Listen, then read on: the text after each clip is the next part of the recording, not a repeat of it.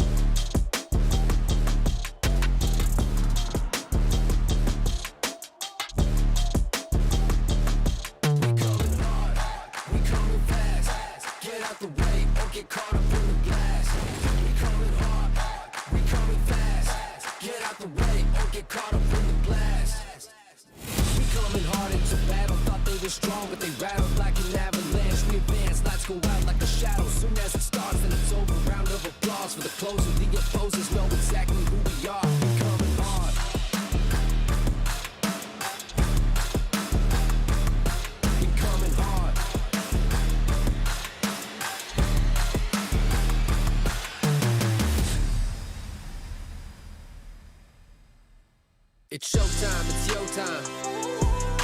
It's game time, it's go time. You got one shot at a gold mine.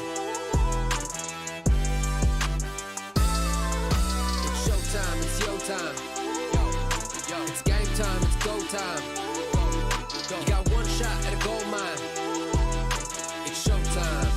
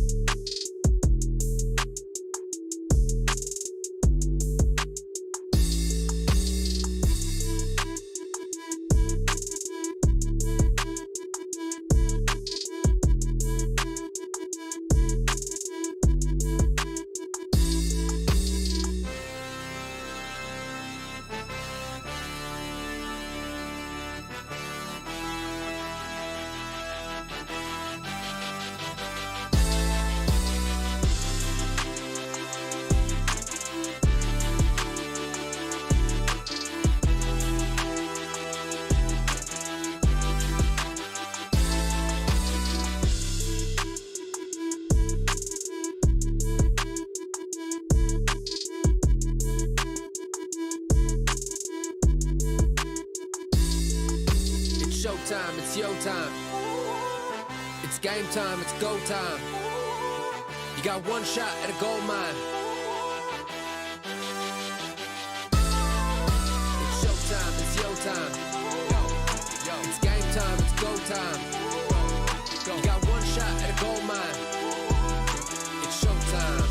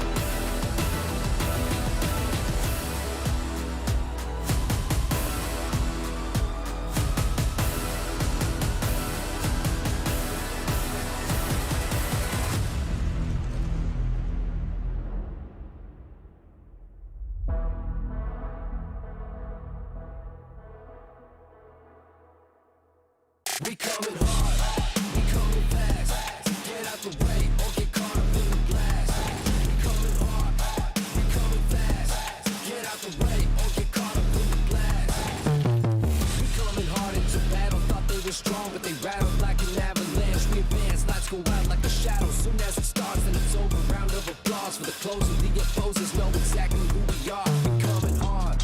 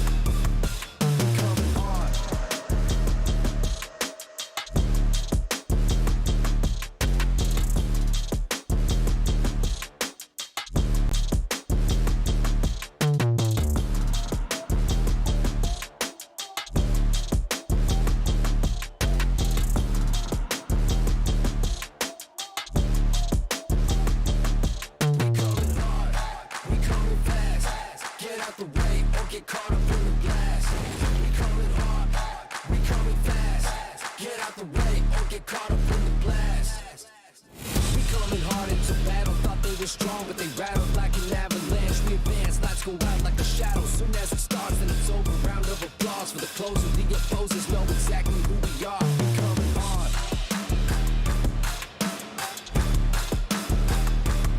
We coming hard.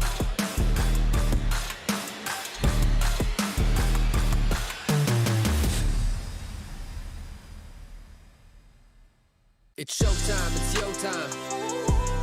It's game time, it's go time. You got one shot at a gold mine. It's showtime, it's your time. It's game time, it's go time. You got one shot at a gold mine. It's showtime.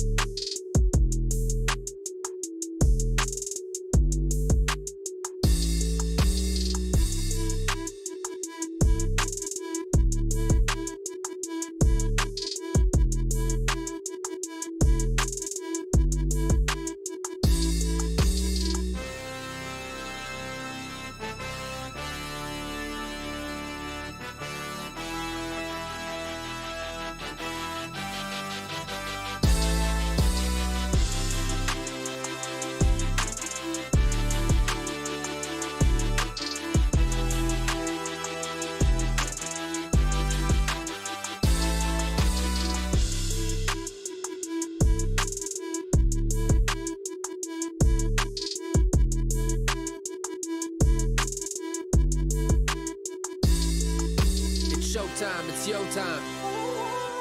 It's game time, it's go time. You got one shot at a gold mine. It's showtime, it's your time. It's game time, it's go time. You got one shot at a gold mine. It's showtime.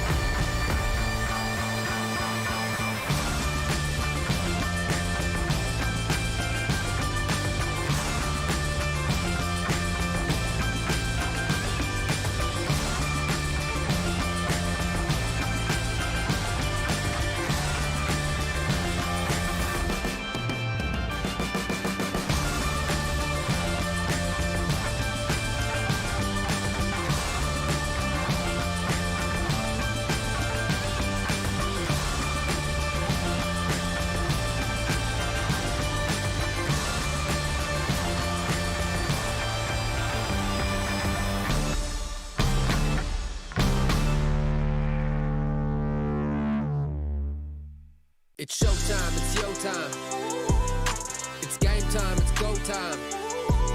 You got one shot at a gold mine. It's showtime, it's your time.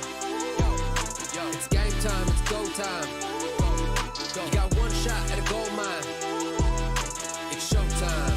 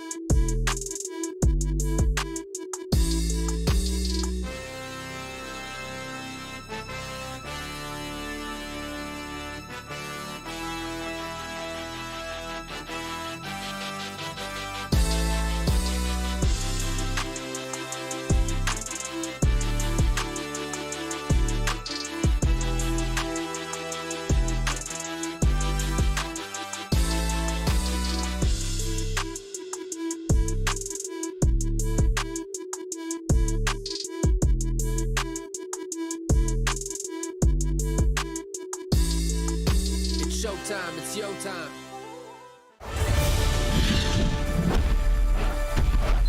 Welcome to Dynaground. Hello, my name is Owen and I'm your professional Dyna rider. Today I'll be teaching you how to ride a dinosaur and win that chicken dinner. Now, let's begin.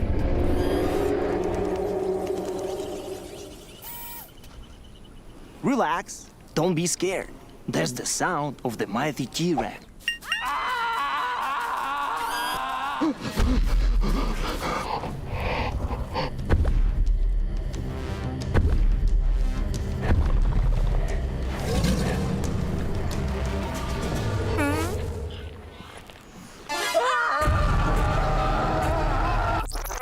Now, here's the first dinosaur encounter. I want you to meet my girl Vicky, my sweet little raptor. Look how cute she is. Isn't she lovely?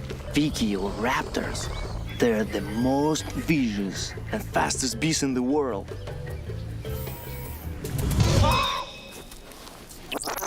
To ride a dinosaur, first you must build trust.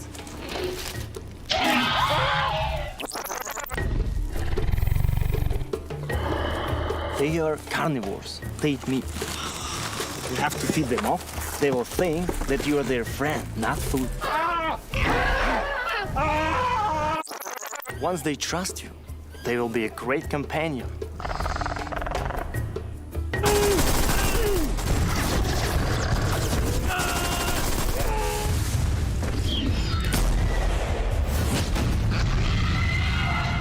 However, taming a dinosaur can be seen. Experience dinosaur taming and riding an all-new version of PUBG Mobile Dynaground. Explore Dino Settlement and Wild Reserve and embark on a prehistoric adventure in the Battle Royale game. Come and play now.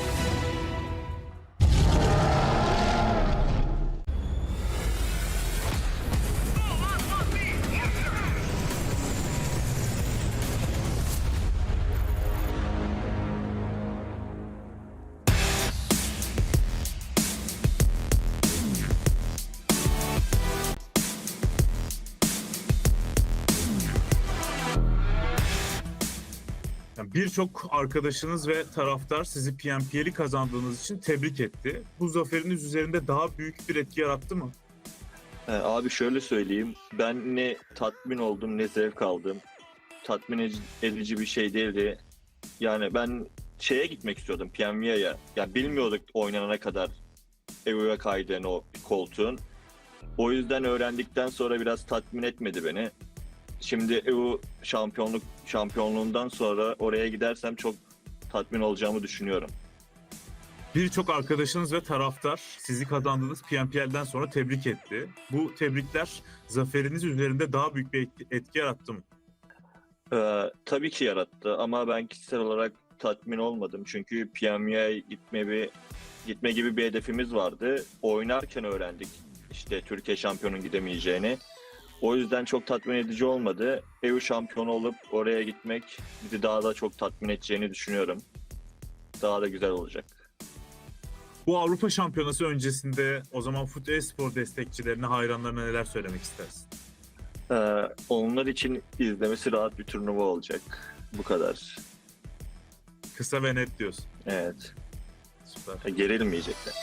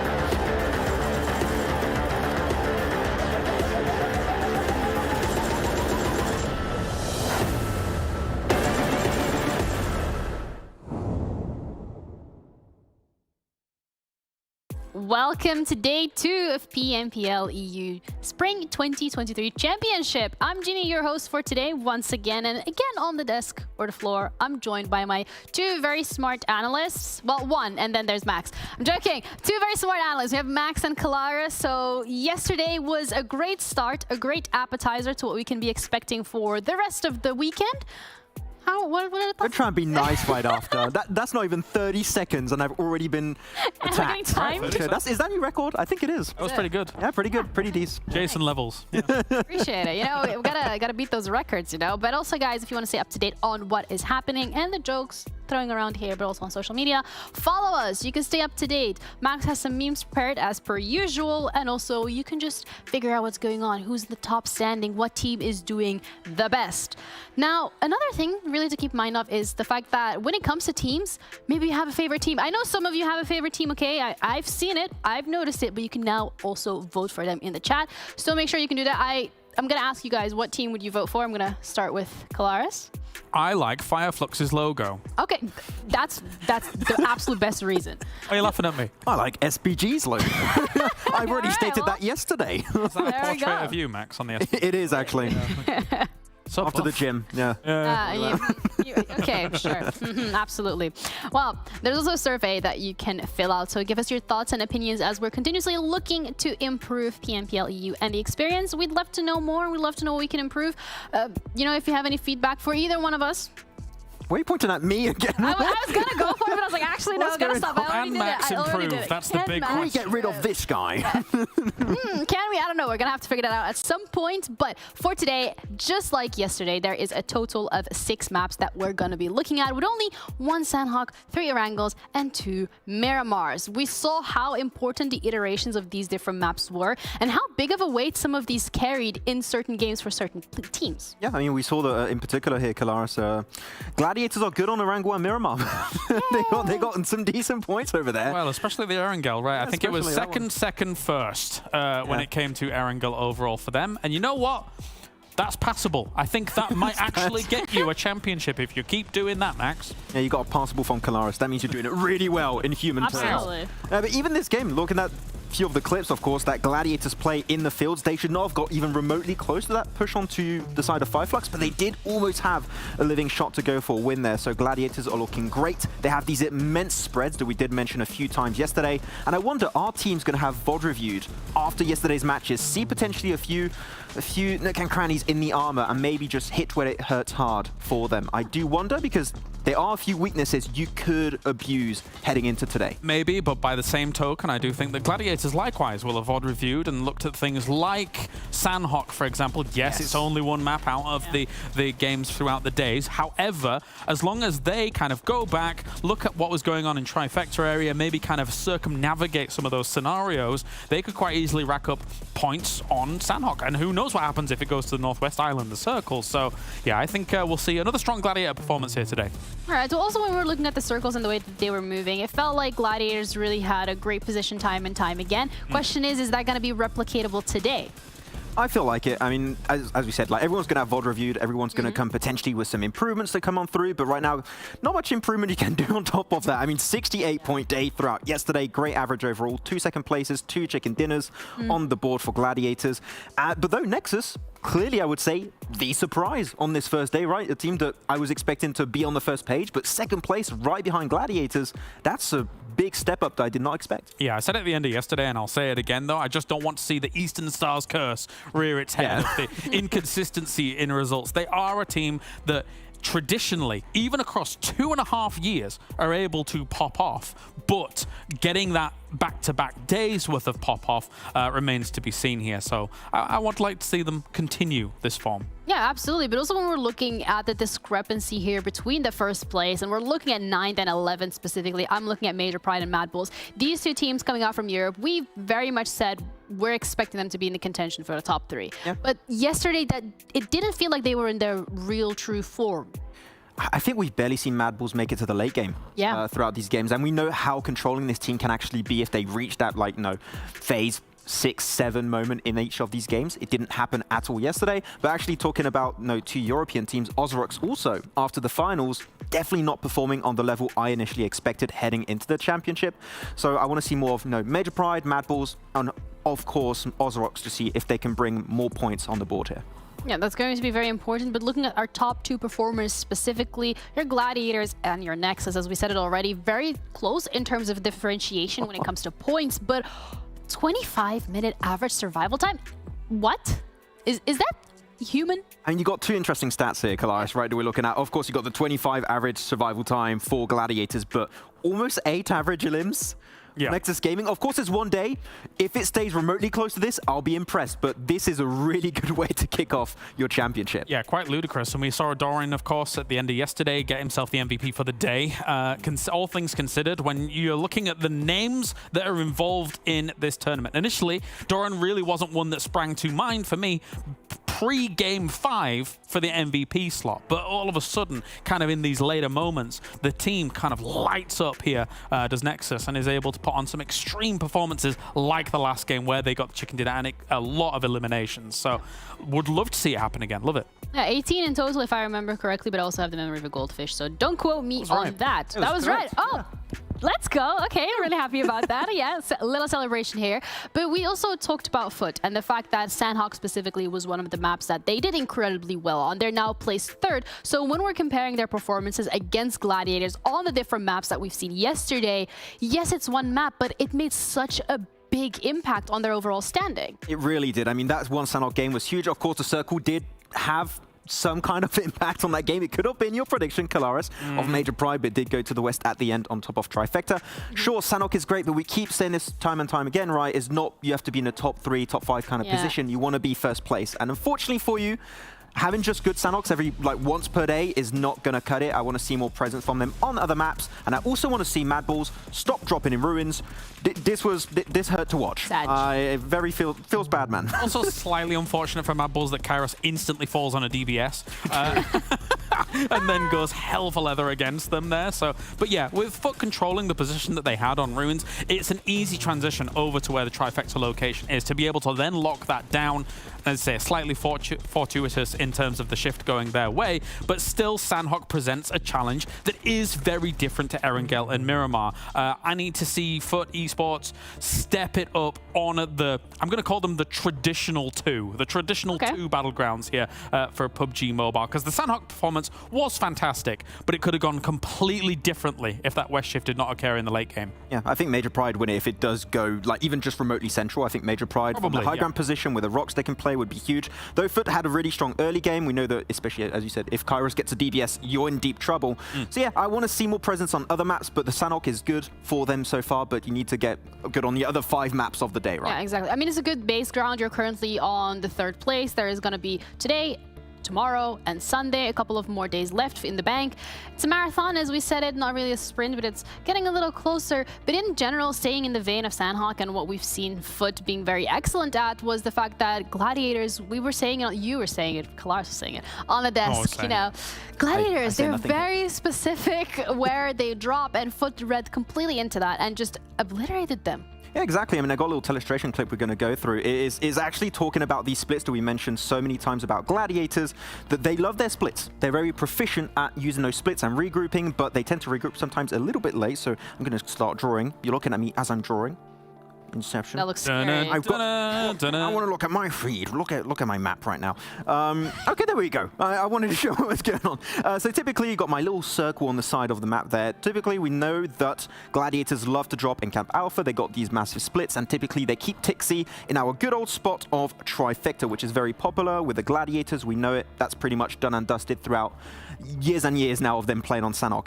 And one cool thing that I did enjoy from Foot, it didn't work out exactly as planned, but I loved the idea behind it, is that instantly, the moment they cleared out the entirety of ruins and got rid of your MADBULLS, I start thinking, okay, now we just got to recoup, loot up a little bit more, and then we're instantly going to full send it into Trifecta. As I said, the timing wasn't quite right because Gladiators did regroup just a few seconds before, but I feel like if Foot VOD review today and maybe speed up their rotation by about a minute or 2, this fight over here into Trifecta would be easy as can be for them. They can clear out the team super easily, get control of Trifecta, which I keep stating for Sanhok is my favorite position because it gives you access to all 3 islands. Okay. So yeah, this goes to show that you can indeed take down Gladiators. They can bleed. They're not impossible to eliminate in these games. I would say, Max, as well, it's even more urgent than just holding out Gladiators. If you look at the circle state here, they rotate towards Trifecta location extremely late for when the circle has shifted or potentially shifting, etc., and things like that. If you're doing that at that particular time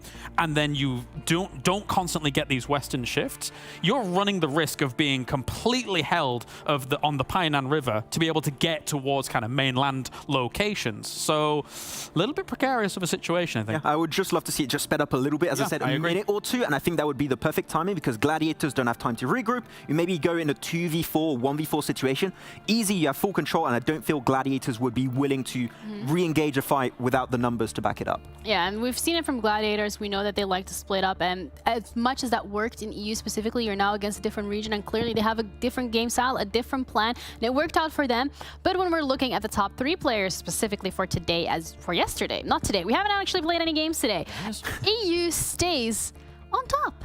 Hell yeah. I mean, I want to say hell, that's what you need. Well done, Max. Yeah, no problem. That's what I bring to the desk, eh? That's Hard-hitting analysis. Yeah, let's go. I want to keep saying Tixie supremacy, but I was really shocked when that last game. I didn't quite catch it at the time, but that final game of Doran in particular was absolutely insane. And the way he was set up by his team too, like he was the one aggressively pushing the entire time on the eastern edge, and just the way his team would set up angles for him, and the way they also got this push on a team at the very start onto foot, I believe, on Pochinki Hill. So they've been looking aggressive, which I feel like is something you desperately need in this lobby versus the Turkish team. I will also say that we saw EXO at number 3. Again, another Nexus player here showing up strong. And it brings me back to the league play, where I was totally bewildered that this guy was on the bench for so long. Of course, they now do not have Kem here anymore, and clearly EXO is a starter for this roster, and rightfully so. This guy clearly is a grinder. This guy has clearly put in a lot of work to be able to get to this level and be able to show up on a stage like this. I wonder if we're going to have something similar to PMPL Europe, where we had Octavian actually start stepping up towards the M2. It got some time for him to get to that point, but then it was like you had Doran, you had Exo Machina, you had also Octavian that started really popping off towards the end as a trio. So I wonder if we have something similar like this, like if they can not only remain in this top position, maybe they can also outdo Gladiators. I know that's a big ask, but with eliminations like that, it could happen. Honestly, there's a world where they're looking like the full package. Slowly but surely, they could get there. Would that be the first Romanian team into PMWI? I don't think there were any last year. No, I feel like that would be a first. Yeah. Right, we're writing history. There's a lot of expectations on these teams, and you know, even Kalara saying that the perfect package. I mean, that's a lot. That's a lot of pressure, you know, on these youngsters for them to be performing here today. But we've seen them perform yesterday. The question remains of that consistency, and can they continuously bring it?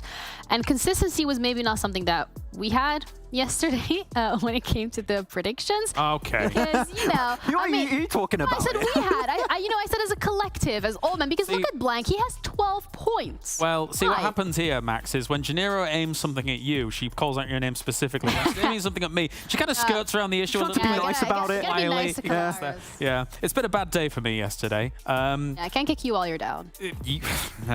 Well, I can't go much lower than that. Let's put it. Okay, when you think Sly Europe is going to win, just pick him. I think you'll be good. I'm changing my strategy today, guys. All right, Okay, I'm changing my strat. I mean, also when we're looking at the team placements, we both went for foot first. I think a lot of potential from the roster coming out specifically. We've seen what they're capable of on Sanhok, but Gladiators, you guys are staying true to yourselves, true to Europe. Well, I'm going to say, Gennaro, I think we might be stumbled and fumbling coming into today as well. It might be a little bit hard for us. Gladiators was looking great yesterday, so you know, might have to change that from the second to the first. Yeah, I have MADBULLS up there as well, but I think we already touched upon that a little bit. Yesterday felt really slow from them. The rotations weren't coming in as quickly as we might have expected them to, and just all in all, a bit of a struggle in the lobby in general. Yeah, I said trust the process. I still believe that. I'm waiting to see if what's been happening in the background. I expect this to be a team that is willing to make iterations if needed, especially at this level of play. Don't expect a team to keep doing things until the end and when it's clearly not working, right? So I expect them to do well. Eventually, today, maybe. I would love to. It has to today. start happening today because despite it being an extra day compared to last year, it's still 4 days. One bad day, it happens to the best of us, and you need to see some changes starting right now, pretty much. Yeah. Happened to Calaris yesterday. It was a bad day. Why you got 2-1. So today's a better day, okay? A new day. Teams have done even more homework. You're feeling out the lobby a little bit yesterday. You're trying to see where everyone's going. You're trying to see what the strategies are. So you're now locked in and loaded. You know what you're expecting. So the teams that we ideally expect to perform, the question remains, is there going to be any upsets? Because Sly yesterday, I don't think anyone really had the thought that, okay, they're going to be placed first. I mean, Calaris did, but didn't write it down on paper. Yeah, I know. I picked at the wrong time. I think Turkey will step up today. Okay. I think looking at how things went yesterday, obviously you got your Gladiators, you got your Nexus taking those top 2 spots, but you should never really count out the Turkish region because they are extremely powerful. A team like FLUX, for example, I think, yes, okay, they had a win at the beginning of yesterday, but other than that, I mean, it wasn't huge amounts of traction put on the board with kind of podium finishes. I think we're going to see more from the likes of FLUX, maybe more from Foot, but we'll see. It might be difficult today. And I'd even add REGNUM CARYA. Like, they've been a silent team throughout yesterday, but they've been getting decent placement points, a few eliminations here and there. It's still not to the extent we saw during the league stage, more specifically of PMPL Turkey. But I want to see REGNUM CARYA get big wins here because I truly know they can make it happen, especially with Wild on his team. This guy is mental throughout the spring season. So I want to see some more REGNUM action here. I mean, honestly, OZAROX as well. Like, in terms of what you watched from them, especially in the finals, yes, okay, Foot was about 50-some points ahead, but OZAROX looked great in second place, to be perfectly frank with you. So I'm expecting a little bit more from them too. All right, a lot of expectations from the Turkish teams, but another topic that we highlighted a little bit yesterday was the differences in terms of play styles for Europe as well as Turkey. Yesterday was really the first show in terms of the clashing, and it felt like when it came to Gladiators, the European team, when it came to Nexus, they were very much comfortable playing against what we were potentially thinking might be a dangerous play style from Turkey. So today, are we expecting specific adaptations from either one of the regions?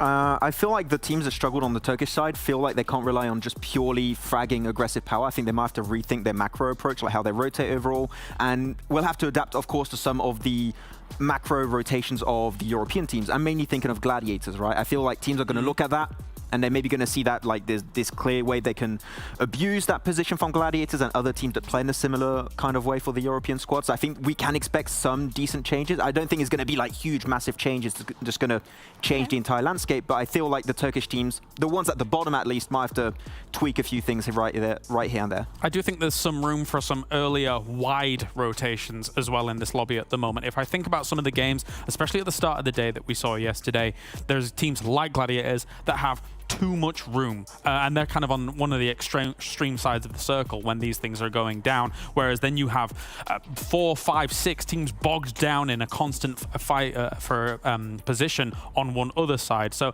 some wider rotates early, circle 2, etc., can work out nicely to be able to distribute these teams a little bit more. A strategy that we used a lot when it came to professional play was saying, okay, because I can hear so much fighting going on around me on this side of the circle, you could potentially go for blind wide rotates, knowing that, okay, there must be so many more teams here than there are on the other side. So you're kind of using that information to your advantage to be able to go for those wide rotates. So I would like to see a bit more of that maybe, to try and get yourself safer into the circle. I feel like teams have been reading also the drops on the plane path. Like sometimes we would have this, I think it was the Miramar, the first Miramar of yesterday, we had a very southern plane path and no one was trying to like go for these wide rotates north when you could normally read that no teams are going to be high north. A lot of them are going to be concentrated on a more southern, eastern edge at the time. So I feel like teams could definitely try and set up wider rotates and then do something around that. I do agree. Okay, well, wider rotations is something we want to see. We want to see a little bit more of adaptation, but consistency as well, something we want to see today, especially if the teams that are currently in the top 3, Gladiators, Nexus, as well as Foot, want to remain in that position. I think for them, again, it's a matter of you've now shown what you've got, you've shown how you're going to play, you've shown what the game plan is. What can you do more to stay ahead of the curve? Because other teams are aware of the strategy. Question. Thanks. Throwing us a curveball right there. Oh, well, me thinking. Okay. We're all thinking. I'm the thinker right now of PUBG Mobile. I mean, let's think a little bit about Erangel, right? So we've seen Gladiators do really well on that map specifically today. yesterday. So today, are we staying with the Gladiators prediction? Do you think they?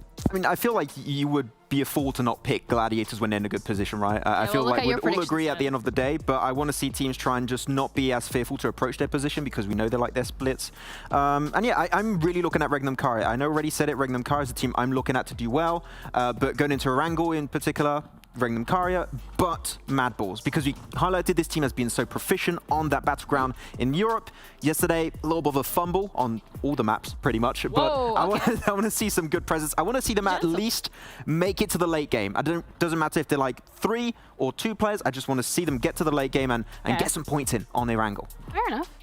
Yeah, you want to see MADBULLS in the late game? I think it's fair. I also like the idea of REGNUM CARYA being able to do it a little bit more, of course. I mean, when you look at their, we even just saw it just before, their average eliminations, 4.67, I think it was, across the games. That's really not that bad at all.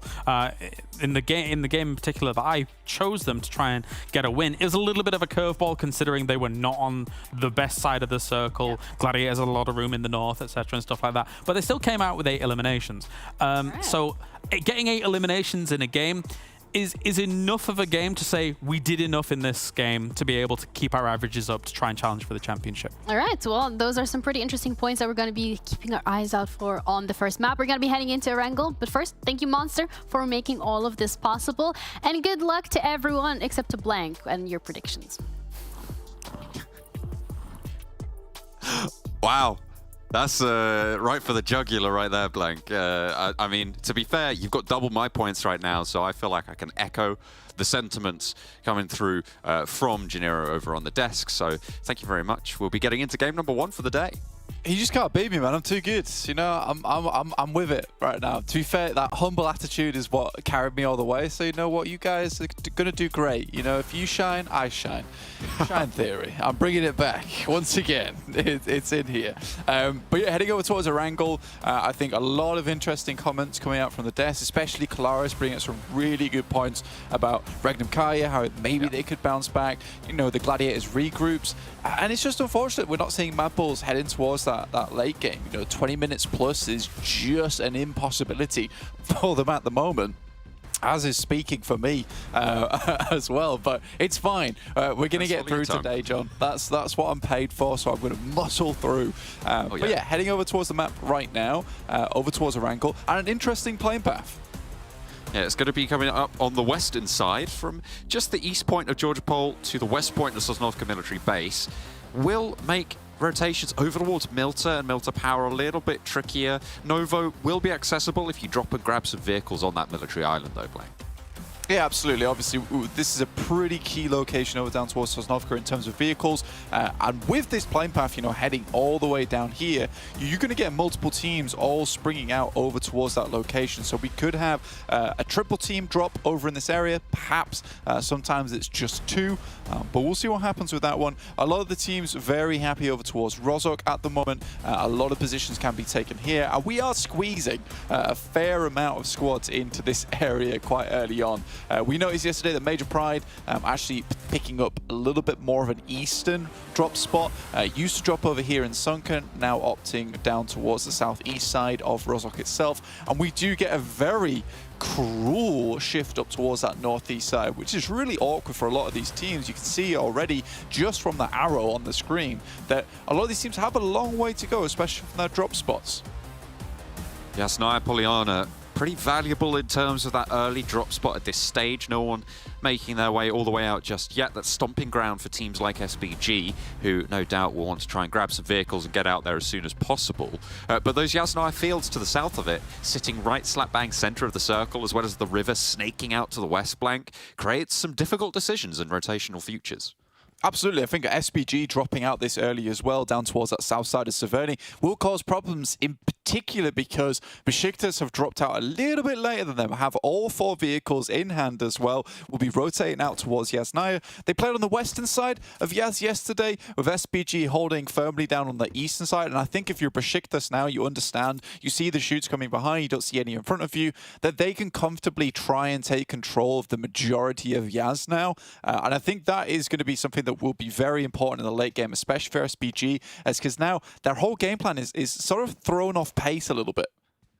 Next, RÜYA have managed to pick up a knockover onto Reflect, and Sly Europe most likely going to be playing on down a player, as Reflect is very, very isolated there. Mandarin may be able to sail in for a little bit of a helpful leather rescue, and it looks like they are actually going to try and find a foothold to move forward. The angles are solid to keep Reflect safe for a while, so there is time to operate. Unfortunately, Tenchik has bigger fish to fry as Foot find the shots, but don't quite manage to land them.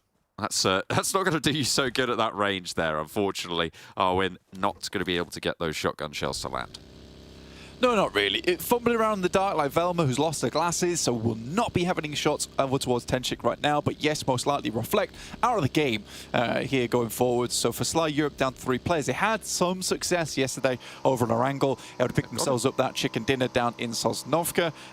But for Sly Europe, slightly difficult. I think maybe they got Reflect up there. I'm not sure. They did. Oh, they did. So they went back for him. Again, not the greatest start for Sly Europe. Hoping to move further out towards that eastern side. We know that their drop spot's over towards Mill to Power, so a long journey ahead of them. But once they do hit that position on the map, at least they have a fair bit of time to, you know, actually loot up without much dangers, understanding the majority of the squads, because they've made this long rotate, are going to be on that western side of the map.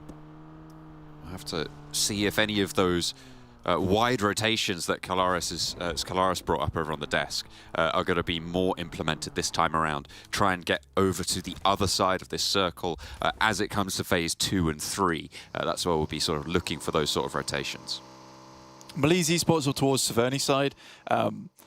Bit of a big change, really, from our last Erangel, with OZAROX actually hot dropping over towards MELİSE esports in Severny. This time around, OZAROX on the other side of the map. They're actually in Sosnovka military base in C block, so very, very much far away. So it feels like OZAROX tried to get away as quickly as possible. And it's interesting to me that, because I think that that was a pretty successful drop over towards Severny. They held out MELİSE esports very well, and they were really struggling for gear, whereas OZAROX were quite comfortably clearing out the area. So again, I think OZAROX were maybe looking for a bit more of a easier start, and that's not the easiest drop spot to go for, especially on a hot drop with the plane path that we saw at the beginning. So this is fine. I'm okay with this. They have the entirety of Sosnovka to themselves, and that rotational path up towards Miltaway on the eastern bridge. So easily done. MADBULLS currently on our screen, making that rotate over towards that eastern side, towards that field we talked about before. They're heading towards Heaven right now. A great position to play in, overlooking the field. And that, honestly, as a base of operations, should sit MADBULLS fairly happy. Now, the question is, because they have fallen over quite quickly and easily multiple times now versus other teams, is can they even hold on to this place? Because this will be priority target for a lot of teams.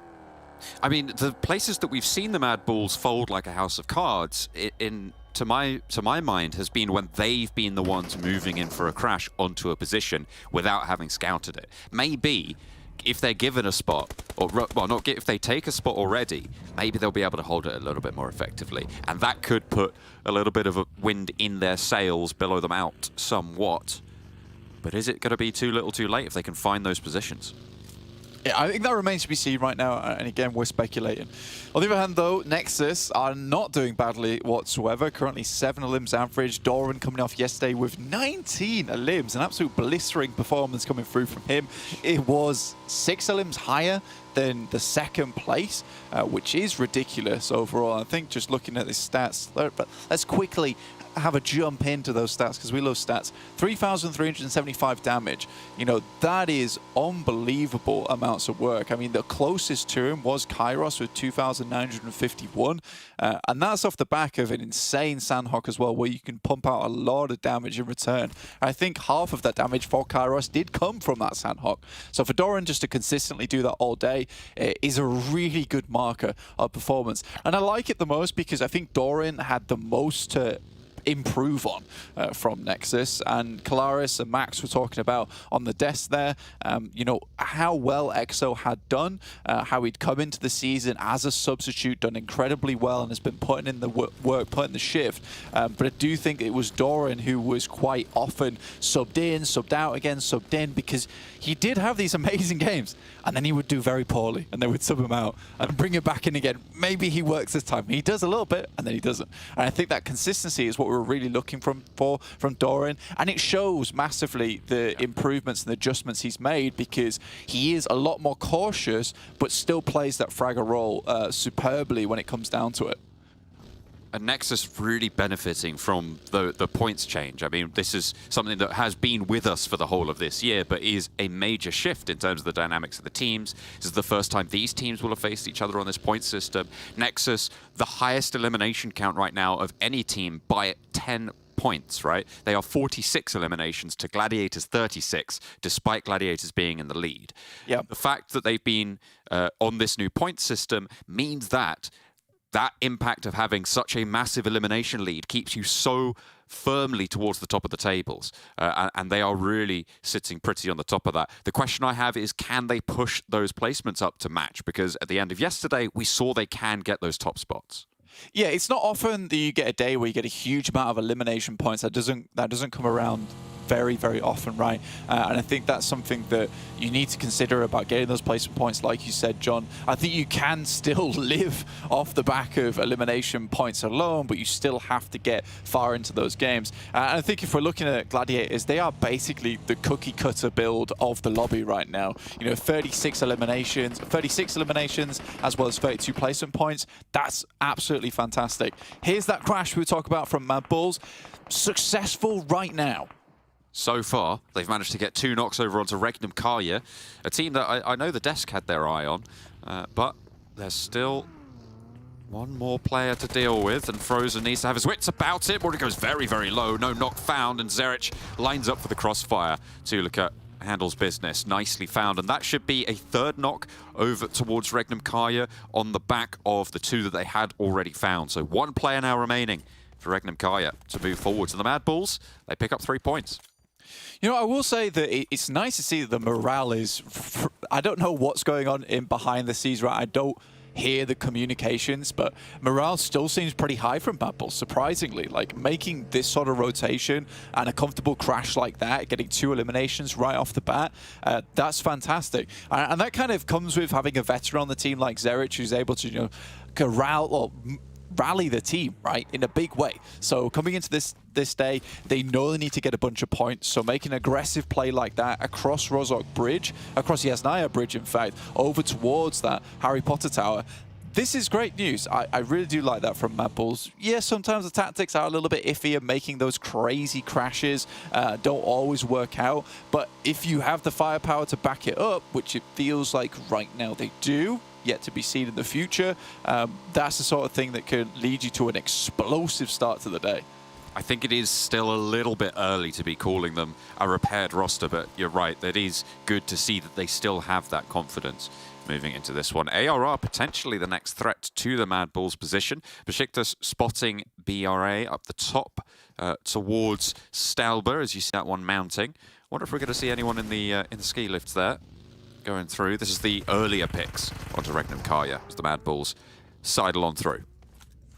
Yeah, nice little backstab there and quickly pincer formation into a finish. So very, very well done to MADBULLS.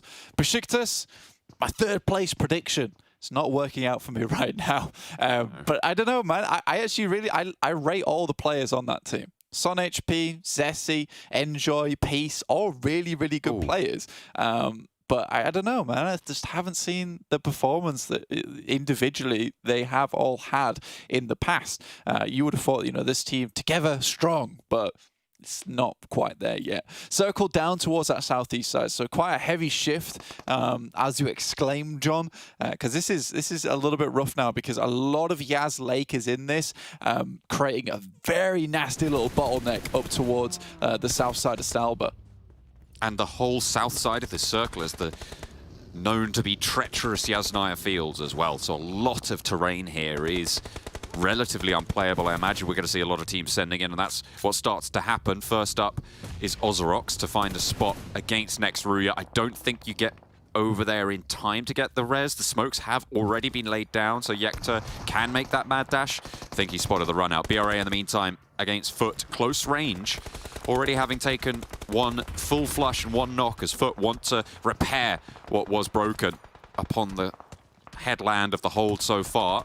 Arwin Nade cooking, wants to put it into the back room there. Coursera, last bastion for BRA, and will go low already. Sevian into the ground floor as foot flag on 2 players. Definitely doable for Coursera, but needs to get this first aid off. Has managed to do it. UMP close range, could be brutal. Steps out, baits the spray, but it doesn't come through.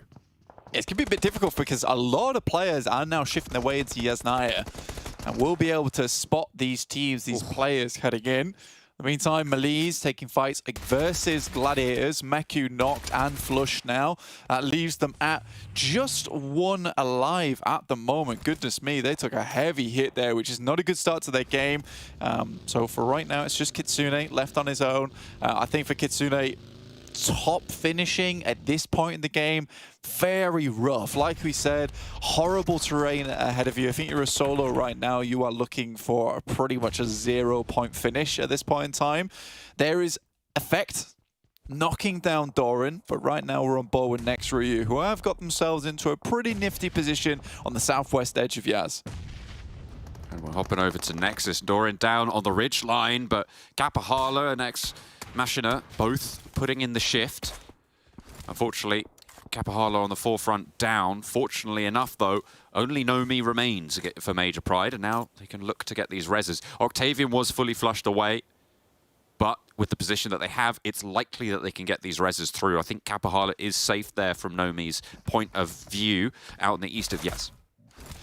Nomi just sending through as many bullets as possible. Ooh. Could have perhaps clipped Doran there, which would have been disastrous. Right now, they are just clearing out these final members, preventing that information being dragged back across towards Nomi so he can hit some of these shots a little easier. For the guys on Nexus, so this is a difficult run-up, and Nomi has been known to hit these shots before. Getting absolutely slammed as Doran will have to hit the deck, pop a first aid kit, one of the final left remaining. I think for Nexus, this is going to be one of the most difficult runs. Look at Nomi just eliminating all avenues of escape for them as well, taking out all the tires. This is cruelty. He's busy on the tires and actually allowed Doran to step a little bit further forwards, and he has to move himself. So we'll see how well that goes for them. In the meantime, out on the western side, you've got FLUX putting pressure onto, that Molotov remains on the outside for now. Beck down, wanting Havlik to get him back up, but there's just no time. You're under so much pressure from FLUX, and you'll have to find your way out. Finally committing to the res, the smoke blooms. Exomachina now picked up by Nomi on the high ground position, but still yet to get that flush. I imagine potentially not too far away, though. Yeah, this is really, really difficult for Nexus to get out of. I think Nomi is causing so many problems. The best thing they could do is kind of make a mad dash over towards our western side, try to get into Yasnaya itself. But even then, that is a difficult prospect. They do have one vehicle left remaining. It's one of the only there, and Doran providing supporting cover in the meantime. But he'll just have to get on his lonesome and just tread his way on over. But for him, he might just been a sacrificial pawn there, allowing the 2 players to go on ahead of him, Kapahala and Exomachina. Yeah, this is going to be really tough for Doran. Almost impossible, in fact, I'd say. They're going back. They brought back. That's nice. Yeah, with the 2-player vehicle, obviously. They drop one off. And Caterpillar back on together with Exomachina in a forward position. It's solid. I mean, this is the plan that they ideated. Leaving Doran back, covering that rotation. Nomi operating solo, and now he's the one who's in danger here, up on the hillside. Really nothing to do. Nasty little plays there coming through from Nexus. I like that a lot. Coming back to get your boy as well that's camaraderie there. I thought Doran was just left in the dust, but Kapahala refused to let him down, came back in the vehicle, picked him back up again and sent away. So overall, a pretty good tactic, foot up on the fly there to make sure that did happen, and Doran holding down the fort on his lonesome to ensure that rotation went through was very, very good. MELİSE Esports currently versus FLUX, who have other plans. They just want to get away. They realize that this position on the map is not very useful to them whatsoever, and they almost about make it through, but Solke will be taken down in the process. Yeah, FLUX, they were on 3, now they're down to 2 after trying to round the Yasnaya Lake. It looks like we're on for an urban finish though, Blank, and these are notoriously difficult to predict, to see where those moves are going to take these teams. Yeah, I mean, BEŞİKTAŞ did manage to make their way into this place early. And then, again, as is the fate of any Yaz team, as you move out and you try and head up towards Severn to give yourself a few more options rotationally, Circle moves back down to Yaz now, and you're on a mad dash to get back into a position. You're like hoping that no one else has made that. But I think the fact that they go for the northern side is quite smart. They don't try and push too far over towards the eastern edge. They understand there's going to be a lot of teams in that location already. So the fact they're able to get 2 players in the backside there watching out towards Lakeside is great. And then having 2 players by the roadside, just having a little intel game going on, right? Trying to figure out where these other teams are. Because like you say, John, this is most likely going to be an urban finish. It'll be interesting to see how this circle closes on these teams, because you've got a lot of teams north of the road. The only full 4 squad right now on the south side is next RÜYA, who have managed to weather the storm that OZAROX have been putting out their way and actually bring OZAROX down to 2, which is a very strong success. NEXUS have just entered, and actually SBG shimmy their way south of the road as well now, leaving Victor on the north side. I think I'm going to throw you guys a bone in terms of the predictions. Go for a bit of a wild one at the start of the day here. We're going to go for MADBULLS. You know, this is the kind of position that is heavily reliant on the circle heading south. So we're betting against the odds here. That's fine. But yeah, a lot of very, very good teams within Yasnaya. You said it yourself, it's very hard to predict this kind of game. Just depends on where the circle goes at the end of the day. And the skill of some of these players, 100%. Because we are at this level of lobby, you can be in an awkward position within the circle and still take the win versus some of these teams. You're able to make some very nice crashes, some very nice outplays. I think a lot of the difficulty in these situations when we get to that end game is if you're one of those teams that is forced to move on another compound because it's 3 stories. Goodness me, clearing out that place, figure out where all the players are in each window who can reposition at any time at will, that is where it starts to become tough. So I think stage 8, if we do get that urban finish, is where we're going to see some difficulties start to arise.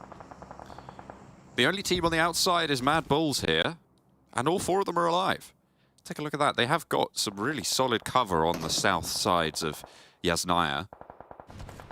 So potential for them to play spoiler if the circle shifts a little bit further south. Can't believe this. If it goes up north, they're going to have to do one of the famous MADBULLS crashes. And that is correct. That is unfortunate as well, because they've just taken a mini 14 shot to the head.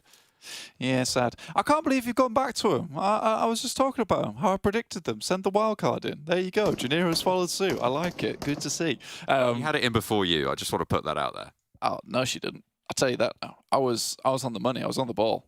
I'll bring up the logs. Bring up the logs. Do it. Do it if you must. In the meantime, though, looking over towards next RÜYA, very, very solid position, quite central. Sly Europe also shimmying their way down. I said I didn't think they'd make it too far, but they're actually in Yasnaya. I think that they can be quite a resilient team. Like we said yesterday, strong finish over on Sosnovka for them. Erangel seems to be a play zone where they're having a great time with it so far. But again, another chicken dinner here would see them a little bit safer in the rankings. And I want to see a little bit more from the Sly guys overall, just a bit more aggression, a bit more control. It feels like at the moment, some of these plays are very, very good, but doesn't seem to be shining all the time. Me and Max both going for SBG, who have got a pretty decent slice of control over the road crossing and not too many teams at their back for crossfires against their position. That was my thinking. I can't speak for Max, but the circle does shrink and it kind of contains almost everyone. The MADBULLS going to have a tough time now, though. Yeah, I mean, I did bet against the casino here with the circle going down towards that south side. If that was the case, then that would have been a pretty nifty little win there for MADBULLS. But now they are saddled with a difficult decision of where to go because they have to send it across the field. And there's 4 teams here who all will most likely be looking out towards this direction. AAR have a pretty tough time of it as well because they will be going into a location that practically everyone can see, everyone knows. The smokes make this fairly obvious as well. Sephir on that top side. You can see the smoke train already being engaged by MADBULLS there off in the distance as they head in towards vehicles and look for the crash. Ooh, a nice nade over the top. Doesn't quite find the knock, but slows Tapok's roll as ARR do manage to get towards the ground floor of a couple of these buildings. And actually, Kenny's going to be backed off there. Kenzie into the ground floor. Only playing with 2, you don't want to give too much away. MADBULLS make their crash. This time around, they have been looking at the south side of Yaz for quite a while. Flico goes up in smoke out in the field, and a nade in towards Frozen could find a little bit of an opening. Has he repositioned in time? Just gets away from the explosion, and the MADBULLS continue to be punished here. But they have made it in with 3, which is probably more than maybe some expected. Zerich, luckily the smoke was placed down, so actually able to get into the building there, but some no! That is a very good spray from Frozen, a really strong player coming through from the Turkish region. Obviously puts in some massive work. They're going to have to crawl out the side, and to get to Tulika, this is going to be a very difficult task. He needs to place down some smokes, anything. If he can get across, then they could stabilize, but again, it's very difficult. Trying to work the angle. Most likely only good for 1 if he can get the res here. Zerich very much in danger, catches the cross and just nips at the heel. Unfortunately, doesn't get the full Monty, but SBG now should be aware, and the nades can start to enter in through the window. That is, yeah, that's very timely. Kitsune's still alive, by the way. The Gladiators have their outpost. Nicely done. So for MADBULLS, they are pretty firmly towards the center, but as 2 players, unsure how far they'll make it in. Tulika getting absolutely blasted as he tries to get into the building, and Frozen has to maybe have a bit of a better time of it as he heads up through there. Robs has a grenade, will be tossing one in. That is curtains for him. And MADBULLS will be out. A decent rotation in. You know, the fact that they made it that far is pretty good indeed versus RÜYA, SBG, and Nexus. All sightlines looking their way. Unfortunately, they go out. But again, this was to be expected. RÜYA suffering a knock, but likely to be able to get that one back up. A lot of teams pausing for the time being, regrouping, because they know this next circle is going to pop, and they're going to have to make plans. They will already be discussing those rotations, those potential paths through when the next circle shrinks. MELİSE eSports over towards this northeast side. Pretty rough rotation getting in there. Circle centers up. BEŞİKTAŞ in a pretty decent spot. Have a slight little split there, just with Zessi on his own in one of these buildings. Pretty favorable building as well with the rooftop. Gives you a lot of angles to play around with. You can see SPG using one of their own to their advantage. Just having that third-person perspective to peek over the top side is really useful in a lot of these games. AAR, surprising as well. They managed to make it past that western roadside, get themselves into a building here. Really good smoke train. Did, I imagine, use up a lot of utility, but they made it through. Here's that push we were talking about from MELİSE. It was going to be difficult, but some nice smokes as well. Pushing in from the northeast side towards Sly Europe, who are moving in from that north. 2-2 split right now for Sly. A little bit more clumped together for MELÍSE. But they have to worry about everybody else looking out their way as well. The name of the game, if you're in a central position, if you're in a central building, is stop full teams getting into your ground floors. That is of the utmost importance for these teams. It's very difficult once the team manage to find their way into your basement, because they will just start eating up through those floors. You are left with little to no space. Kenzie will be going down there to the blue, and that will be OZAROX now out. So very much a difficulty for them. They did not move quick enough. I think a lot of the other teams that we're seeing right now are realizing the urgency of this circle and the push. MELÍSE eSports, I will congratulate them. I really like that push from themselves. It was risky, it was dangerous, but it was something that had to happen there and then. Elementrix gets knocked flushed very, very quickly there by FLUX. Shots from RÜYA suppressing onto the ARR position. Very much concerned with their western flank right now, and ARR is the last major threat on this angle. ARR have a difficult path. They use that smoke, and you can see, yeah, Aces is bare on utility. And just crossing this road, it feels like it's going to be an insurmountable task here for ARR. Yeah, I mean, they'd already kind of poked the bee's hive when they moved in from that western road, and as soon as the circle pushed in just further, it was only a matter of time before they had to cross this next one. To be honest with you, it is a little bit cruel because I think they did a good job, but at the end of the day, if you don't get into Yaz early on and don't have a foothold within here, this sort of thing just happens. Circle moves over towards our eastern side, favoring SBG as well as NEXUS. So they can maybe have themselves another good game here, John. And you know who else is still alive? It's Kitsune. Look at him. Kitsune. He's just in the outhouse. I can't believe he's managed to stay alive here. And I think he got himself into a very nice position, stayed silent. The fact he's with a team that doesn't really necessarily want to go into that outhouse outside of that building. It's not favorable to them whatsoever. They are essentially just defending Kitsune. He is the VIP in their building currently. He is just sat there waiting for someone to move forward. NEXUS is probably the biggest threat to Kitsune's position right now. The question for me is, where do NEXUS want to go? Do they want to push towards SBG or try and swing further out to the west? I think for Kitsune, you're right. Like, NEXUS is a really big problem because if there's any position that NEXUS could possibly get into to give them a bit of a foothold over towards that building that SBG is currently holding, it would be Kitsune's outhouse. For SBG as well, though, I am slightly concerned with the split that they're playing. It is extremely dangerous. They're taking up a lot of ground, but this is a team that in the past has fumbled a lot of finishes of their games, getting those chicken dinners on board. And I think leaving maybe a player like Narvalo, who just is not the player he once was, alone in a building, maybe is a problem and opens you up for a full team crash, clear that one player out, and then slowly but surely that regroup cannot come through anymore because they are far too split in a late game scenario. Blank, we're into the final stage now. There is no more circles. We've got 7 teams still alive. This is the glory of the urban environment when you finish here. Next through, you're going to have to jump out. The most central spot is actually coming through for SBG now as the circle starts to shunt its way through. Enjoy spotted through the window. Yekta being more than tickled by the blue zone there. That stage 9 blue really does smart when it comes down to it. NEXUS under pressure to push up north, and next through, you're kind of slowing their roll there as well. A very tricky path in.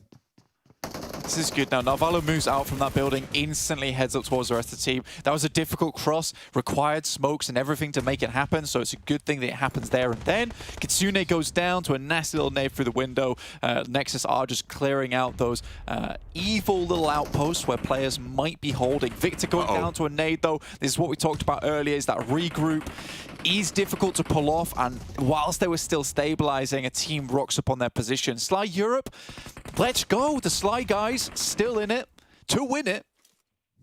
Just about. Dokkan spotted on the cross. NEXUS taking the fight to the team that's been holding out on the west for so long, and hurdle that few teams have managed to cross. One gets flushed away. Doran is able to find that, get that task done. Last player for NEXUS. Nearly finds a nade through, but should be spotted here. Careful about that close wall. Steps out of the cover of the building, crosses away, but Akashi has the angle from on the high, and that's NEXUS done for this game. Next, RÜYA still encroaching from that western edge. 3 players for SBG, and a lovely little pick up there onto the heels. Lewis gets shut down in the meantime, but Akashi up top, spotted, flushed. Yeah, that's really bad. They don't have time to go get him, and I think Akashi's position was so instrumental. The fact that he'd held here in a lot of time, giving them so much time to regroup onto this position, having a lot of information, taking shots like that, getting a knock, and then re-peeking is the worst thing you can do in that scenario. And most likely SBG will now go down, and that is exactly what they do now. Sly Europe holding this one out, still have a very good spot for themselves, but haven't really shown their hands so far. BEŞİKTAŞ on either side of them. They do have the high ground right now. They'll have to come off it eventually, and hopefully Sly can maybe capitalize on that drop down. The longer you spend in the air, the less time you've got accuracy on your weapon. Yekta actually getting up to the wall and doing a lot of work, but finally shut down by Zashib. But now BEŞİKTAŞ have got the high ground. With the drop down, 2 players are there. Goes out wide, and Reflect falls first, but Peace is traded off. Son HP now last standing to jump on out, but it's Sly Europe in the end to close us down out of the crazy chaos in Yasnaya. That could have absolutely been a Beşiktaş win, honestly. But if it wasn't for Yekta, who was just living through that game for NEXUS, what a wonderful play from him. He'd really gone through the wars. He was scarred and damaged, filled with bandages, just looking like a mummy at the end there, but still going strong. You know, if it was Zessi and Son HP were looking for that pincer action with the two players up above, dropping down into Sly Europe's position, they'd already lost a player. It could have been really good for them, but Yetka comes out of absolutely nowhere, takes two players down from Beşiktaş, and it all comes crumbling down. But well played to Sly Guys. Their second little chicken dinner of the day. Not Sly Guys, they are Sly Europe. I need to stop coining that so much. Yeah, Sly Europe doing well to maintain from the north side. It looked like the circle was going to close towards the south side of that road for the longest time, but it just shifted up and up and up just enough, and with the final close it did end up cutting out those teams out in the south. So very difficult to make it work there. We are going to be heading back over to the desk in order to break that one down. A little bit of chaos to start things off over in Yasnaya.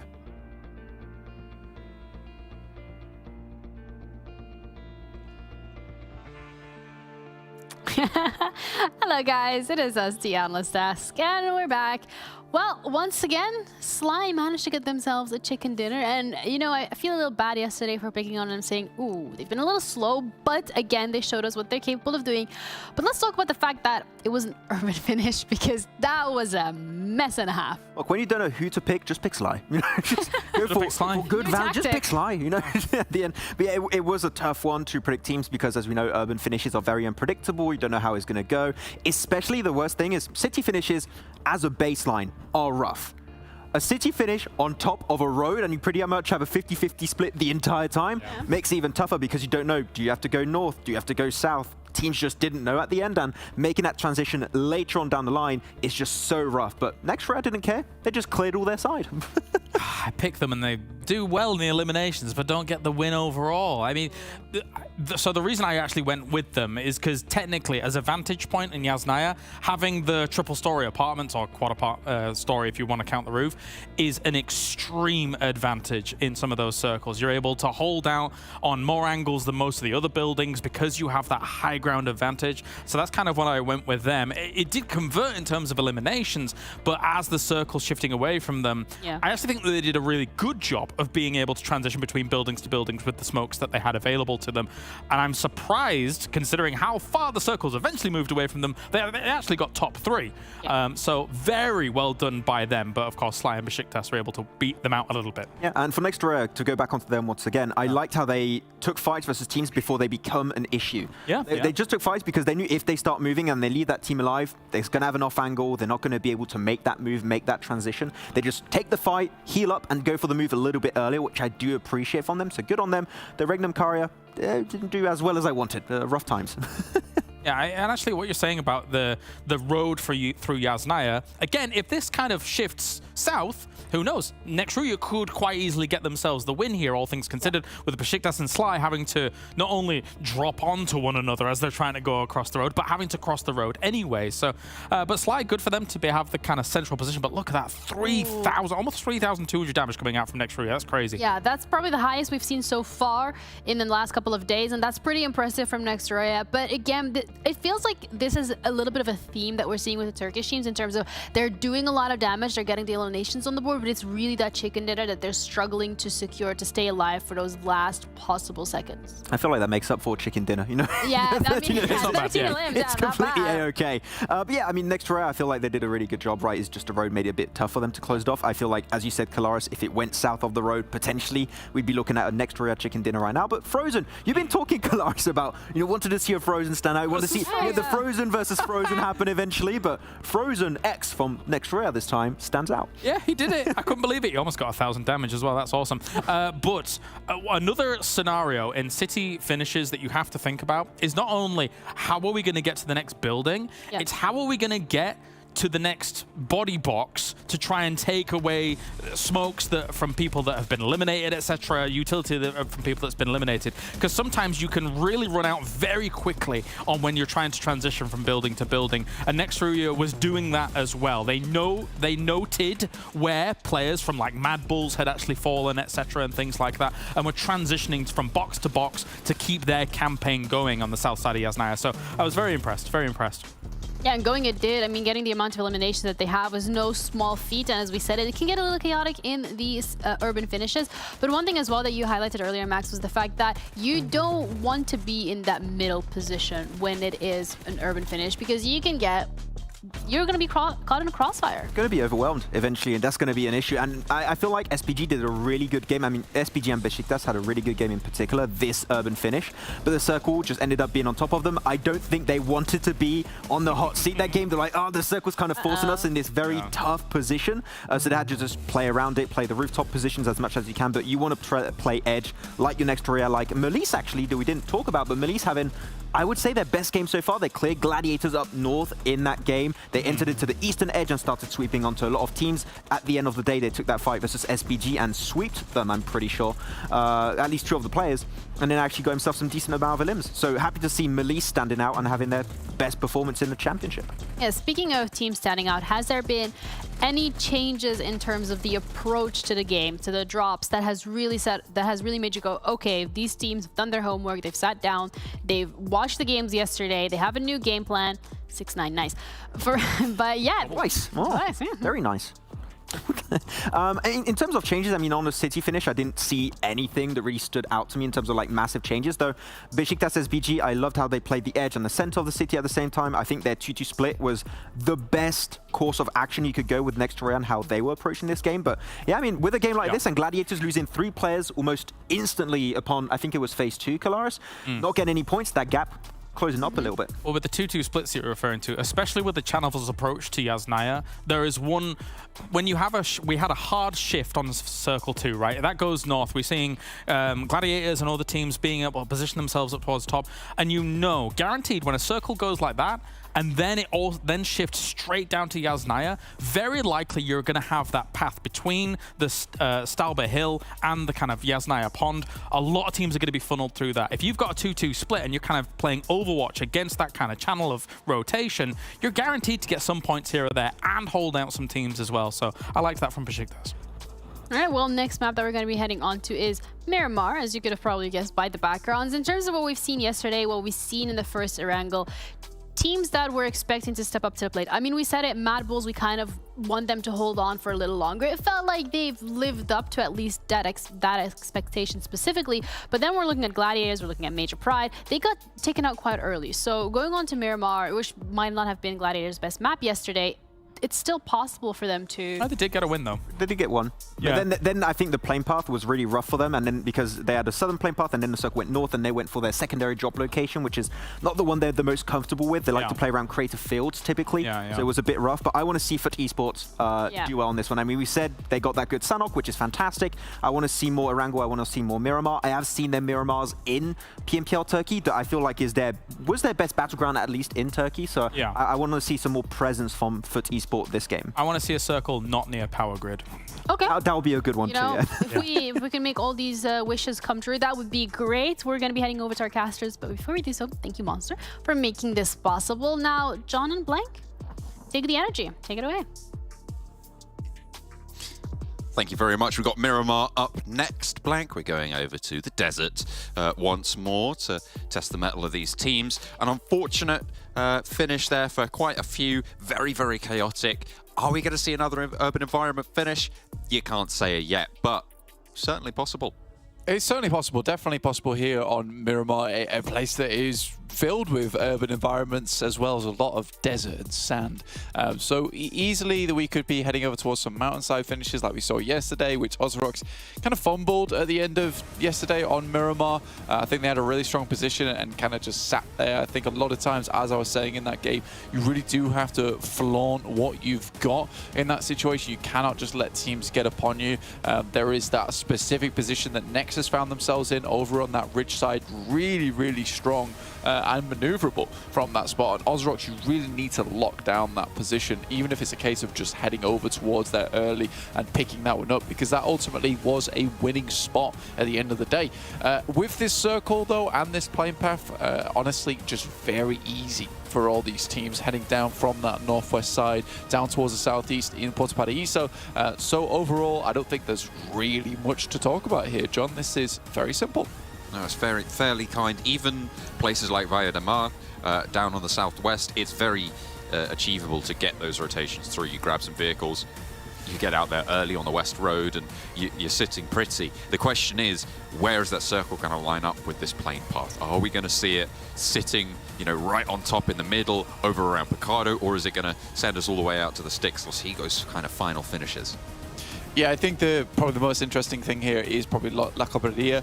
Just the fact that we are able to see Gladiators drop out so early for once on Miramar so far, getting towards their spot nice and early, being able to loot up. A lot of times we have seen the guys from Gladiators dropping further down towards this edge of the side and up towards the northeast side too, very much out of the way. This time they're able to get into some very key locations with high ground to look down towards a lot of different teams. I think when you look at this, it is specifically being able to have those angles down towards Credit Fields, looking out towards Hacienda because there can be rotations coming through that way, and then giving these two boys in Meku and Kitsune a lot of chance to actually pick up as much loot as possible in the early game. So overall, this is very nice for them, and being able to pick up that kind of position early on is going to be very, very useful for Gladiators. Despite everything, getting a fairly decent performance, I'd say, that last game, with Kitsune living how long he did. Obviously not a huge amount of points gathered from it, but anything you can get is better than nothing. And now they're drawn level with Nexus, so they managed to keep up the pace on 69 points. That's nice for them to be able to keep that record at the top.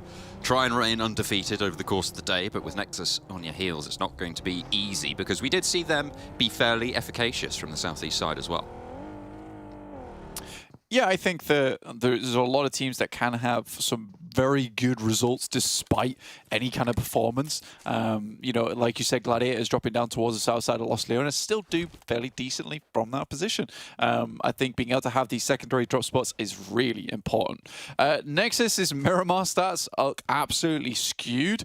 12 average eliminations is absolutely bonkers. I don't think we see that kind of thing very often indeed, and I think that's mostly because of that final Miramar that we saw yesterday, where Doran decided to go absolute sicko mode and just start dunking on everyone in the lobby, which is absolutely okay. And what we love to see here at the PMPL. And when Nexus actually find themselves that pretty decent performance from what was a struggle bus position over an Erangel, they've picked themselves up a nice amount of points here, set themselves almost, I think they are currently tied, if I'm not incorrect. Yes, they are currently tied apiece with Gladiators.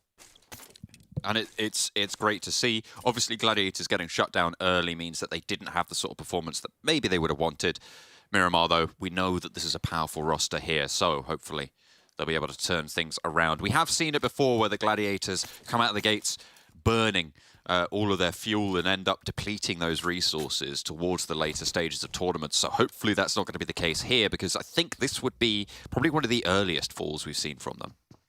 Yeah, I think we're looking at Nexus as well. Max brings up a good point that, you know, if they continue on this kind of trend, like, it's very, very possible that we see them actually in contention for that top spot like they currently are, but continuing forward into day 3 and day 4.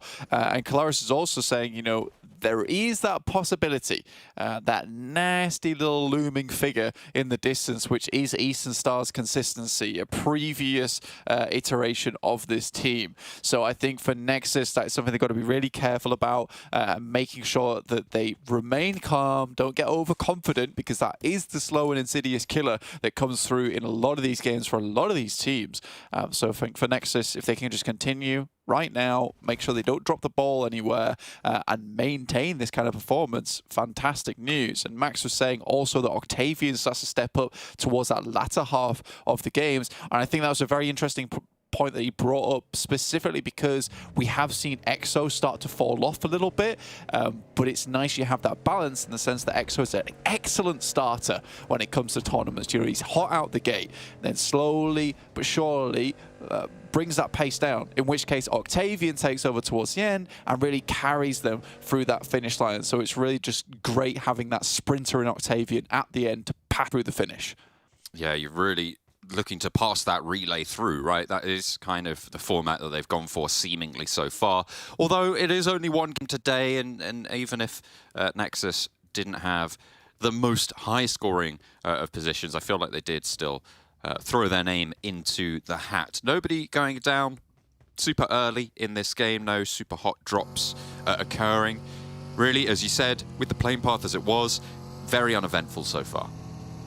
Yeah, I mean, with it being very uneventful, we can take a couple of looks at some more names over in the leaderboard right now. And I mean, I'm specifically looking at Major Pride. Something very wrong has happened here, and I think that something very wrong has been happening since finals of PMPL EU for this team. You know, 9 eliminations, 9 placement points, 20 eliminations. You know, they still have that firepower behind them, but making far too many mistakes, and I think that was the thing that killed them off over in the finals of PMPL EU, was just a lot of these little mistakes that started to add up to a big pile, which ended up dragging them down over on those last games and not allowing them to finish with what really should have been a Major Pride victory over in that finals of PMPL EU. And looking on the Turkish side of things, John, you know, I think there is a couple of names here that I would like to see maybe further up, but I'm pretty happy with the way things have turned out, with FUT Esports and FLUX being very consistent. I think that's one thing Turkey has done quite well here,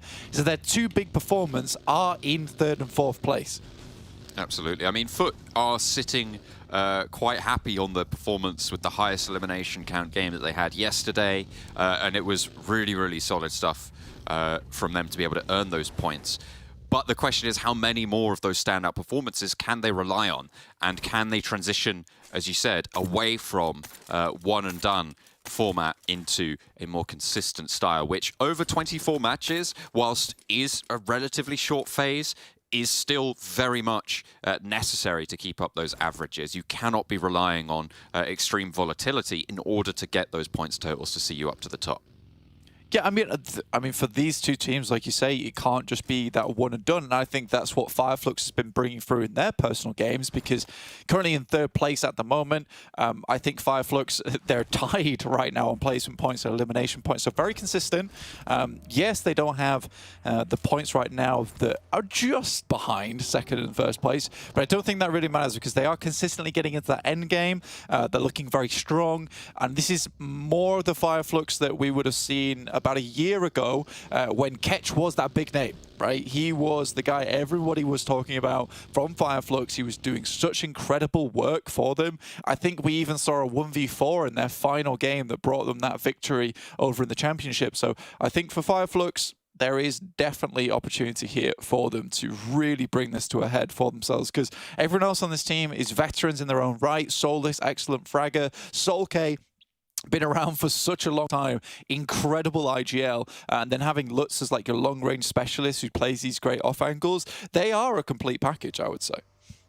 Absolutely, and they all have international experience as well. They have played at this level before and further for the entirety of this roster, so it's great to see that they are, as you say, exemplifying that consistency, whilst not quite standing out in the same way as we've seen from FUT and from Nexus, I think. It's fair to say they are absolutely taking this tournament in their stride and hopefully going to be able to keep up that pace and catch up towards the top if the teams towards that #1 spot are going to let things slip as they did in that last game. Yeah, I mean, I don't want to talk about it too much but it is very interesting seeing 1st and 3rd place being these 2 very tactical teams that are very even on their placement points, elimination points, and then 2nd place and 4th place both being extremely aggressive teams, prioritizing much more on elimination points. So we have this battle between both regions in terms of tactical Turkey and aggressive Turkey, and tactical EU and aggressive EU, which would make for a great finish of this tournament on day 4 if they remain in those positions. positions. Looking at the map now, though, very, very big hard shift down towards that southeast side. And a lot of teams trying to get in position right now. MADBULLS from Porto by the ESO, a pretty typical spot for them, moved up towards Impala and now have free reign down on this southeast edge. A lot of space to work with. The question is, how are they going to use it? How are they going to leapfrog into these next circles? REGNUM, CARYA, very central, right in the middle. And Sly Europe have spotted this rotation. A little bit outside of the effective range here for Reflect, but certainly will be able to land the bullets in the ground around them to get them on their way. Moving a little bit closer. FUT on the southwest. Moving parallel to OZAROX right now, around the south side of the Labandita crater. FLUX are just across the way, so this route is very treacherous for FUT. They need to be careful. Yeah, it's a difficult rotation to make, especially because you're cutting in underneath Labandita, which holds Labandita fields, which are very, very nasty indeed. And I think that your saving grace is the fact that OZAROX is in front of you. They're not going to be getting out the vehicles over in Labandita field. I mean, you might want to head towards one of the compounds on the roadside, but even then, they still have to regroup fully. So I think FUT has that saving grace of being able to move through this area with everyone being just as worried as each other, not looking to get out of vehicles, lose a player, and inevitably, you just don't make it out of the mire that is Labandita fields. Maybe Major Pride would be the main threat, actually, for stymieing their flow on the south side, but FLUX draw up a little bit further south of that, and again, after having shunted up, give that position over to FUT, and they can play that one late. In the north side, you've got ARR moving down from El Azahar, Gladiators to their west, and excuse me, ahead of them. That is a very, very difficult move to make for ARR, but luckily they do have that rotate east option, that wide swing that we've wanted to see now from these teams to adjust into today's games. Gladiators also coming in from a similar direction, having to move down towards that south side. I would say, you know, the south edge of the circle, though, very difficult to play. And I think a lot of these teams will be trying to situate themselves around that northern edge towards where Sly Europe are currently playing to the western side of Junkyard. OZAROX start things off strong with a single elimination. I think that is over to FLUX. Solkay going down to the IGL out now. Can prioritize a little bit more on telling his team what to do rather than playing the game, which is not the worst thing in the world, but it's bad having Ketch falling too. That is real unfortunate. So FLUX may be looking to go out fairly early here in this game. On the southeast side, I mean, you talked about the consistency, and Blank, I don't want to loop back on that, but it feels like you might have just given them a little bit of a curse there, losing half their players within the minute. FUT from the south side. Give them the cursing. That's a cursing. That's a cursing. Going through for FLUX on the southeast, FUT out to their west, who were going to be worried about FLUX's position before, but now they can just play it a little bit slower and slowly encroach through those Labandita fields. Yeah, OZAROX picking one of the more optimal compounds around this area. It's really difficult to get through, and it gives you a reasonable amount of cover, I would say, from the northern side, and also allows you to control the majority of the southern field. So for Major Pride, OZAROX, they really have a chokehold over FUT at the moment. They will most likely head out towards that western side. I think, you know, heading towards Labandita and going into Labandita, this is one of the few times where I'd be like, that's acceptable. You know, you could stay out of the way, move through there fairly unseen, and then possibly loop back around again into one of the compounds over towards where next RÜYA, SBG, as well as Sly Europe currently are trying to play. ARR did move out to the east. They did go on that rotation to make their route of ingress a little bit less chock-a-block and a little bit less through this treacherous high ground, but there's still plenty of obstacles left in their way, and they've got to get that scouting done.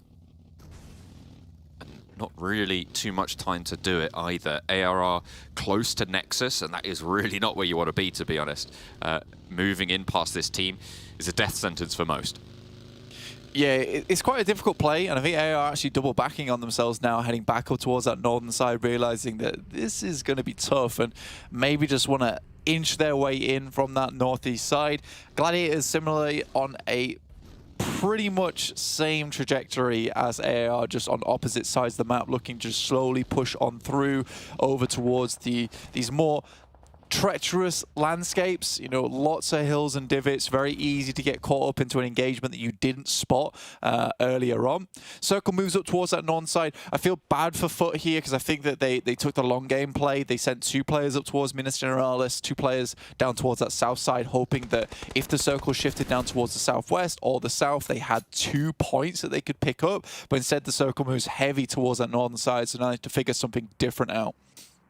They regroup up towards Minas Generalis on the west point and will be moving up north, maybe actually looking to crash into the south peak of Minas Generalis and get a building or 2 there to their name. Feels like they've done that fairly successfully with their forward vanguard of 2, but they might have just turned around. Have to wait and see where they post up in the future. ARR need to mount this ridge and figure out their path forwards because MELİSE right now, the main threat, actually Poser very, very close, should spot this. Elementrix, I don't think he knows that Poser's there. I think he just missed him. Kissu on that ridgeline trades bullets and gets the better end of the deal against Elementrix. Yeah, I think for AAR, they've just been extremely hesitant. You know, that Eastern push could have worked out if they committed. Now they haven't. They double back on themselves. They get themselves crunched in between both Nexus now and MELÍSE Esports. I think for AAR, it's going to be very difficult to extricate themselves from this position. If they didn't bring a rope, they're not getting out of this dungeon alive. Absolutely. It's going to be tough going for the time being. Gladiators have heard these shots coming through and actually look like they want to move closer to these foothills to suppress MELÍSE's position and stop ARR from rotating all the way around on that north side. Don't want to give up that control that they've got there. They know that the ground in front of them is going to be a little bit clearer for the Gladiators, so we'll see how they can operate here because teams are giving them a little bit of space here, Blank. We know how much that can be a detriment to the rest of the lobby. Yeah, Gladiators have this really cruel playstyle, I would say, where they will hear engagements and then just slowly, you know, move their way over, saddle their way over on the bench and just listen in, make sure they can hear exactly when it starts to all pop off and then crunch that team that they are next to into the other. So if this starts popping off between AR and MELÍSE, you can be certain that CEO and Lewis are going to be pushed further and further over towards AR. Now, those first shots going off and are not going down, this is where Gladiators might start to regroup and think about pushing onto this one because either way they will come out on top on both these engagements. Now there's 2 players down. This is a really good opportunity for them and you just wonder if they'll take it. They might prioritize getting a little bit more central now that the circle's nearly closed, but they're not making their move just yet. Matic into a vehicle. ARR with aces down and actually with the blue zone pushing, you need to get out of this one in stage 4. Cannot afford to res inside the zone. The tick rate is just too high to be able to get that heal off, but they are right next to the zone. So potential to just get it done and then hop straight on through. Still a little bit riskier than maybe they would have liked. Elementrix under pressure from CEO. Becker answers with a volley to suppress the ridgeline and keep aces safe for the time being. Yeah, here comes the Gladiators now, pushing over the top side. Matic, front man, point man, looking to just gather some information in the buggy. He did it a little bit, and now they're working their way over. If they clear this team out, they have the entirety of that northern side for themselves, essentially, and they can push down much easier. So Matic steps up, finds a bit of damage, gets that elimination, and equally AR is still in a bad spot. Kitsune moves down further south, so Gladiators will have to be a little bit cautious here as Tixi starts to send grenades over the top. They definitely have MELÍSE with their backs against the wall. The blue zone right next to them. Nade over the top. A lot of damage onto Tixi. And actually, I think they might be a little bit broadside to ARR. But with Kitsune's reposition, if he can get to some cover, it's going to be very, very valuable for their forward routes. But has to dip back over the headland. Stays alive for the time being. Lewis might just eat that, but the bobble dips out to the right there. And Meku doesn't quite get the knock. ARR are fading this fight. Yeah, AR don't want to have anything to do with this one, and that's fair play. You know, you see the third party coming through, but realistically, Gladiators don't need to push the issue too much. Now that they've done a bit of damage, forced them against this blue side, they just need to move further into the circle, which is exactly what Kitsune's done up on that hill. And as they move through, this is only going to get worse. Look at this. Again, it's just that case of crunching teams into awkward spots. Now, Gladiators just need to set themselves up against AAR now, and they control the entirety of this northern zone. AAR, they are a wild card though, and they cannot let up because Gladiators can easily be taken down by them. A difficult rotation with the position known, though. The Nexus squad as well, just over to the east. Could third party this? ARR have had a treacherous route in. The north side not been friendly to them. In the meantime, MADBULLS on the southeast side will be looking to take on the high ground of Major Pride, who have been disappointing so far when matched up to their performance back in Europe, back in those league stages. Similar story for the MADBULLS, though. These two teams, once respected as titans of their regions, really falling down so far. Matic traded off 1-for-1 right now in the knock on the north side. Ooh. Meku also found as well, as the nades can start to roll over the top of these hills. And Meku getting rezzed up by Tixi. Kitsune just needs to apply a little bit of pressure, but takes a lot of shots. Tixi will be able to get one player up, but I think that this is maybe curtains for Gladiators. They had to be a lot more cautious. I think moving further into the circle would have been a better idea for them. Now it needs to be real big play time for Tixi. He's going for the trade against Becker and wins that one out. The duel is good, but it's only Tixi to win the challenge there. Meku is still up and active and needs to keep the rest of the roster safe for the time being if they want to stay alive in this one. Meku, he knows where the players are here. The last player for ARR does get Tapok back, and Aces almost takes him down, but doesn't quite get the retribution he was looking for. The healing can start now. Becker up the high ground is not resable just yet, but Aces repositioning might bring them back up to 3. The Gladiators have lost a little bit too much steam to keep this suppression down. Elementrix might fall, but ARR are starting to put the pieces of this puzzle back together. They need to take that Elementrix here. He's feeding across so much information to the team. Finally, Matic does the trick. Tapok stuck against the blue will have to move out of the smoke, and Meku looking to clear him out beforehand. But the shots from other teams, I believe, coming through. This is really rough now. It's Sly, yeah. Up on the hill, I think it's one player. Yeah, the rest of Sly actually moved into the central of the circle. They have, yeah, they've left Reflect out there. A difficult rotate for Reflect to regroup, but I really like their position into the center of this circle. Excuse me, similarly sort of positioned on that north side, but they don't have that outpost. No, they do not have that outpost just yet. I like Sly Europe. That is a cheeky little spot on the high ground. SPG have to move in. Excuse me, find themselves a couple of shots over towards BEŞİKTAŞ, who are moving through the circle itself to try and get a more central spot, but were quickly and instantly spotted there. ARR have performed under pressure so far. So the predictions come through. You and Kalaris both going for excuse me. Me and Ginny on that Sly south position with the outpost of Reflect. REGNUM CARYA wildcard. Tixi caught out.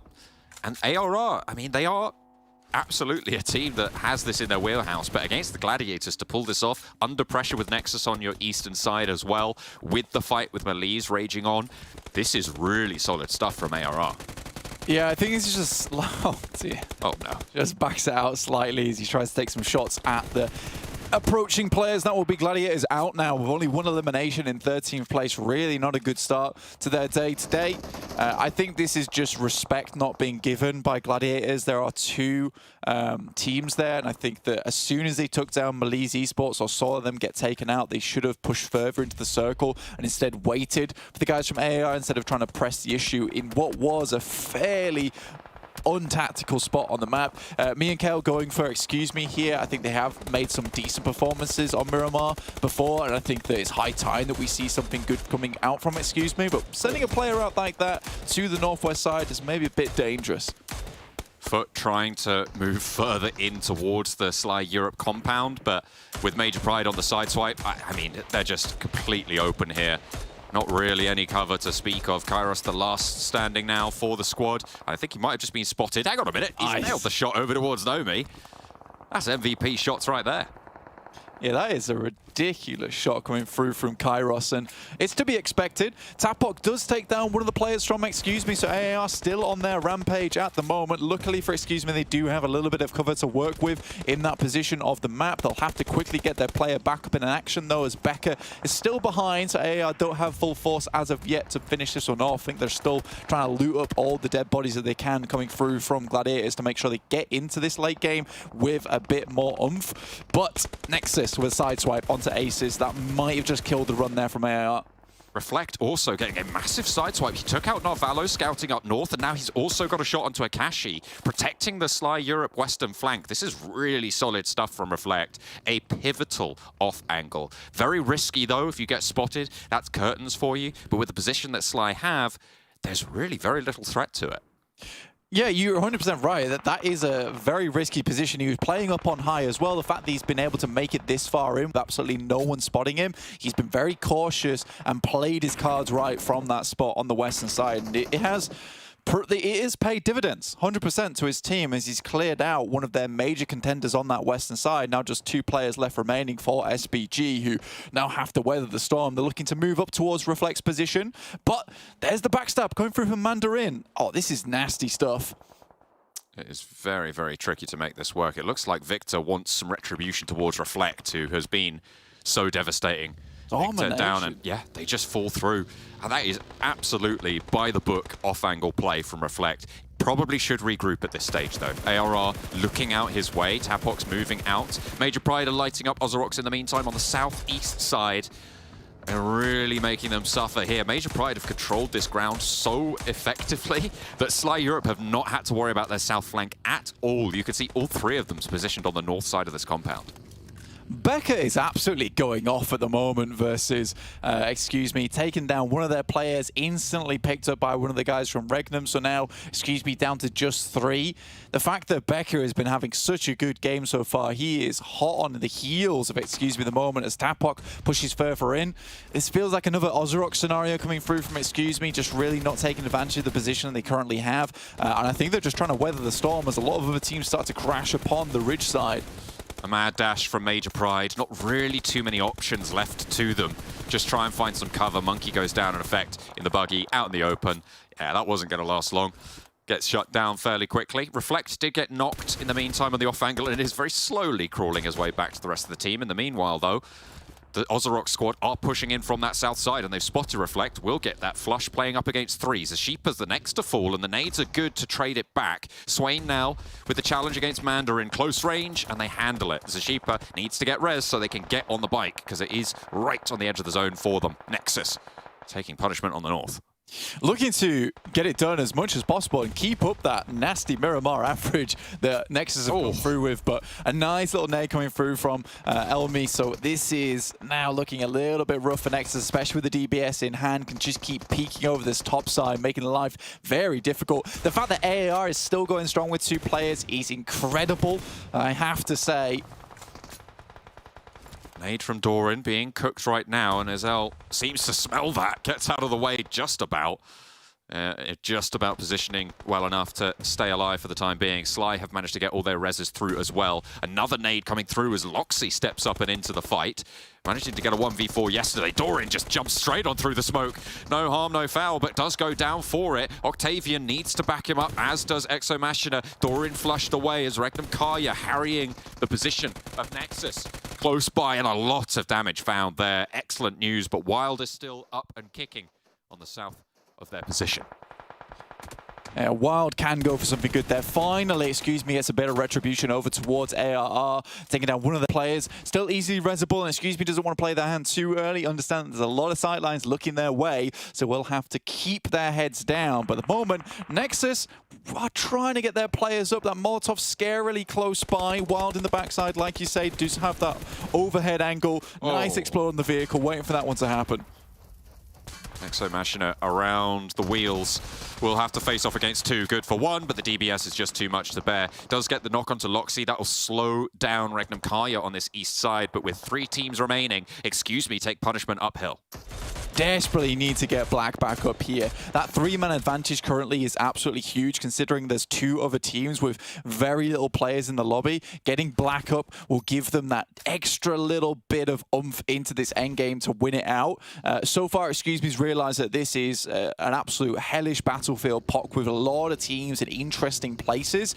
So they've had to keep their head down just a little bit, weather the storm from AAR, who have been trying to shunt their way in. But Mandarin right now on an extremely interesting little flank, and Furia gets caught unawares. This is very, very bad now. REGNUM CARYA trapped in the sightlines of and trapped in the sightlines of Sly. A perfect position for Sly to try and take this one home. as, excuse me, lose Furia fully there. No chance of a res at this stage. And Mandarin now with the whole of this hillside, really, really maneuverable. But the zone will push him over it relatively soon. Yeah, quite difficult now for Excuse Me to get down. They're going to have to use vehicles to try and form some kind of cover. That is some nice shots coming through from Beck, but it will be over now for them. Between REGNUM, CARYA, as well as Sly, this is pick from Max on REGNUM and yours and Ginny's over towards Sly Europe. And right now, REGNUM down 1 player to the 3 from Sly Europe. Reflect has been absolutely so strong here. Wild is just in the open, turreting this one. I think he's just got no ammo there, so had to swap out to the shotgun. Wild knows Zashipa's here, but the AKM, I think, has completely run dry for Zashipa. They know exactly where he is, but they can't do anything about it. Is the res possible? I think they've managed to get everyone up, but they are all super low. The play zone actually tags onto it. That nade over the top finds Loxy, and it's 1v3 now. They could start to push up, and they already have the info on position. Wild shut down, and Sly capitalize once more. That game is kind of just taken away by Reflect's position. He was so pivotal to the win coming through from Sly Europe. He was able to clear out the rest of SBG with the help of the rest of his team, allowing them to have full control over that western side. Excuse Me was a little bit silent for my liking up towards that north edge. And the fact that AR was able to cause them so many problems really limited their ability to get into a better position for that end game. But overall, I think that it was a very nice game. We all got picks that headed towards that end game as well, which is really lovely to see. And I think that they all deserved that position in the first place. They played that game marvelously. I think AR really the big surprise, though, for us all. The fact that they made it so far and cut down Gladiators in the process. Absolutely, they performed under pressure. An excellent statement to make. Not only that, but REGNUM CARYA with a massive elimination tally playing on that eastern side, seemingly just gathering and gathering steam as time went on, just about going down towards the end, but still a massive points total for them playing. Yeah, huge points total. And I think that, you know, you look at this game as a really good opportunity for some of these teams to pick themselves up some decent points and get themselves back into the picture of the game. NEXUS, I think you just talked about them then. They were very, very good. Surprisingly getting towards that end game. They didn't get a huge amount of eliminations, but the fact that they're still getting in towards that late game from tough positions time and time again, this is a really good market for them going forward. Gladiators need to pick it up slightly, I'd say, just a little bit. It's been a bit upsetting to watch. However, I will say that the idea was there and it was intelligent, but it just wasn't performed the way it needed to happen versus AR and MELİSE Esports. I think the fact that MELİSE Esports fell over the way they did, they just flopped. But a bit of a wrench into the works there for the guys from Gladiators. Yeah, I mean, when you're sandwiched between ARR and Gladiators, it's going to be a tough time for you. MELİSE not able to weather that storm. We're going to head back over to the desk to celebrate mine and Ginny's glorious prediction win. Well, we're celebrating Sly's 3rd chicken dinner this time around. I mean, this is the team that even in Europe, we're like, okay, they have their days, but they've been consistent. They brought that consistency. It's not just on Erangel, it's not just Miramar. They're doing great. Yeah, and typically in Europe, when you would still see them get a chicken dinner, it would be not very elimination heavy. Like, they've got double-digit chicken dinners, like, throughout the board yesterday and today especially, too. So, I mean, they had a central position that they defended really well, especially versus OZAROX. But, man, Sly doing well, and we had NEXUS doing well yesterday, too. Like, some European teams that I had a few question marks as to how they were going to bring the action here in the championship. Looking fantastic. Honestly, I was surprised that they got this victory in particular. In terms of the terrain that they're working with, a lot of it is just uphill battles. But I think that they moved at the right moments when the teams in the north and the teams in the east were all kind of engaged with one another. So kind of using a little bit of that chaos to try and then make their own transitions. And the off angle that Mandarin took against where we had, excuse me, was absolutely instrumental in being able to open up that area to be able to play from. And then you had Reflect just scouting the entire... He did not want to leave that hilltop. We kept saying, he has to regroup next circle, or he might have to regroup now. Next circle still didn't regroup. I mean, it worked out. He got some valuable information, at least. I seem to recall picking Sly and then saying to you, no, actually, no way Reflect's going to get there. Why am I doing this to myself? I gotta believe in the slide, but REGNUM CARYA, again, this is one of the games where they put up the damage, they put up the elimination, but they're not able to close it out and get that chicken dinner, which seems to be a little bit of a pattern that they're falling into. I feel like they shot themselves in the foot when they pushed into that valley. I feel like the initial play onto the eastern edge going for that compound was really strong.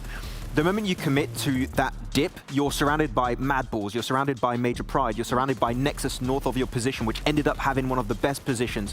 What I wanted to see is something similar from them that we saw from RÜYA in the previous game on Erangel.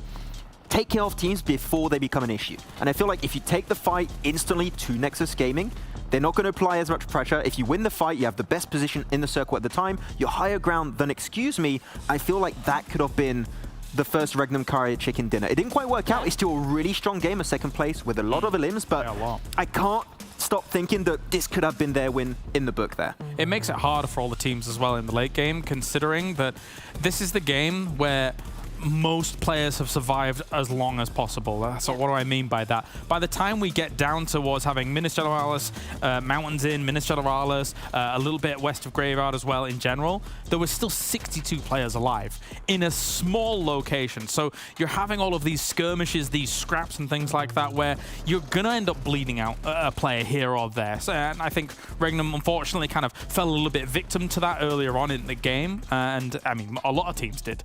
So it makes it very difficult when the level of play is that high that everyone's surviving so long.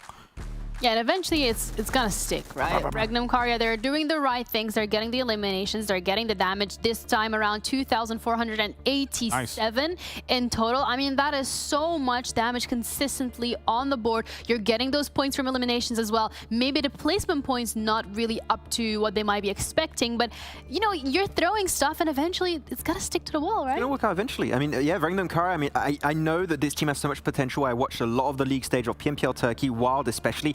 Had such a strong presence in this game, making sure that no one was able to peek over those ridges. I'm surprised he won that, like almost that 1v1 towards the end when he was actually initially losing the fight, but he almost won it, surprisingly enough. But yeah, if they keep Tron alive, I feel like they maybe win that game also because they send Tron super wide around Nexus, I think around phase 4 or something, and they just lose him for free. But still the best game so far. I want to see that momentum built up off the back of this game. It also doesn't help when you're going up against an MG3 in the end. It's a rough one, yeah. 1,300 damage almost coming out from Nomi. That is Major Pride. I mean, you know, sometimes, you know, actually I heard John say something like, oh, okay, these two teams, Major Pride, MADBULLS, you know, of high reverence, we hold them in regard. I mean, it was only one bad day that they had yesterday, all right? They're still capable of seeing Nomi, for example, being able to put up those kinds of numbers. And it only takes that extra little kick in the right direction to then start converting that into a podium finish, into a win. So yeah, we'll see as time goes on. Kind of like the same pattern, right? Where things are going well, but you need to keep throwing stuff at a wall and eventually it'll stick. Eventually you get the podium finish. Eventually you get the chicken dinner. But MADBULLS, however, this game specifically, it still feels like they're a little lackluster. I mean, they got away with 0 points in total, so that it does bring the question of who is... Are they having a bad day? Are they just maybe not in form when it comes down to the wire here at the championship? I feel like they're just not thinking as far in the game as they used to. Here in particular, I saw that this game they started pushing onto REGNUM CARYA and then they got backfilled by Major Pride. I feel like they just need to be careful of their position and be aware that if they play aggressively or start pushing down onto a team, they might get backfilled later on down the line. So rough times, and as you can see here, not on the first page, unfortunately, which you would like to see, but NEXUS now up on first place. On the lead, yeah. I mean, it's decent. Yeah, it was good to see NEXUS being able to kind of hold on to the high ground for as long as they were able to. And then, of course, they did get eliminated during all of that. But I will say as well, nice that at the start of day 2, we're not seeing NEXUS and Gladiators completely run away with it. We're seeing, obviously, Sly with the 3 victories, getting themselves way up there. But also, this is making sure that we're not having complete runaways. And the top pack will be a little bit more even. Yeah, it's a little bit more competitive in terms of how closely stacked the numbers are. And that's what we've seen in EU as well when it came to down to the wire. Gladiators getting away with the skin of their teeth makes it a little bit more exciting, you know, because you can't really predict correctly. I mean, some of us can. Who's going to be winning the games? Now, that's that in terms of the maps that we've seen. We're now going to have a little surprise for you once again, and it's going to be TDM. As a reminder, when it comes to the format, it's going to be played on Warehouse. This time around, only automatic weapons. Max, taking note of that. And Grenades. Grenades? It's a new thing. We came up with it today. Yeah, but we're back on Warehouse though. I want to see some players use the slide feature. No one's been sliding around. I mean, of course, it's not in the main Battle Royale game, but you know, the slide feature can save you in a pinch. But you know, I want to see the game end with 40 points, not the timer this time. You know, go for the fight, please. I did notice the anti-camping rule there for a moment. If someone says 40 seconds, then we remove the player's points. But I mean, you don't need to shimmy too much behind a box on Warehouse to then be not at camping, I suppose. I mean, you're just going to have to run around. We're going to be looking at Gladiators up against MADBULLS. I think this potentially could be the game for MADBULLS to get in the, you know, in the spirit of things, because as much as we said, you know, Gladiators are hitting home continuously, getting those chicken dinners, they're aggressive. MADBULLS really used to play up in your face. That's one of their strengths that we've seen from them in Europe, and it doesn't feel like it's been translating into these lobbies. So maybe this is what they need. Yeah, I want to see Zerich get himself some cool clutches right now. Zerich time over on this TDM, I'm telling you that much. All right, well, we're going to be heading over to our casters. We have Blank and John to be covering the TDM, so guys, take it away. Thank you very much. I'm a fan of Grianides, the ancient Greek philosopher who said that a body of a certain mass can displace an enemy from behind cover. It's a really solid principle to live by in PUBG Mobile. Team match, let's go. I hated that. You hated that. I hated that so much. I was violently sick upon my monitor. But I get to wipe it clean and watch this fantastic game, which will cheer me right back up again. Meku, over in that backside, made through. But 0-0 right now, obviously, right at the beginning of the game. We'll see if this is one of those matches that lasts a full 10 minutes. Hopefully not. It was a little bit lackluster yesterday in terms of pacing, but Tulika seems to have taken fortune into his own hands, striking out to an early lead with the nade, but dodging back behind cover. Wants to continue the challenge. No, Tixi fading back. Another nade over the top doesn't quite do enough to flush that one out. A nade in through. Repositions Tulika, but it was just the stun. Meku up on high. And plenty of Grozers once again in the mix. Tulika with a very far forward position. Fleeke traded off and Tixi lines it up. Tixi, the Grozer machine, in play. Very low HP though. Goes with the drop shot, makes it happen as well, bringing them to 3-5, but that could have been 2-5 if they weren't careful, which is a bit of a nasty lead already. It will be the MADBULLS trying to bring things back up to pace. I think going versus Zerich is quite a scary prospect here in TDM. This guy is absolutely unreal when it comes to close quarters engagements. I think going against any of these players, to be fair, in this scenario is a scary thought. The MADBULLS 2 points in the lead as the Gladiators have evened up just a little bit. They are now a touch out of whack in the points totals, but two line up very, very quickly, and all of a sudden, the lead balloons to 5, Blank. Oof. Getting away from them now, Gladiators. Really want to bring things back on track, but seem a little bit scared at the moment. Frozen moves around the side. Fleeke will take down Tixi as well, and this game really is taking a turn for the worse for the Gladiators. MADBULLS have a lot of pressure forwards. Goodness me, 15-6 now already. Getting the reload onto the Grozer. We'll be able to resupply, hopefully. Meku goes down as Frozen's playing off it well. Matic caught unawares on the entrance to the container, and Fleeke has enough health to go for another engagement as well. Reloading the magazine, putting the 40 into the stock there. A nade from Meku could open it up, but 18-7. Blank, this is dominant on the opening for MADBULLS. Absolutely brutal coming through. Again, I think the Gladiators are a much more tactical squad when it comes to PUBG Mobile. MADBULLS certainly have it in them to win these kind of engagements. Really good mechanical players. That micro play in hand, but Gladiators looking to try and bring it back just a little bit, but right now that lead is becoming insurmountable. Goodness me, okay, it's really starting to heat up. Almost double the points total for the MADBULLS. They just need to go 1-for-1 at this stage and they'll be happy. Sitting pretty to move forwards in the TDM bracket. Matic goes down, a drop shot from Meku to keep them 10 behind, but that is still a vast gulf that sits before them. Certainly daunting. And with the MADBULLS looking to continue to rack these points up, it's not going to get any easier. Frozen hiding behind Matic on that angle, knows exactly where he is, but Frozen's not going to let him get away with an easy, cheeky elimination there. Matic wants to go for something, but his position's known. Instantly, the nade comes over the top. This is brutal work coming through from the MADBULLS.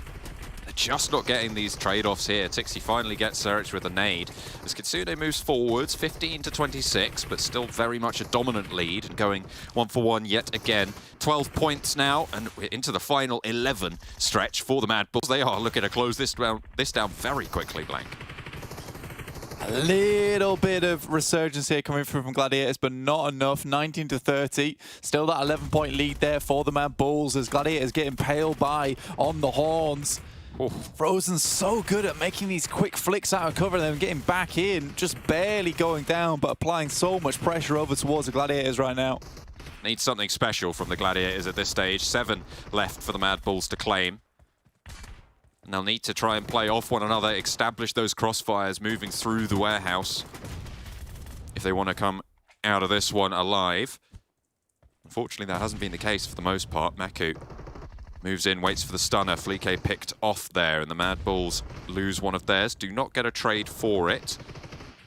Maku lining up on the angle. Batulika opens up on the sidelines and finds 2 very fast. 5 points now. 4 points remain for the MADBULLS to achieve their victory here against their rivals from Europe. Around the side, Tixi cannot let this one slip. Hops up, shut down almost immediately. Flique there to play off his teammate, and 2 points now remain for the MADBULLS. Yeah, some seriously good crossfires set up there by the MADBULLS, and Frozen absolutely blasts them apart in those last moments. Really, really well done. Wow, that was something quite special there. That was certainly faster paced than the games that we saw, one of the games that we saw yesterday, going the full 10 minutes. I feel like this is the antithesis that we've just witnessed here from the MADBULLS, absolutely destroying on this. Yeah, I think for Gladiators as well, it really just shows that they're not maybe the most mechanics-heavy team in the world. They just tend to be very good at the game, at these rotations, when they place their fights, and how they actually execute at the end of the day. And MADBULLS certainly have incredible players on the team, but they're the complete opposite. There are a lot of their plans do not seem the most well thought out when it comes to the classic play. But they certainly showed us an insane performance there in TDM. And again, I would be very scared to come across them in close quarters combat. Absolutely. I mean, it's good that the MADBULLS still have it within themselves, but they just haven't sort of put their best foot forward. We've seen a little more from them today, so hopefully they can keep up that pace into the next Erangel that we're going to be jumping into in a minute, Blank. Yeah, very shortly. We're taking no breaks here. We're straight into the next one. No biggie, no problem. Straight into the third match of the day, halfway through. Some of these teams would like to step things up just a little bit here. Taking a look at maybe some of these teams towards the bottom of the moment. I mean, there is that gulf starting to form just slightly towards that bottom side of the table. No real team is doing shockingly bad, though. I think, you know, the lowest scoring points at the moment is 22. And I think that that's still decent, you know, even if you're having that bad day for a team in this tournament. But yeah, looking at AR, able to get themselves some decent points out last game, up to 40 now. Major Pride, up to 38. It's still a little bit rough for them, but looking better than it was before. But I think the big winners of that last game were REGNUM, and now sat up to 56 points total, 40 eliminations, and an absolute abysmal 16 placement points so far. But it's fine. They're running on the gas that is provided by those elimination points. Yeah, currently sat second in the overall elimination, second only to NEXUS, who have performed similarly ratioed on their placement points to elimination points. 24 placements, 52 eliminations. A massive performance from NEXUS, and that's what's seeing them into that top spot for the time being. The EU 1-2-3 stands tall and looming over the Turkish squads, looking to try and step up onto that podium as we head into match number 3 of the day, the second Erangel. Playing paths down through the middle-ish, I would say. You know, it gives a lot of options both to the western side as well as the east, so really no big problem here for a lot of these teams getting into position. I think the biggest one to look at right now is probably Yasnaya.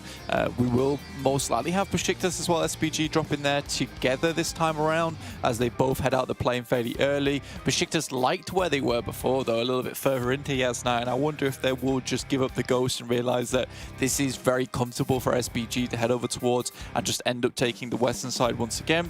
We do get our circle over towards our eastern side. Foot will be heading over towards Lipovka and Mansion. And Sly Europe, who are up on a tear today with their back-to-back, heading down towards Mill to Power. On that east coast, currently unoccupied, and we'll see, as you're saying, who's going to take up residency. Nexus close to a duo from OZAROX. 4 players of Nexus, not an easy thing to handle. Swain, you've got to think that he goes down here. If Octavian is able to get the spray, he's got an SKS, so just getting those tap shots, but it's not going to matter. The iron sights won't phase him one bit. OZAROX losing a player early. There's no way they get that back. Kenzie also not really in a position to re-engage and try and trade it off. Yeah, he's a bit far out of the way there, but yeah, Nexus do style that game fairly strong. M16 in the hands of Octavian, as well as Kapahala with that SKS just pumping in those shots. About any vest or helmet, a couple of shots from the SKS will absolutely blast you. So I don't think it was too bad from them. I think taking this position as a 4-man squad, though, for Nexus, who, you know, this is not typical for them, I would say. So they just drop here as 4, hope to catch someone off guard, and they absolutely do that. Understanding that there's really only one squad that is consistently dropping down here in Sosnovka, which is OZAROX, who decided that, you know, this is a position they can take. And interesting tactics coming through from Nexus. Pick this one up, get themselves an elimination, and then head back up towards that northern side of the map. FLUX, and excuse me, taking shots at one another in South George. Quite far away from the circle, but not too much danger for either of them right now. It will take one of these teams to push, or for an opening knock to be found, for anything really to start to burn in that position. So likely just going to spook each other out here and get on their way as soon as possible. With the circle out to the east, they don't want to stick around for too long. It's not really worth it being here. There's another team taking shots at you as well. Probably just pick up some preliminary goods from these buildings, find yourself a vehicle, head out of Dodge, get through Gatka Field. Fairly sparse in terms of teams that head towards Gatka in the first place anyway, with AAR being one of the sole teams that drops here when the circle is off towards its eastern side as well. So I think for FLUX, there is a pretty easy rotation out of here. Nexus, in the meantime, will go down towards Mill to Power, a position they like to choose beforehand in previous tournaments. Sly Europe opting to head towards Milta this time around, just loot up there instead. Trying to stay out of Dodge. Just get what they can. Give nothing back. Rotation from BRA, currently sat at the bottom of the tables, moving past the north side of Potato Hill, trying to get ahead of that Roshok gaggle that we've seen develop over the last couple of Erangels. So seeing if they can try and catch one or two leaving from that position, being on the far west of the circle. Likely they'll have to do it in about 5 minutes or so, maybe a little bit quicker than that as well. BEŞİKTAŞ opted for the western side of Yasnaya. SPG further down towards that south side. They do have some stragglers though, try to pick up some vehicles. I think BEŞİKTAŞ is able to head to that position first, pick themselves up as many vehicles as possible, and now SPG left a little bit in the dust here, having to send a Kashi back to pick up Narvalo to send over towards where Victor and Robs are currently playing. His MADBULLS just come off the back of that storming victory over on TDM.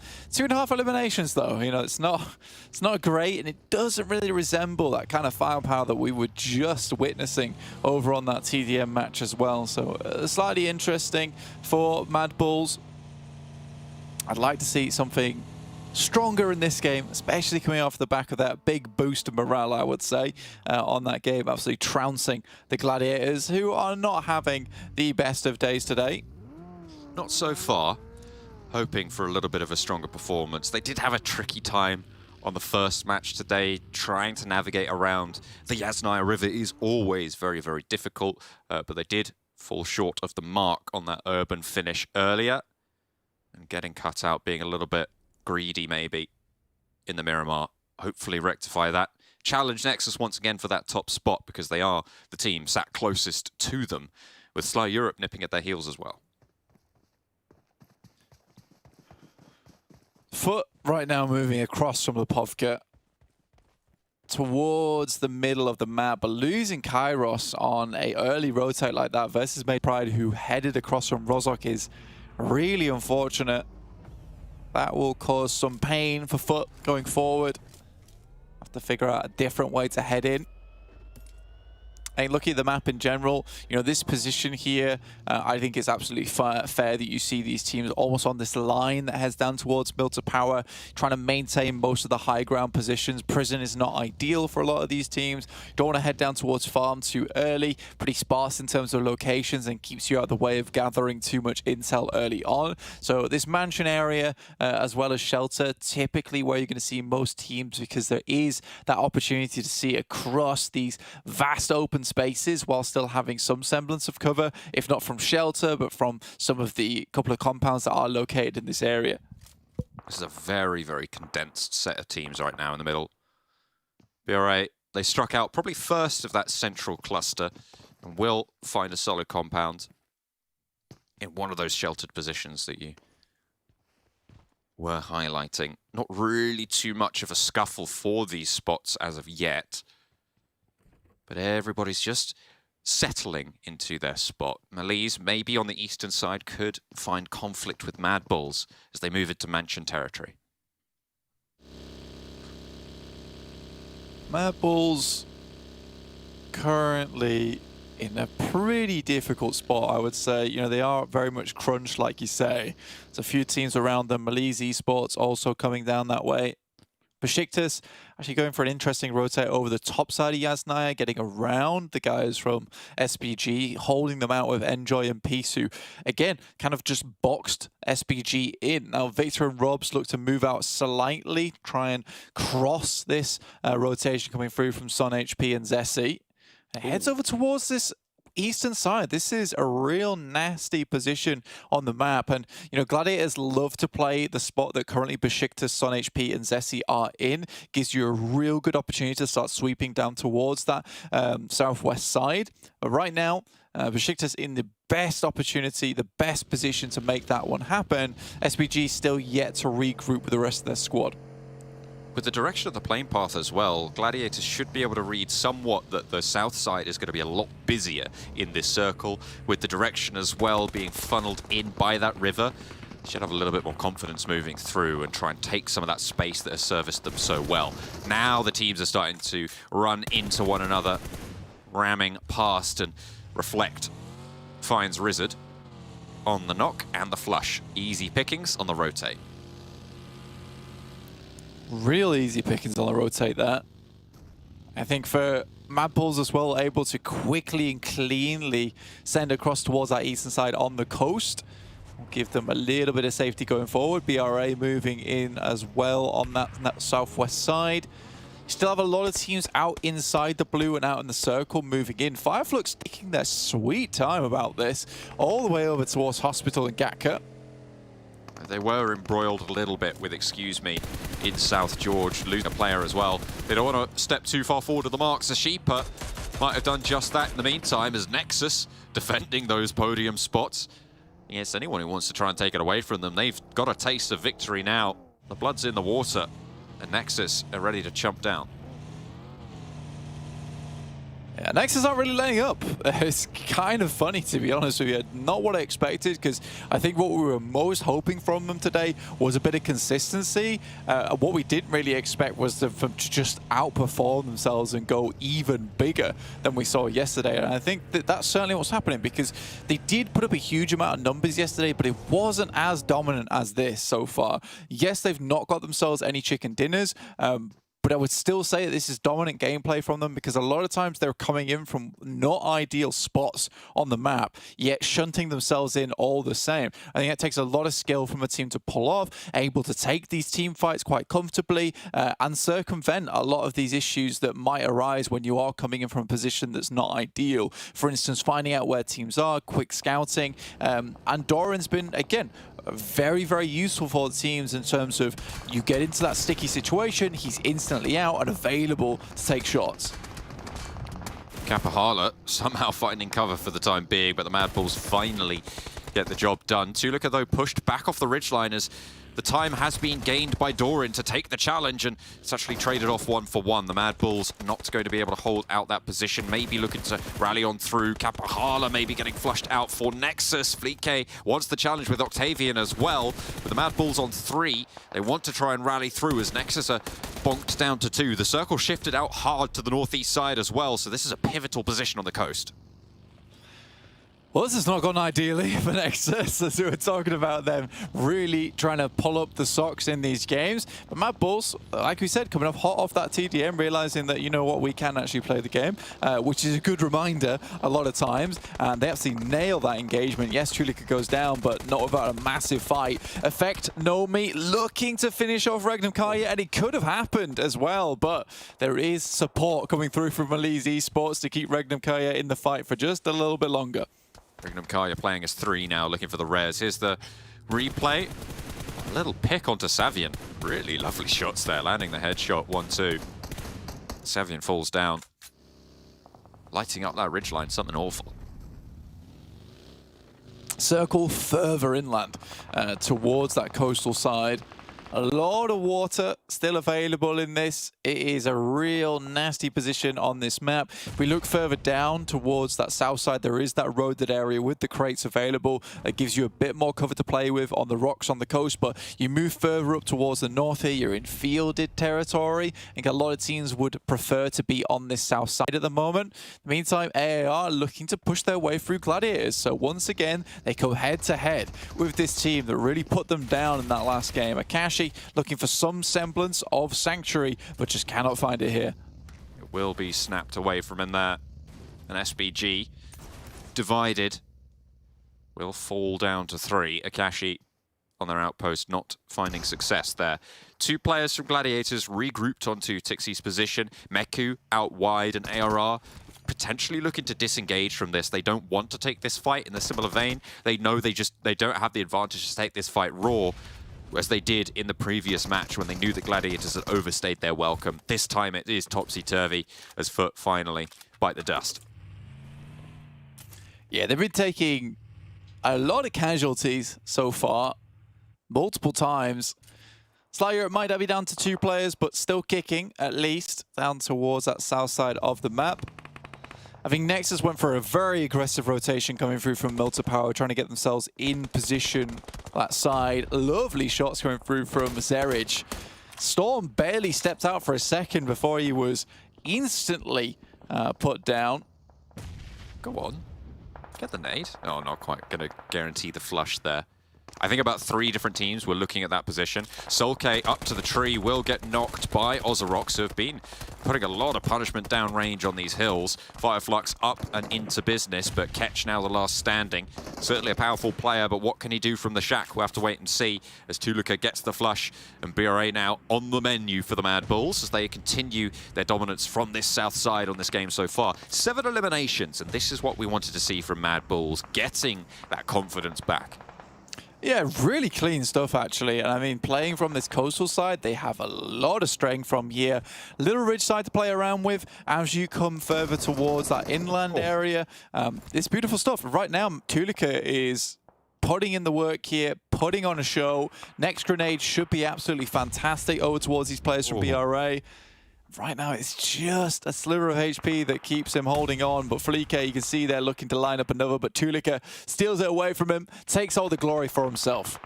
I mean, he did most of the work, so, you know, only fair enough to add those to his tally. 9 eliminations now, though, overall for the MADBULLS. Excellent run from this south side. The circle keeps a lot of water in. And hopefully the teams will be able to find a little purchase somewhere, but the south side is so overcrowded. It does make me laugh so much that MADBULLS just play 1 TDM, smash it, and just go, oh yeah, we can play the game. I remember now. This is weird. Just got to get it done sometimes. A trade 1-for-1 on the Nox, and actually a flush guaranteed by FLUX. Zerich is close by to Sephir on this coast. You can see Sly Europe are swimming out down further south around the headland. It was very close, actually. And Frozen there for the pincer. I think Sephir's going to join Sly Europe in the drink. Yeah, just drops down. But MADBULLS do not want to leave one player chilling down below. Keep throwing grenades. There, just to be really careful because these are treacherous cliff faces. If you fall down, it's sort of over. Look at that, the precision. Just one toe over the line there. He did see him. He caught sight of his backpack just dipping below the surface. Reflect actually probably getting away with this because Zerich is too preoccupied with Zephyr's position. If they can get all the way around to the beach on the north, there is a way up here. Yeah, there certainly is. I think MADBULLS are very aware of that, and they keep sending players further and further down towards that south side. They realize that this could come back to bite them eventually. AAR moving up towards Excuse Me. Two teams, once again, you know, they gave Gladiators a bit of trouble in the north side and now come down towards Excuse Me's area. I think both these teams have had a bad time versus AAR, and they're looking to cause pandemic big problems over towards AAR themselves. Elementrix almost going down there. An invisible health bar on the cards. Ace is actually making the crawl, but unfortunately cannot make it through the fire and the flames to safety, to Sanctuary, and that will be the flush. Becker is knocked as well on the ground floor, so if Elementrix can make it out, if he can drop a smoke or suppress with the nades, it's good news. Meku knocked in the meantime by Tapok on the off angle. Want to regroup on that for the Gladiators. You could see Matic sending all the way out back up north to give a little bit better of a position and stop any pushes onto the location of his down teammate. I like that Tixie is just creeping over towards where those two players are right now in Elementrix as well as Becker. Tapok unwilling to allow the guys from Gladiators to come further down this way. And now MADBULLS in probably a really strong position over towards that south side with this southern shift on the circle. I mean, look at that ridge line as well that MADBULLS are going to be able to play around with their backing that they have from the south cover. It's going to be very, very tricky to navigate. Excuse Me have a lot of problems in their very near future, though. A little replay here from Tulika, just getting these nades. Did get that spray, got that little extra bit of damage, and finishing it off with the nade, just completely taking them down. No harm, no foul, no bother. BEŞİKTAŞ try to move in to pick up as many eliminations as possible and find themselves a bit of safety within this circle. Tapok still out in the distance. Really worries me that Meku's still hanging around up there because Tapok might just be the one to drop the old knife in the back. Kiss You takes down one of the players from RÜYA. That's MELİSE Esports on the western edge. Still yet to make their way in, but still playing a strong game so far. This is a nasty little hill though, John. Very difficult to navigate. Well, MELÍSE not going to get knocked just yet. RÜYA, 0 eliminations, and they need to hold this team out. Kiss You breaks out wide. The tree position known, but the nade was in hand, so couldn't volley out. Lewis breaks up further on the hill. A very grouped up RÜYA as well. Allows Kiss You to get that heal off behind the tree, and now they can start to be bombarded with these nades in range, but Dokkan answers. A triple prediction for MADBULLS, by the way. And excuse me, the other the other pickup coming through. I think you've gone for the Gladiators on the north side. I believe. Come on. Come on, MADBULLS. I mean, come on, Gladiators. Well, MADBULLS have just lost a player on the south to REGNUM CARYA. RÜYA will be continuing this fight with MELÍSE on the west side. And RÜYA really wanting to hold this one out. Doing good work so far. But with MELÍSE on 8 eliminations, they have been through the wars. They are hot. Can they continue this run to get up this hill? Their only hurdle really on the mind. REGNUM CARYA continue to put pressure on further south of this engagement. Yeah, this is a literal speed bump on the hill here. Like, it's so difficult to get through here without slowing down just a little bit. But slowing down means that teams will just start picking you apart because you have to drop these smokes. By the time you drop the smokes, you revealed your position because you can't quickly move up this hillside. NEXUS is doing a very good job to hold on to this spot, mainly because of their position within the circle that MELÍSE is forced to move in. But right now, NEXUS, I think they've got the number of MELÍSE Esports, and with the help of REGNUM CARYA, it's all but over. A little scuffle happening over in that northern edge with BEŞİKTAŞ as well as Excuse Me and Gladiators right now. I think that I went for Gladiators. I believe that they could probably skirt around that eastern coast. And they, every time I've predicted them on this push, because I think they do well from this area, they have failed. But I think that eventually I'll get a one right. Maybe. Let's hope. Well, they do have a tall order to make it past Excuse Me. The difficulty now for Excuse Me is the fact that they can't really move down south if the circle shifts away. They have to try and bank on that, and just cuts into their position a little bit. It might prove to be troublesome. However, the Gladiators definitely going to have to move here. Yeah, I mean, they can still skirt around the side of Excuse Me, which is the good thing. You can see right there, Tixie is very much out of dodge.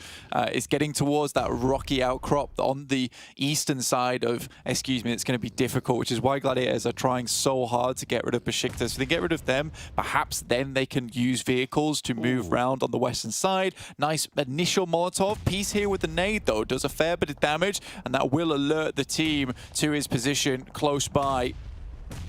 I don't know exactly where he is, though. The burst happened fairly swiftly after the crest of the ridge. Knows the angle. Meku actually traded off, and Tixie almost eats another for a second. Excuse me, all of their sightlines sent out this way. They know these nades are bursting. They just got to try and pick up the pieces. In fact, Beck will do just that as Meku flushed away. Gladiators now on 3. Nice, Kasune. Won't waste any time. And actually, is that what? That's 2. Matic gets another run down as well. And all of Beşiktaş get wiped out under the axles. Yeah, it was a good initial knock from a nade, and I think that they realize that time is not on their side here, so they just have to push through. But right now, Excuse Me has a very good chokehold over towards Gladiators. The best thing that they can do right now, as I say, clearing out Beşiktaş allows you to perhaps go for this rotate down towards the western side and circumvent Excuse Me. You can see shots already been taken over towards Kitsune, but he does make it. Oh dear, Sly have managed to get out of the water. Flique drops down with a low HP and straight into an A from Mandarin. Tulika falls as well, and now it's just Frozen. Mandarin wants to flush and will be able to secure that. Reflect close by on the door frame. DBS for Frozen. Should be able to spot the player as soon as he goes in. Turns the corner perfectly placed. The nade's through, but doesn't get the knock. Frozen with it all to play for the MADBULLS. Goes on the upstairs, but caught out. Disaster for the MADBULLS as they allow the team swimming underneath the cliff to ruin their day. Looks like Excuse Me is going to go straight in for Gladiator as well in the meantime. This has been good shots from Matic. Gets the first one. Very well done indeed. Beck moves out. Both players extremely low as the smoke blooms there. Really, really good play from Tixie as well. I have to admit, it was unbelievable that I saw it happening. The fact that he goes straight into Excuse Me's compound to try and delay as much as possible to attract all that information, attract all that attention, to allow Matic to get in to go for the res. That was really cool. It doesn't work out in the end, but I think the Gladiators played as best of a game they could there from the position they were in. Really fantastic stuff. REGNUM CARYA establishing a fire line now on the south as Excuse Me try and move up to Furia and beyond as well onto this ridge line. A central feature now of this final circle. It was OZAROX with their lone swimmer who was in the water before the players coming down from I can't remember which team it was now. The team who took down MADBULLS in the water. OZAROX has been swimming around for so much longer and has managed to get up and into these buildings. Yeah, that's theirs now. Sephir jumping down into the water early on will ladder up nicely. The fact that Sly Europe goes toe-to-toe with MADBULLS, I think that they had a case of amnesia at the end of that game and forgot how to play the game all over again, which is a bit unfortunate, but there you go. This would not be the case for Excuse Me. They were on track for a win there if it wasn't for the fact that Gladiators made such a wild card play that really spun them from a loot, and then Matic was able to get some incredible shots coming their way.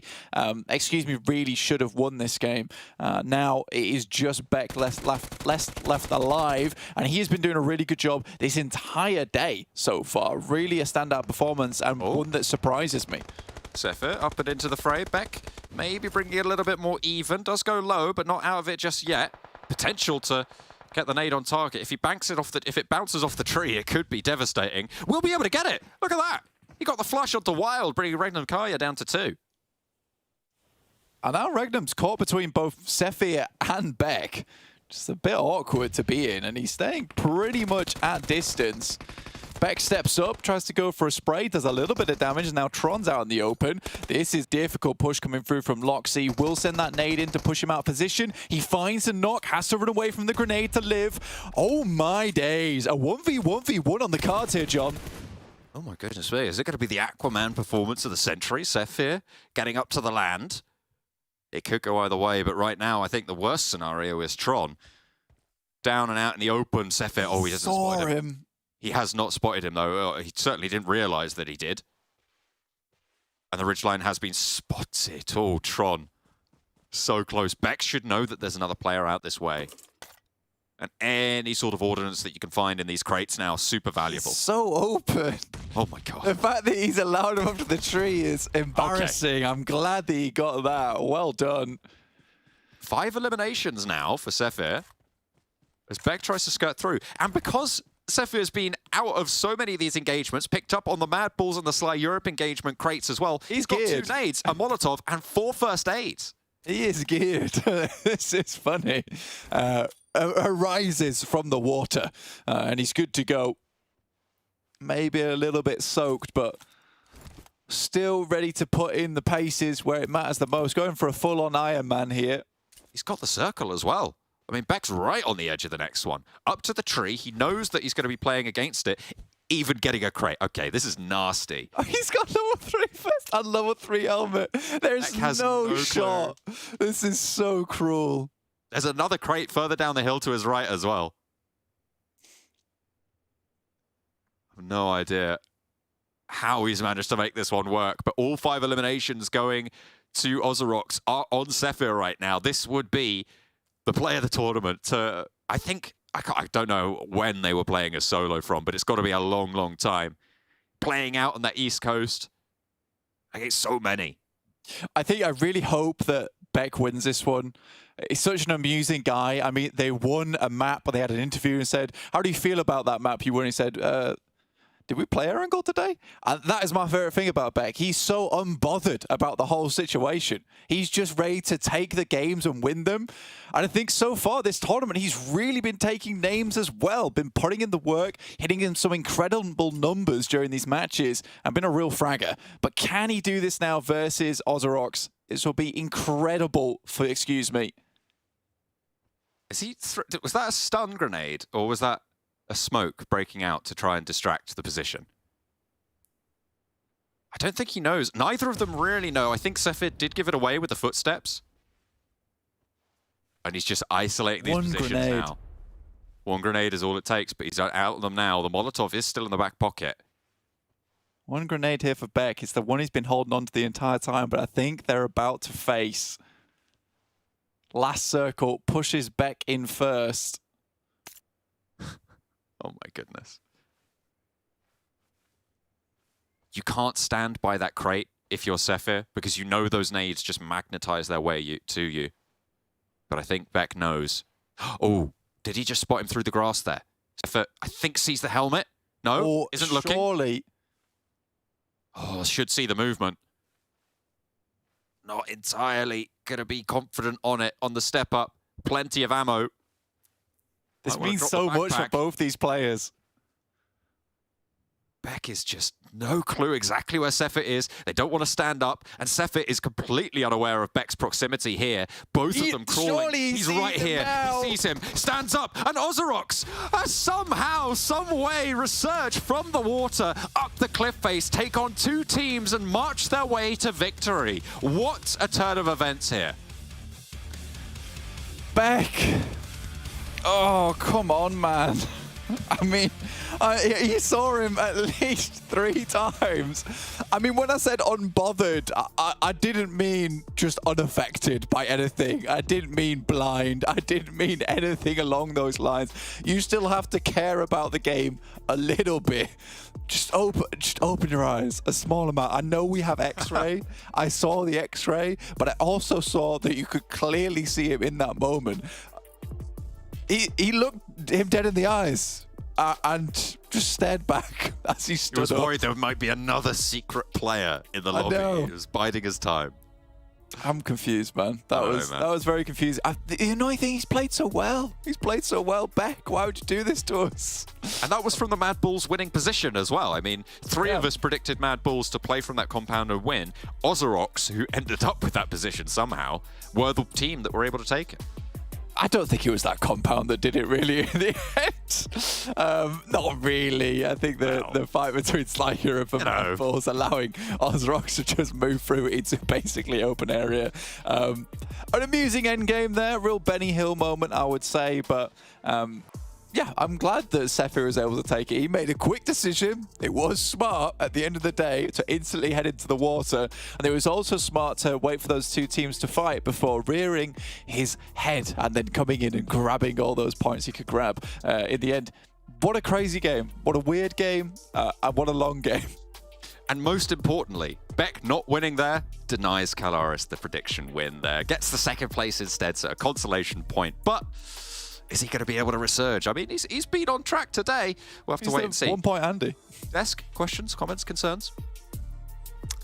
Well, the main comment here is that OZAROX securing that chicken dinner means that today this is the first win for Turkey on the board. But what a way to finish that game. I mean, everybody was kind of sitting there like, oh, did he see him? Does he see him? No, yeah, maybe. Should have seen him. Yeah, I'll do one better. I'll do one better. It's the first non-Sly chicken dinner. Yeah, pretty much. that. But Wow. I did say I wanted to see an OZAROX win. Yeah. I didn't expect it to happen this way, whatever way this was. But Sefi just hid on the cliffside and he sneaked into the eastern edge and Sneaky. surprised Beck that clearly saw him. Clearly saw him. As light as day, he was right there in front of him, but no. I have nothing to add to that. Obviously, I'm begrudgingly accepting the second place from Excuse Me. Where do I even begin? Okay, so it truly shows why you should always try your very best, even when you're a solo. Try for those sneaky plays and things like that, because you never know how the dynamics of team fights are going to work out in potentially your favor in certain scenarios. And Sefi doing all right for himself. I mean, 6 eliminations. He's the only player on his team to get an elimination. Like, this is putting all 3 players in the backpack and carrying them through the finish line. After Sly cleared MADBULLS, they had no clue that Sefi was on the cliff. He just climbed back up and he just got 2 players. They were the only ones that had information about MADBULLS, so they were the ones that were the checkpoint. Exactly, and the interesting point is that that compound was so far away from the 2 other teams, REGNUM, CARYA, and of course, Excuse Me, they didn't hear the sound of that fight. Yeah. You're like, okay, that fight is potentially over, it's done, no one's coming that way, and just came in crawling and sneaking as a solo and surprised him. But yeah, I feel like there were some 1v1s that shouldn't have went down the way they did. I feel like Tron clearly he literally had his scope on the play, on Beck. He's like, you get away. It happens. Yeah, I'll allow it. There are moments where trigger discipline in this game is actually quite important. That wasn't Not that one. Not that one. Just shoot. Just do it. No, I do want to say, I understand that in those moments it's very high pressure, high stakes, right? So like, those kind of mistakes can happen, but like, when he's right in front of you, you might want to take the shot. There are also moments where you're kind of working with imperfect information in this game, where you're thinking to yourself, okay, yeah, if I do take this shot, does this then reveal my position to other people in the circle? So yeah, there are actually multiple things at play there, not just you just shoot the gun. Yeah, sure. Yeah. You know. Don't let your dreams be memes and just go for it. You try and get the pick, but what the Zuma said, yeah. But I mean, OZAROX did with this time. This is their first chicken dinner in general as well. I think this is some of the strongest performances we've seen from that team individually. I want to go back to the fact that 3 of us were predicting MADBULLS. I think MADBULLS in general were in quite a good position. They even get 10 eliminations, double digits, but then only 1 point for that placement. I feel like the reason we all predicted MADBULLS at that time, the 3 of us, is because they had such a massive split in the southern edge that was really strong at the time. They just took way too long to regroup. They lose their ridge first, and then they lose another player that was a bit too close to the ridge over to the west. Then they're down to 2 players. They lose to Sly. If they regroup, even if it's a 2-2 split, I feel like this could have been the MADBULLS win that we were hoping to see on an Erangel specifically, but not regrouping, you're asking for teams to abuse your position and you lose it at the end. Just a bit, too aggressive a split. Just to actually go back to that 1v1 towards the end as well there, just in case people are unaware of a certain dynamic that goes on in that 1v1, Beck drops his backpack, and actually that kind of lowers your silhouette a little bit in that grass, which makes it a little bit harder for you to be spotted. So if you're ever in a situation like that in your games, sometimes dropping your backpack, and if you're having to work with limited ammo and stuff like that is actually a good thing. Especially if it's a shiny backpack like that one. That was not green colored. Definitely going to get spotted out really quickly at the end. Yeah, it's like a target on your back, quite literally. Literally, So yeah. you get rid of it. It's pretty smart. But we're looking at the placements as well. I mean, Sly again, getting that podium finish. And that's a scary situation to be in because Nexus and Gladiator so far have not been as explosive as yesterday. So Sly is getting those 2 chicken dinners back to back. They're getting another podium finish. They're racking up those points. They're racking up the eliminations. And they're making it a little bit more difficult for either one of the top teams to run away. Clearly, we've got a lot of favorites coming into this tournament, right? But I would love to have like a newcomer team that's playing their first championship here, potentially take it all. I feel like going into PMWI might be a bit of a rough transition if they go that far. Maybe. But at least winning their first championship would be a good statement to make, and going back into the full season, of course, that's going to be great for your potential ranking into PMGC. We're not sure how it's going to work. But as a whole, I would love to see a newcomer team just maybe take the trophy. Yeah, I don't know how well some of the newcomer teams would stack up against one of our favorites, Stalwart. Esports. It gets a little bit iffy at that moment, yeah. We're gonna have to wait and think about that. But you know, while we do the thinking, we have our casters ready to cover the second TDM of today. So John and Blank covering the TDM. Let's go. We're ready for a little bit more of a slobber knocker, hopefully, on the old TDM grounds. Back into the warehouse we shall go. It gave MADBULLS momentum on the last one. Who's going to be able to take that power into the next games of today? Yeah, I'm curious to see what happens here. We're going REGNUM versus NEXUS. Or hang on a minute. Have we got OZAROX and SBG? Oh, OZAROX, SBG. Sorry. I've moved straight. Tomorrow. I've gone straight into tomorrow. I've gone straight into the quarterfinals. I apologize. Let's have a look at this one in the meantime. Absolutely. I mean, OZAROX with Sephir coming off a 6 elimination chicken dinner for purely himself, hopefully. Going to be able to put best foot forward into this one with SBG. Yeah, come on, Sephir. Show us what you've got. I mean, it was a bit of a misplay keeping the backpack on, but he wanted to make sure he had as many of those nades possible for the end game. Nade over the top, does a little bit of damage. Oh, no. I feel the camp. I feel the camp in these two teams. Oh, dear. Oh, Valo. Waiting. Oh, if I wait, they'll step forwards. And then I nade them. No, it's not going to happen. Slow and steady. It's a really fun game versus Gladiators and MADBULLS. Back to this. Did you do anything fun this morning, Blank? I tried to get a treadmill out of one house and into another house. It did not go well. It's broken. Uh-oh. Was it expensive? I don't know. It was quite old. Okay. Well, you know, maybe if you entered one of these tournaments, if you got the prize pool that these teams are competing for, you just get yourself a brand new one. Get some shiny new treadmill. Yeah, I'll walk and PUBG Mobile in the meantime. I'll do a bit of Pokemogi and walking. That would be interesting. Every time I move and I rotate, I walk. Ooh, get like some goggles on, get some VR going. Yeah, that would be good actually. It would be like a hike every game though. Yeah, absolutely. I mean, you see how far these teams run, right? Like the distance that they cover. It's like 11 kilometers, I think, on the big ones. That is definitely... Someone should steal that. That's incredible. Yeah, you can have that one for free. As long as I get access and you pay for my hardware to play it. That's right. Because I could desperately use the PUBG Mobile hike. Yeah, I could probably do some exercise. I hate to admit it, but, you know. I hate exercise, but probably do some. It's been now over 2 minutes. We've seen 4 eliminations, and I don't think OZAROX have left their initial spawn location. Finally, SBG have moved slightly forwards. What do you think of that? I'm nonplussed about this situation. I wonder if they read the rules. Yeah, I'm not sure. But the thing is, both the teams are doing it. So it sort of cancels out. Oh, an elimination. Oh, no. They did some damage, Blank. There it is. Hang on a minute. That is incredible. It's the most action-packed elimination we've seen this game. Okay, they're starting to turn it up a little bit here. And to be fair for OZAROX, it's working out. They are 5-2 right now. 5-3, losing 1, sure. Still, in the lead by 2. It's getting on, slowly but surely. Oh, Swan's down, 5-4. Middle control for SBG. This is definitely one of the TDM matches of all time. That it is. Victor, back around the wall again. Kenzie, spotting. Nice little nade from Swain, though, comes through. And then back to basics. Okay, back it up. Come on, get the healing done, guys. Let's get it propped. Rob's too far forwards. Oh, no. Swain's going to capitalize, but no. He's been shut down. Rob's was too quick on the draw. Mid-air headshot, though. That was kind of nice. I like that one. Slick. 6 minutes left on the clock, or thereabouts. 8-5.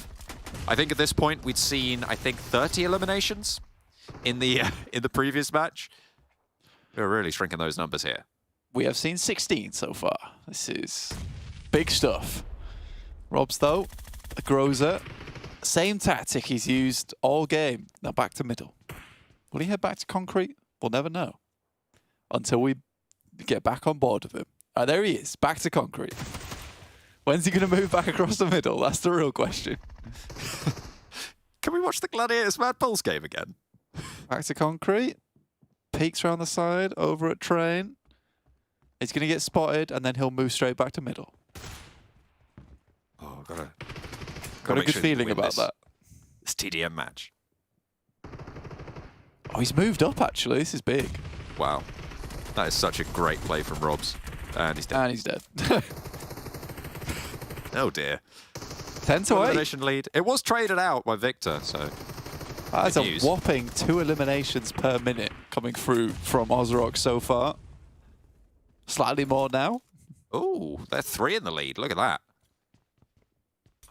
We haven't seen a lead like this since a minute ago. Exactly. Oh, nasty nade, though. Oh. Comes over the top. 10-12. 4 minutes 49. Still left on the clock. Probably going to overtime on this one, lads. I'll tell you that now. For now, that's free. You can take that home for your tea. Will Sephir do something? No, he's down. SPG. I feel like that's a question in general for OZAROX. SPG actually move up. Oh, Kenzie, good shot. We'll take him down. Starting to pick things up just a little bit. The pace is here. And bada bing, bada boom. Robs is dead again. Swain able to open up. Victor trades it back. It's getting a little bit closer now. 15-14. A far cry from the 10 to 12 point leads we were seeing. Under 4 minutes now left. Ooh. Narvalo getting in there. 16-16, so we're even Stevens now. That lead that OZAROX led a little bit earlier, not looking so hot anymore. As SPG have really forced them back into the spawn zone. This is what I would call spawn camping. By who, though? I feel like OZAROX have no desire to push out. Both teams are spawn camping. But SPG, they can't reasonably push forwards from this. OZAROX right? is camping their own spawn. And SPG are camping OZAROX's spawn. What are they doing? There's rules against this. Stop it now. We will. I don't think I have the authority. No, we absolutely do not. It's 40 seconds, right, that you can stay in one place? Yeah. I think so. Stood still at least, I think. I'm not sure how it's determined. I'm sure it's an admin call. But still, 19-19. It goes evens back and forth. 2 minutes 45 on the clock.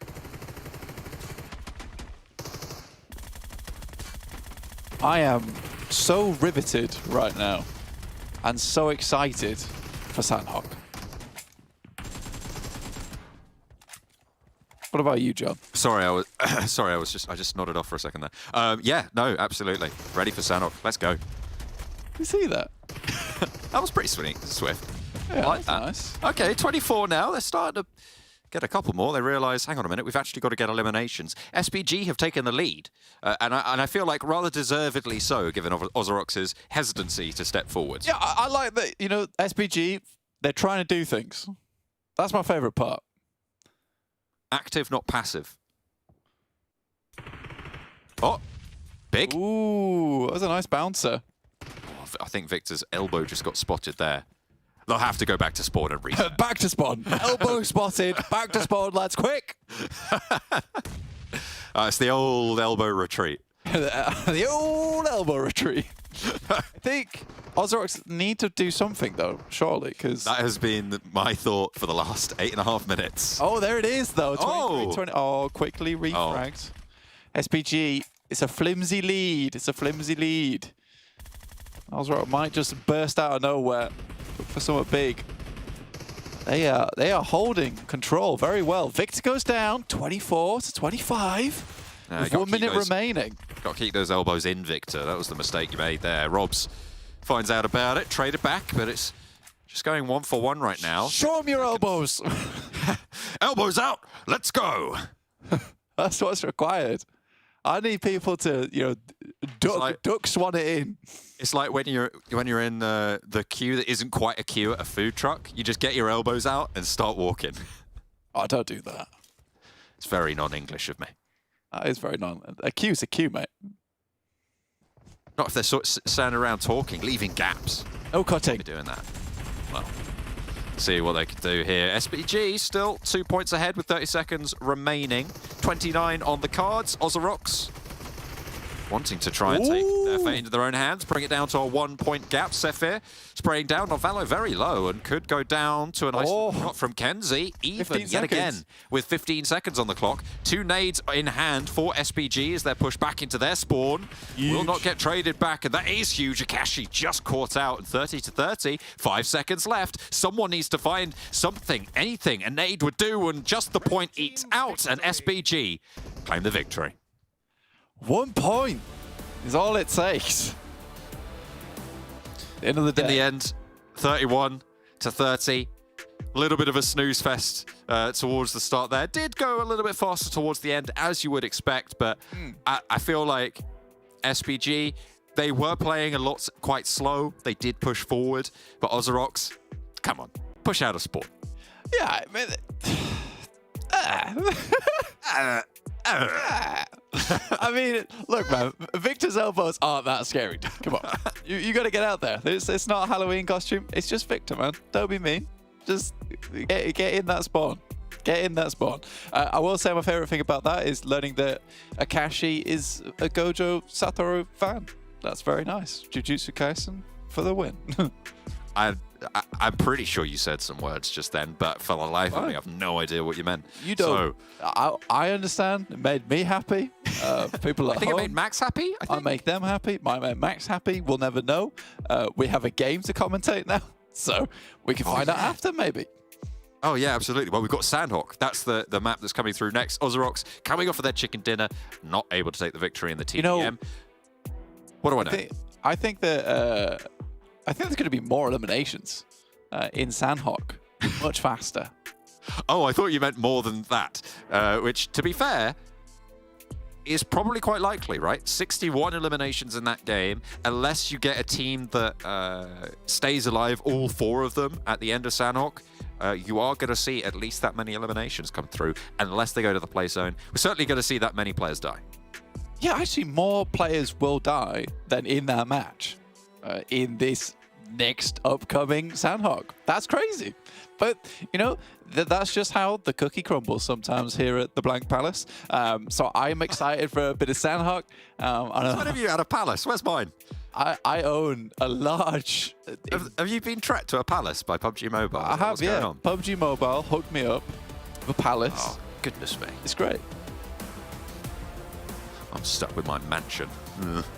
Yes, you know, that's a step down, dude. That's a step down. You need to be getting yourself a palace. It's really good, I tell you. I can live in the West Wing and sometimes go to the East Wing. For a visit. For a visit. On holiday. Hey, to the East Wing. So good. Oh, goodness me.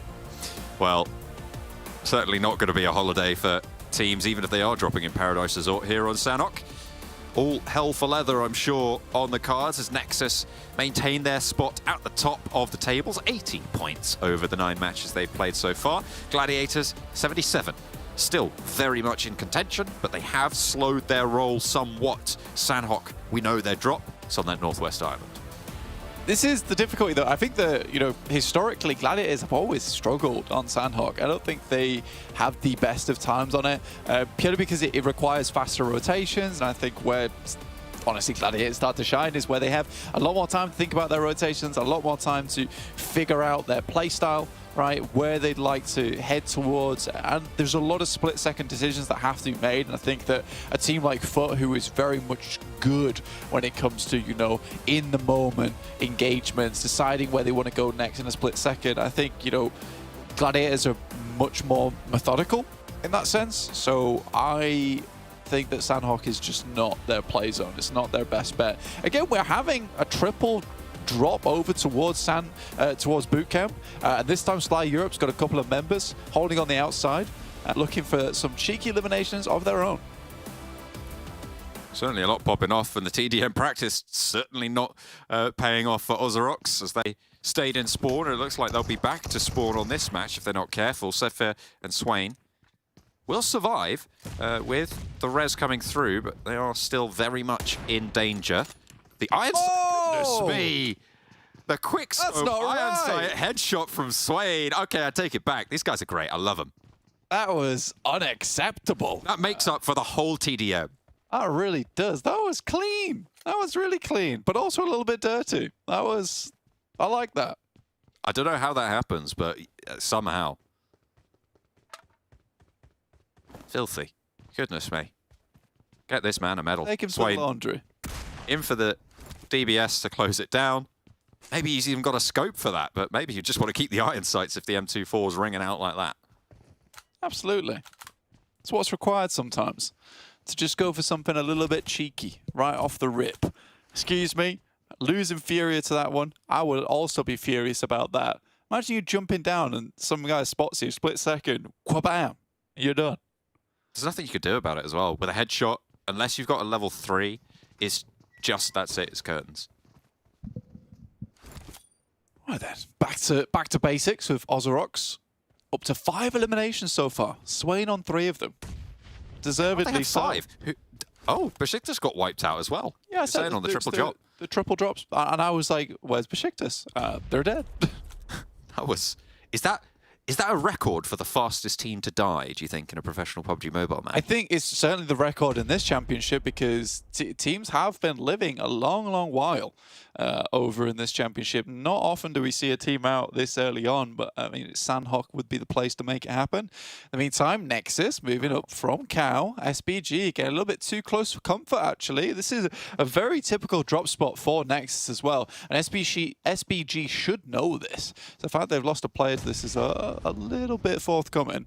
I think NEXUS normally are a little bit further north, and the fact that they've got this outpost of Kapahala and Octavian so close maybe is what caught SBG unaware. I mean, usually they do come down this way. Yeah, I mean, they and are with Kanina Power not in it, even more right to do it as well in this game. So I think for NEXUS, that is a cheeky little pick-off. SBG will recover, but in the meantime, there's 2 players looking to backstab them. Oh, this is a nice little play coming through from NEXUS, and one that SBG might not be ready for. Luckily, they have the hillside. You've got Major Pride and MELİSE as well, both close on this engagement. Sanhok is the map of third parties, and it looks like we might be seeing 4 of them coming on through as SBG trying to find something to keep themselves safe. And MELİSE actually going 1-for-1 on the trades. Poser finds Victor, who was the player to get the knock onto Lewis. Cover is available, and Lewis can get rezzed. That's cruel from NEXUS. I mean, they just sweep round and then slowly faded away. Made a lot of noise and attracted a lot of customers paying for those elimination points. They'll find some knocks. They're still cooking right now. Not many teams are wanting to let them, but they might not have a choice. SBG, yeah, they're just getting caught up in the net. There's nowhere to go. There is absolutely nowhere for SBG to go here. They move up, they get caught, encircled, shut down. There's no way. There is no way they get out of this. Luckily, they don't go out first of the teams in this lobby. That's kind of wild. My goodness, MELİSE is absolutely going off right now. Major Pride were able to slam some shots in towards NEXUS. Well, now down to just 3 players. Major Pride take some shots of their own too. Some pretty good initial action coming through on this game. Ooh. Always great to see. Just noticed something. Did Foot not drop on Ruins this map? I don't think they did. I think they dropped over towards Cave. That's certainly where they are now, and MADBULLS have been given that Ruins position. As we get a review of the early shots. Enjoy, yeah, he should have been able to get that trade-off, but BEŞİKTAŞ going down so early, far from ideal. But yeah, MADBULLS were afforded Ruins completely. Yeah, I mean, to be fair, going for the second drop onto that position, especially when MADBULLS knows it's coming. Like, that is the MADBULLS spot, right? And with Sanhok only been played once a day, I think you can get away with some cheeky maneuvers here and there, you know, dropping in on top of other teams. But I don't think that heading into Ruins twice when MADBULLS play that spot so consistently is a good idea. I mean, Foot just completely dumpstered them last time on Sanhok, right? So the fact that they've adjusted, I'm not sure about that. Yeah, I mean, unsuspecting though, right? You don't know they're going to drop on you. And most likely in scrims, Foot was not dropping on MADBULLS right in Ruins. Typically, that is a position that only comfortably sits one team. So the fact that they drop on them there, I think MADBULLS were just caught off guard. And like Kale said, it's not often you drop from the parachute onto a DBS and are able to load the DBS into a triple kill. This is something we haven't seen from Gladiators now, Blank. Look at the rotation they're taking all the way out from the west coast near Camp Alpha. They are aware that Foot have got the potential to play on that trifecta compound that they were drawn short on last time. And with the circle as it is, they know that south side's going to be treacherous. So a swing up to Cow seems to be a solid decision in the boat. Yeah, pretty much a rotation reserved for the Hatin team over on this side of the map. However, for some weird reason, we have 3 teams dropping in boot camp and only 1 team dropping on the Northwest Island. So that rotation that is usually reserved for a team in Hatin who's able to get towards that position and pick up the boat early on. Gladiators have all the pickings in the world that they want on the Northwest side. They can go for absolutely anything. And I think that the boat up towards Cow is completely feasible. We are in stage 2, just about entered it, and we're already and we are on 14 teams remaining. 52 players, so a very bloody early set for this Sanhok. Gladiators trying to stay as far out to sea as possible. They're just trying to stay out of the render distance of the mainland so that they do not get shot out. No one is watching this position, and they're just going to draw a little bit short. Matic, oh, where are you going? Trying to get some healing done once you're outside of the blue, but they should be just fine for now. It is the best boat, though. It's a pretty cool boat, isn't it? Yeah, it's a strong boat. I think it has its little wings. It's great. Fins? Fins are just wings of the water. Water wings. No, those are inflatable. Water wings. What? That's such a regional reference for an age group that also probably has no... Oh, dear. It's okay, yeah, sure. Why not? Fine. Yeah, it's fine. Don't Absolutely. worry about it. Niche references aside, we will be looking for these niche little rotates, just like this one coming through from Gladiators. We're now vacating the boat and actually swimming. So I'm wondering, and the full stop. I think that's to prevent... I'm wondering as well. I mean, they're swimming in, right? Yeah, I think that's to stop Monkey and the rest of the team from spotting them out the way, because this is a very typical position that you would hold. My wondering has concluded, and this is what I've come up with in the meantime. I mean, it's still really hard to get onto the land here, and you're going to need to come up for air at some point. Is it? Is it just about visible in the water? Yeah, I've spotted it there through the scope, so Gladiators... I think that Major Pride will be recruiting some more of their members to come up this way. What a nice little swim team they've got there, though. A nice line. Unfortunately for them, because that boat is spotted, this entire rotation is now completely scuffed. I wouldn't be too surprised to just see them all go down here to Major Pride. The question is, how long do Major Pride spend here, right? Because they are right on the edge of the circle. Are they going to allow other teams to get ahead of them, or are they going to commit to taking down Gladiators? Yes, they will. I mean, Major Pride are an elimination-heavy team. I think that they will stay here as long as it takes to pick up these elims. I mean, it might scupper their chances for getting placements, but you're right, 4 points is 4 points, and you'll take that. It's equivalent to getting even pretty deep on placements. And with Effect moving down south, they have got a foothold. Yeah, he spotted something that's worthwhile. Next circle. I think now maybe they move and let this one go, because you can set yourself up over towards Lumberyard, which creates sort of that zone that funnels teams through. So I think it's worthwhile for Major Pride to leave. If it was a more northern circle, I think they would have stayed. But stage 3, it does start to hurt a little bit. I think for Gladiators, this has been a quite painful swim. Not pleasant. Not the relaxing swim that maybe they were hoping for. Under pressure from Major Pride. Average 8 eliminations on Sanhok. I mean, to be fair, that is on one Sanhok. So I feel like average. They've had 8 eliminations. They've had 8 eliminations on Sanhok, so that's their average. MADBULLS careening past next RÜYA, actually doing so relatively healthily and moving further out of the circle. They moved in from the east side and they've swung around to the south. Yeah, Foot spots them though, gets some good shots off. Wolf will try and pick up Frozen in the meantime. And Gladiators are in. They're into Cow. I imagine, to be fair, Cow is such a good spot as well, purely because you rock up on it and there is a lot of loot in this area. So as you're pushing through, I imagine most of these teams, most of these players will be looking for medical supplies and will be in much need of that as well. So for Gladiators, all things end well for themselves. And even if they head up towards that northwest side, there's a lot of space, which begs the question, would it not have just been better to cross the Western Bridge? I feel like they didn't have any scouting, right? They just wanted to go from the Northwest Island. In the meantime, though, FLUX into the thick of it with BRA. And Coursera trying to find a route out, sailing straight past and getting caught through.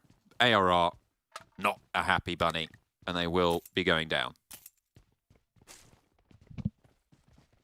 ARR off in the distance as well, towards that western side. Pretty central compound for AAR, and a winning compound at that, to be honest with you. I think that when you set up those compounds that are far off towards that western side, often you will have to move away from them, but I do like this spot that AAR is currently in. Slightly smaller compound than others, but still does the trick. Kapahala on the motorbike right now. Nexus still with 2 players, did lose one on the get-go, but Doran and Kapahala, pretty significantly good duo, and I wouldn't be surprised to see them get a couple more eliminations in this match. 2 so far.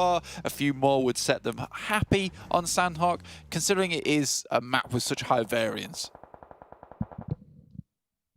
Can be chaotic at the best of times. Gladiators have moved through that lumberyard. A lot of teams with 4 players still alive. Next circle just about to pop. It keeps Paradise Resort in, but I imagine with how far Paradise is towards the southeast side, a lot of those teams around that area are going to want to try and take a fight and carve out their section of the zone. Yeah, absolutely. I think it's going to be a little bit difficult for some of these teams to fully grasp a good position in this match, just purely with where these teams are playing. You know, leaving Paris Resort is always difficult, especially even if you get away from it. There's still stragglers within Paris Resort that can take shots at you as you move across the open fields, which there are a lot of as you leave Paradise. So I think if you're on the edge of Paradise, maybe leaving now is a good idea, as opposed to later. FLUX on that northwestern point with all 4 of their players alive in a really solid position. If they can fend off all the teams in Paradise Resort or force them to fight off against one another. MADBULLS and Foot leaving the hills bloodied. And Foot will be able to scrape up the pieces here. Kairos Rezable, but they'll need to move further north as MADBULLS get eliminated. MADBULLS, oh, it's a little bit unfortunate, no, that they go down once again.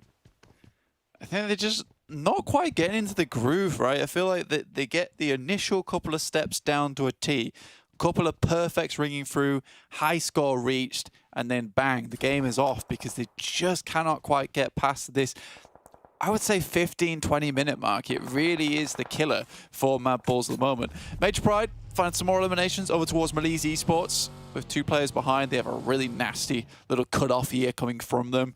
I think Major Pride most likely will put down MELİSE Esports now. It's going to be hard getting through this one. There's so many good sightlines for Major Pride and not many places for MELİSE Esports to go.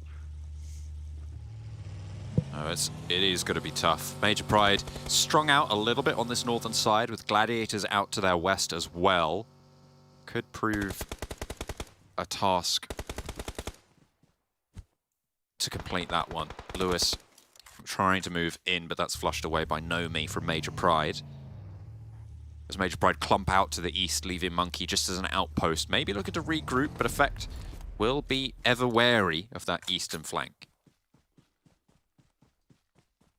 There is certainly still problems on that side of things. REGNUM CARYA have a few players open kicking, 4 over towards that eastern side of Paris Resort, over towards the rocky outcrops. Hard to leave though, but certainly possible. Next circle will drop in, and that's cruel. It is really cruel. Not decisive on anywhere really. Paris Resort will have to be left.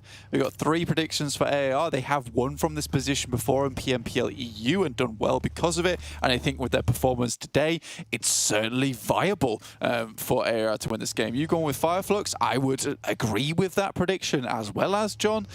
Just purely with where they're playing and the kind of performances they've put up, I think it's certainly possible that they can hold out in Paris Resort. I just feel like it's one of those spots that is a little bit more dangerous. It's a risky pick, but one that I agree with. Next RÜYA, I think, is probably the most outside of the picks, certainly after this shift, which was predicted before that, but they're all the way on the south side of Paradise Resort. Gladiators are taking this chance to open up towards Major Pride's backstop Nomi, and will do so well. FLUX holding off on the push. Europe with the crossfire. FLUX Lutz has been knocked, but that should be reservable by Soulless. They are, however, now in nade range of Major Pride. Major Pride is not one to let up easily. Solk has a nade in hand. Might be able to take these over towards Effect himself, but this guy is an absolute monster, really, when it comes to solo play. I think I would be worried going up against Effect in any capacity. As soon as OZAROX can push up, if they can push up, I should say. Might be troublesome for Major Pride, but at the moment, the only team out to their west is ARR, and they have got the high ground to cover them from this. This plateau is keeping them safe. So the Gladiators may be the major threat to their position at this stage. Yeah, difficult crossing, though, on that roadside for Gladiators, and I think they know it as well, so they need vehicles, and they're going to send directly in as fast as possible to that outcrop. I think that's the smartest thing to do. And hearing all that fighting, you know, they might be able to capitalize off the back of this engagement between a lot of teams over towards FLUX. If they can pick up some of these players from FLUX, it'll be great. They've already crossed the road, and they take that split-second decision, that thing that I was talking about before that maybe they were slipping up on. I think it's smart to go for this kind of play and a risk that needed to happen now. Nobody really in this next circle as it shrinks away. MELİSE taken out from the northeast side. Gladiators trying to push through. Lutz is backing up and in action. Another nade over the top brings Gladiators into 2 players fighting through now. As FLUX are going to want to move south with all 3. REGNUM CARYA with all 4 of their players wanting to make that cross in the same ground as FLUX though. And that could be fireworks. On the western side of things, OZAROX just got snuffed out of existence by 3 players coming through from ARR. Just 1 player left remaining in Storm, and quickly they deal with it. Elementrix still up and kicking. It will be Tapok falling to the ground, but they'll be able to pick him up nice and easily. And that is a really good play from AR. Heads up as well. Aces is still over towards that eastern side, holding out versus Gladiators, who are moving his way, but very smart to quickly clear out that western side. Now AR have a huge amount of space to work with on the western edge. Really, really well done. And I think they left that compound just at the right time. Aces, I think he just spotted Kitsune, took him down, and this is a difficult position to remove yourself from. Matic most likely next to fall if Aces plays his cards right. Haha. REGNUM CARYA have split 2 and 2 blank. They've gone 2 further down and 2 pushing in here. Lutz is close by. Loxy will fade him away, and Tron is spotted. Tixi able to open that up. I feel like REGNUM CARYA just needed to stay as 4. Tixi is traded off on towards, and now The FLUX push can be a little bit more easy, but Loxy able to stand up from the balcony, doesn't catch in time, and Solus now with his back to the blue, finds the knock. Excellent play coming through from FLUX to trade this one off. They are so low, and two of them are down now, looking to try and move their way forwards. They have all actually managed to stay up and alive. It was REGNUM CARYA who had taken all those knocks. Wild now left last standing as Ketch looks for the heal. Lutz is out in the blue zone. Will need to make a mad dash uphill. And Wild is right there. The first aid procs. We'll see the player pushes out. Lutz needs to dive out of the zone and makes it. That is incredible that they get out of dodge from that one. Really difficult play to make there. Excuse me in the meantime, still in a decent spot towards that south side. Becker finishes off the last player from Major Prize. 6 eliminations found for them. FLUX continuing as 3. They can pick up a couple of meds, try and distribute those back, but Lutz is really flagging. A nade over onto Sly's position would seal the deal there. I think they might be saving first aids for later on. Ketch does have 4. Just want to heal up on those stims. ARR, 4 players looking to sweep the north. Yeah, it's been a really good game from AR so far. The fact they've been able to hold on to such control on this western side has been really good. Something I've been very proud of to see. They definitely needed to leave that compound when they did. Circle moves dead center, which means that both Sly Europe and FLUX have a difficult time ahead of them. And Tapok currently moving across over towards where, currently are hanging out. Ketch has great oversight on Sly Europe. Zashipa tries to get up with DBS, but is unsuccessful. Oh, Solus in the blue going around the side there, just about diving into the zone. And Sly Europe will be eliminated, leaving 3 teams remaining. ARR nade over towards Havlik. Should find him. There's the knock.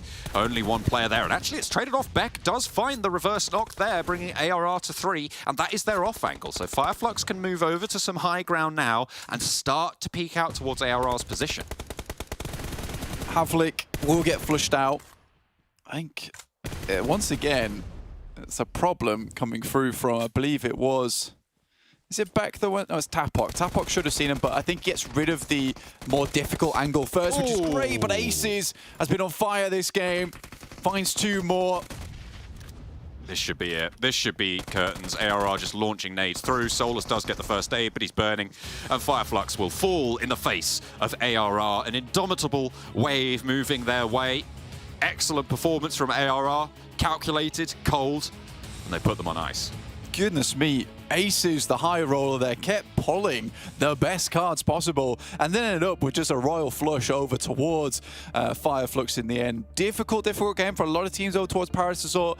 Strong compound held by AR early, and again, this is the reasoning that I gave behind AR. I think having a very good shot this game is that, you know, Paris Resort, difficult position to get yourself out of a lot of times, especially if the circle moves over like that and it is indecisive. I think FLUX could have maybe pulled it off, but as soon as AR started clearing excellently on that western side, they had so much time to set up. I think that Aces was just incredible, to be honest with you, throughout that entire thing. Tapok was maybe overzealous over towards, but he got the job done that needed to be done, right? Which was removing Havlik from behind that rock. That was one of the most deadly positions for AR in the first place. And once he was removed, the rest of the team was in relatively bad positions. So overall, he makes sure that the priority 1 is completed. Absolutely. Just making sure that you have those options available to you, even if you're sacrificing a player. Really well done. Played it by the book. I have to commend FLUX's firefights, though. They did incredibly well from the hand they were dealt. They absolutely pulled out the pair of kings, the cowboys in the pocket, but unfortunately, Aces was just a little bit too much. ARR take home the chicken dinner on a Sanhok.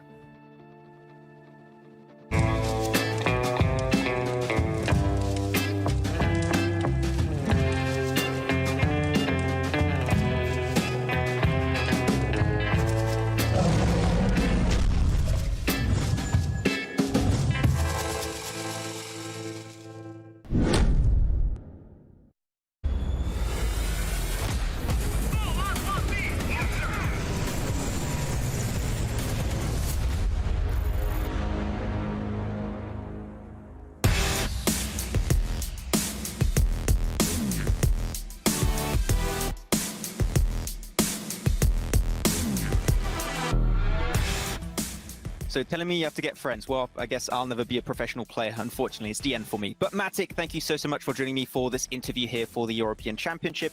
But you know, there's a lot of fans of Gladiators, not only fans, just like an army of Gladiator fans and supporters out there. What would you like to say to the people that have been supporting you and your team this entire past event? Всем нашим фанатам, всем тем, кто за нами давно следит, несмотря на хорошие результаты, плохие результаты. Мы как команда, я как отдельный игрок, который дает интервью, очень сильно благодарен абсолютно каждому, потому что когда у тебя хорошие результаты и ты получаешь поддержку, это приятно, но еще более приятнее получать эту поддержку при плохих результатах. Это делает действительно тебя сильнее как человека, так и команду, когда ты знаешь, что ты стараешься показывать хорошие результаты и красивую игру для очень хороших людей. Well, there you have it, guys. Keep on supporting Gladiators in the chat. They need your support to make sure they can hopefully secure another trophy for the championship. Matic, thank you once again, and good luck going into the event. Спасибо. Был очень рад с вами пообщаться.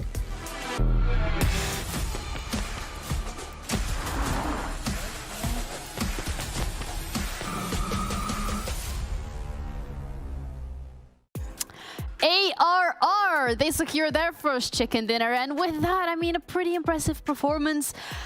We're getting on to Sanhok. We were like, yesterday we've seen Foot just completely blow expectations out of the water on that map. Maybe we were expecting something similar today, but ARR really said, no, this is ours to take. Yeah, it feels like their survival time of ARR has been slowly going up, and they've been surviving to the late game a few more games recently, and now they actually got themselves a chicken dinner in, sure, a really strong compound. Galaris, the best one. Yeah. Everyone predicted them. I did not. Yes. I thought I was going to not? be special and different, but I should have. You wanted to be quirky, huh? I tried, but it That's didn't what work out. Kalaris tried yesterday. Yeah. Yeah, it didn't go well. 24 points for AR getting themselves here. As you say, it's pretty much the best compound there. The only way Paradise team is going to win that out is if it ends inside Paradise or somebody has to kind of push up against Paradise. That was not the case here. They are being able to secure the win from that location. Technically speaking, Excuse Me's compound is also quite a strong location as well. So them being able to get up once again in these points is a really nice resurgence compared to what we were seeing from them yesterday, which was kind of nothing, a bit of an anomaly. As we got on the second page, actually, the first page we saw Major Bride get another good Sanhok, right? They got really close on yesterday's Sanhok, another good one here. So it seemed like Sanhok is kind of their groove, it's their move. It's their jam. They forget. Whoa, okay. It's their bread and butter. We can add that onto the mix as well. We're looking at the individual performances from the players of AR. I mean, 5 eliminations for Becca by himself. But the thing is, the rest of the team as well adding onto that tally. What we've seen in the previous games for Sly is like 1 player, or the same for Ozark, was like 1 player getting those eliminations, but now it's a little bit more evenly spread out. I feel like Beck preferred having a team this game. I can actually shoot at people. I got players to back me up this time. It's going to be okay. But yeah, they did a really good job defending the northern road, like made sure that your teams like Gladiators, etc., could not make the cross happen. Yeah. And yeah, I said it was a really strong compound. Teams that tried to exit outside of Paradise Resort just struggled because it was that wall that was the entirety of ARR at the time. So it didn't quite work out, but Excuse Me also got some decent performance. So those teams on the west made it rough to leave that city.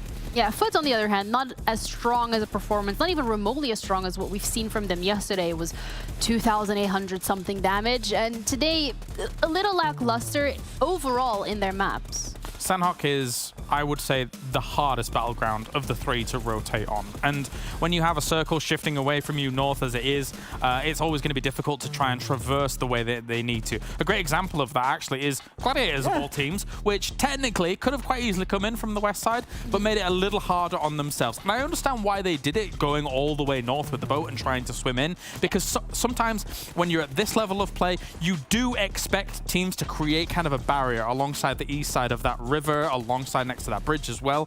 But I think they almost overestimated the lobby a little bit in that regard and made it harder on themselves. I think they just wanted to get the cool skin out. No. You think so? Yeah. You don't see it often, so it's like, hey, just get the big duck out. Yeah. The big, get out the big duck. Yeah. Thanks, Max.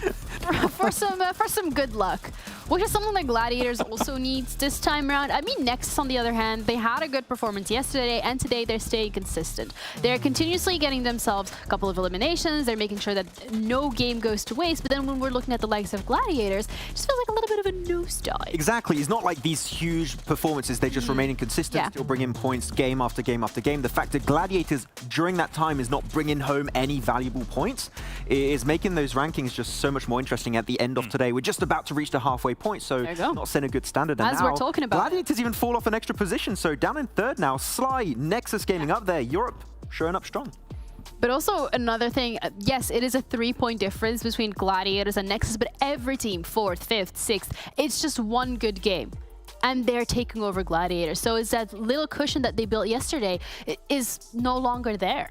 Yeah, it makes it very fiery coming into the next couple of days here. But gotta say, you know, I'm expecting the Gladiator bounce back eventually. These circles have not really gone their way for the most part. They've had to try and make longer rotations. If I think back to that the Erangel that finished in Yasnaya, for example, they had to rotate past some teams that were more than willing to take fights against them, and then they get caught off guard a little bit. So yeah, we'll see them come back. No, we'll see them come back. We still have 2 more maps today, but also for you guys, make sure that you vote for your favorite team. There you go, right on chat for each team, and then just vote for every team you want to win. I know you would go for SPG. I mean, would that be your favorite team? Who do you think from the last 2 days, right? If you have to just like throw a wild prediction, what team is most likely to be securing enough points to win?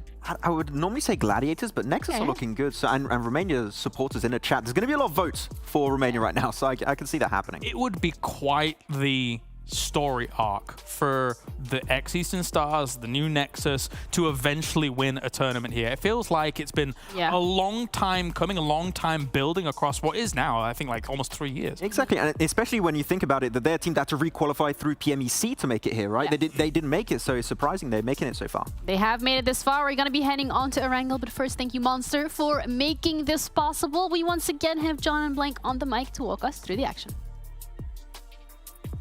Today's last Erangel is up to bat, and we are going to be trying to knock this one out the park. Hopefully, a lot of action yet to come. We've had some great games today so far, Blank. I mean, the Urban finish, at the start of today. The OZAROX resurgence from the water as our second Erangel. I wonder what this one's going to hold. Yeah, so far, Erangel has been very fun, very climactic in terms of our endings as well, which is great to see. I think it really is just a tried and tested map, which a lot of these players know like the back of their hand. They're able to pull off some incredible little victories on it. We're going to be looking to continue that streak. Stelba down to Primorsk on the plane. A hard cut across everything on the map. It's all accessible here, Blank. There is not a spot on this map that you would say is inaccessible to vehicle rotations up to Zaki and Novo, potentially the furthest flung on this drop. I still think that this position round on the map at the moment is the most scary, purely because there is just a huge amount of teams that all cram into this area. And with this being directly through the center, we're going to get a lot of drops quickly into this spot.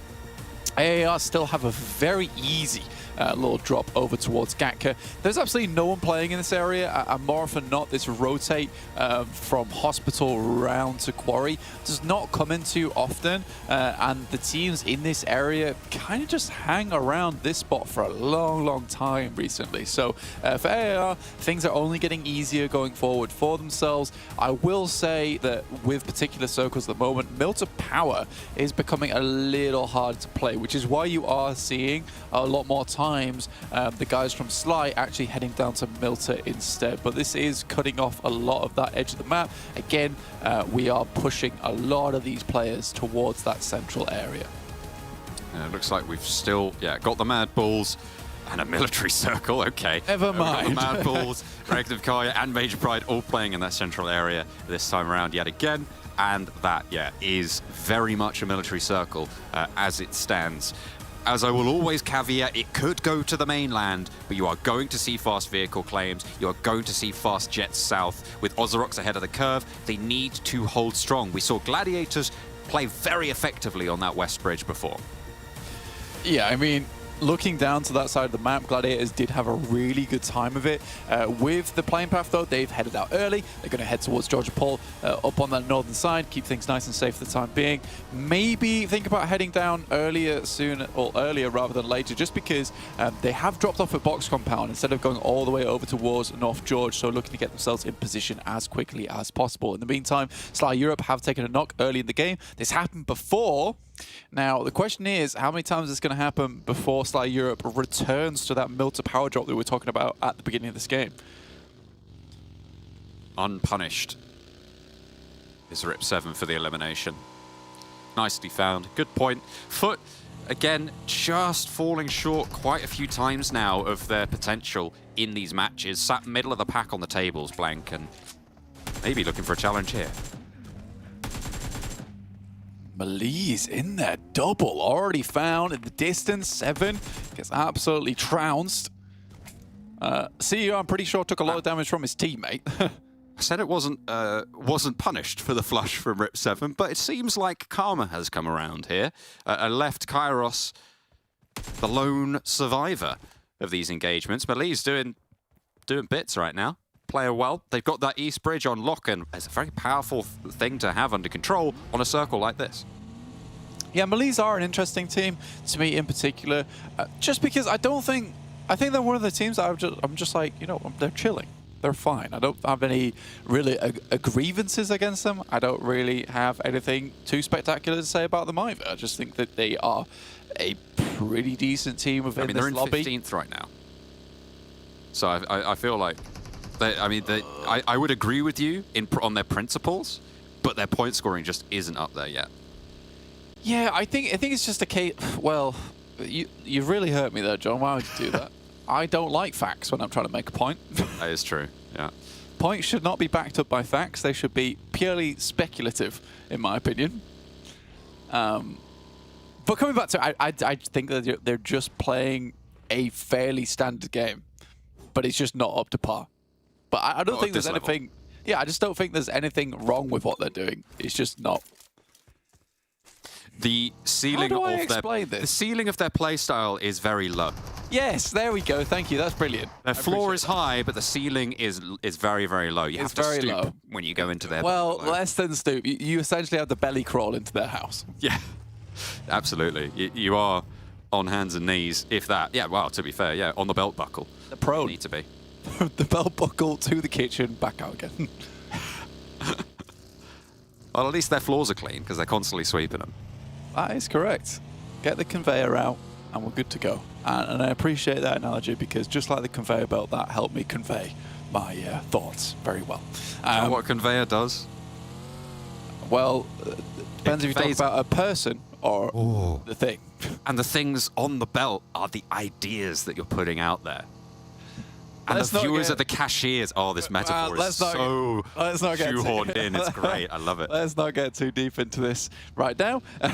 Let's get back to the game, in which case we're seeing Major Pride look to make their cross right now towards MELÍSE Esports, who are looking to hold up on that initial good performance, in my speculative opinion, on this game. And hopefully they can hold out Major Pride as they barrel their way down across this bridge.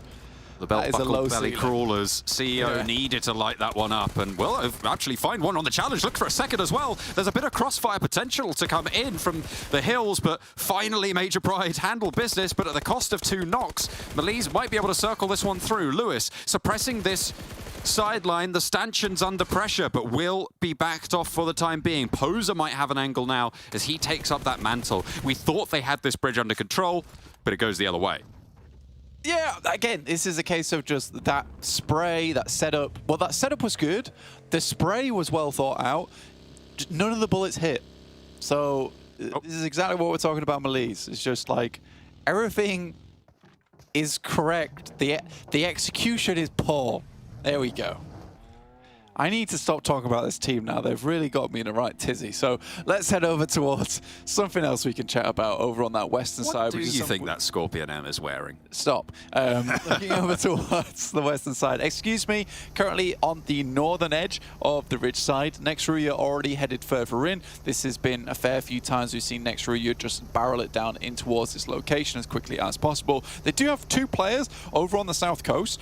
2 players headed up in towards those 2 compounds, which are very, very valuable later on in the game. That we saw Sly Europe and Gladiators actually duke it out for the win over on the first Erangel, I believe it was. It may have been the second yesterday. So again, these are very good spots that currently NEXUS are holding. They're making sure there's no rotations coming through onto that southern side, while still maintaining a strong outpost in some good compounds. Excuse me though, are looking perhaps down towards that location. I think if you are NEXUS, you're maybe looking for that regroup soon. Whether or not you go south or regroup up north remains to be seen, but it's safer to regroup south and to give ground will potentially stymie your power into the later circles. Gladiators are still over in North George, by the way. They haven't left. I don't think they got the memo that it's a south circle, but I'm sure they'll figure it out soon enough when they take a look at their minimap and see it's covered in blue. Yeah, I would say so. I think that is a pretty good indicator of it's time to leave. They stopped off at Box Compound. I thought that was kind of an indicator of an early loot, and then just a quick send over towards Sosnovka. It was not. They were actually just trying to loot even more, taking up the entirety of North George. You know, you've got a lot of time to do it. The blue doesn't really start hurting a lot until stage 3 and 4. So they have time. And as long as they've got vehicles, and I guess they imagine there's going to be absolutely no one on the roads coming down from that south side. So they should have a pretty quick exit. Circle over towards that eastern side, though. That is interesting. Over towards probably one of the most, well, if not the most elevated positions on Sosnovka Military Island. Yeah, that observatory that currently held by Sephir from OZAROX, just out to the west of Novo. It looks like they will want to commit to regroup up to there, and reasonably so. I mean, you have so much sight lines, and nobody will be able to take shots back at you unless you choose to take the fight yourself. And it's very, very safe and covered. The difficulty will be is if you allow teams to play in those foothills underneath you, getting out of there.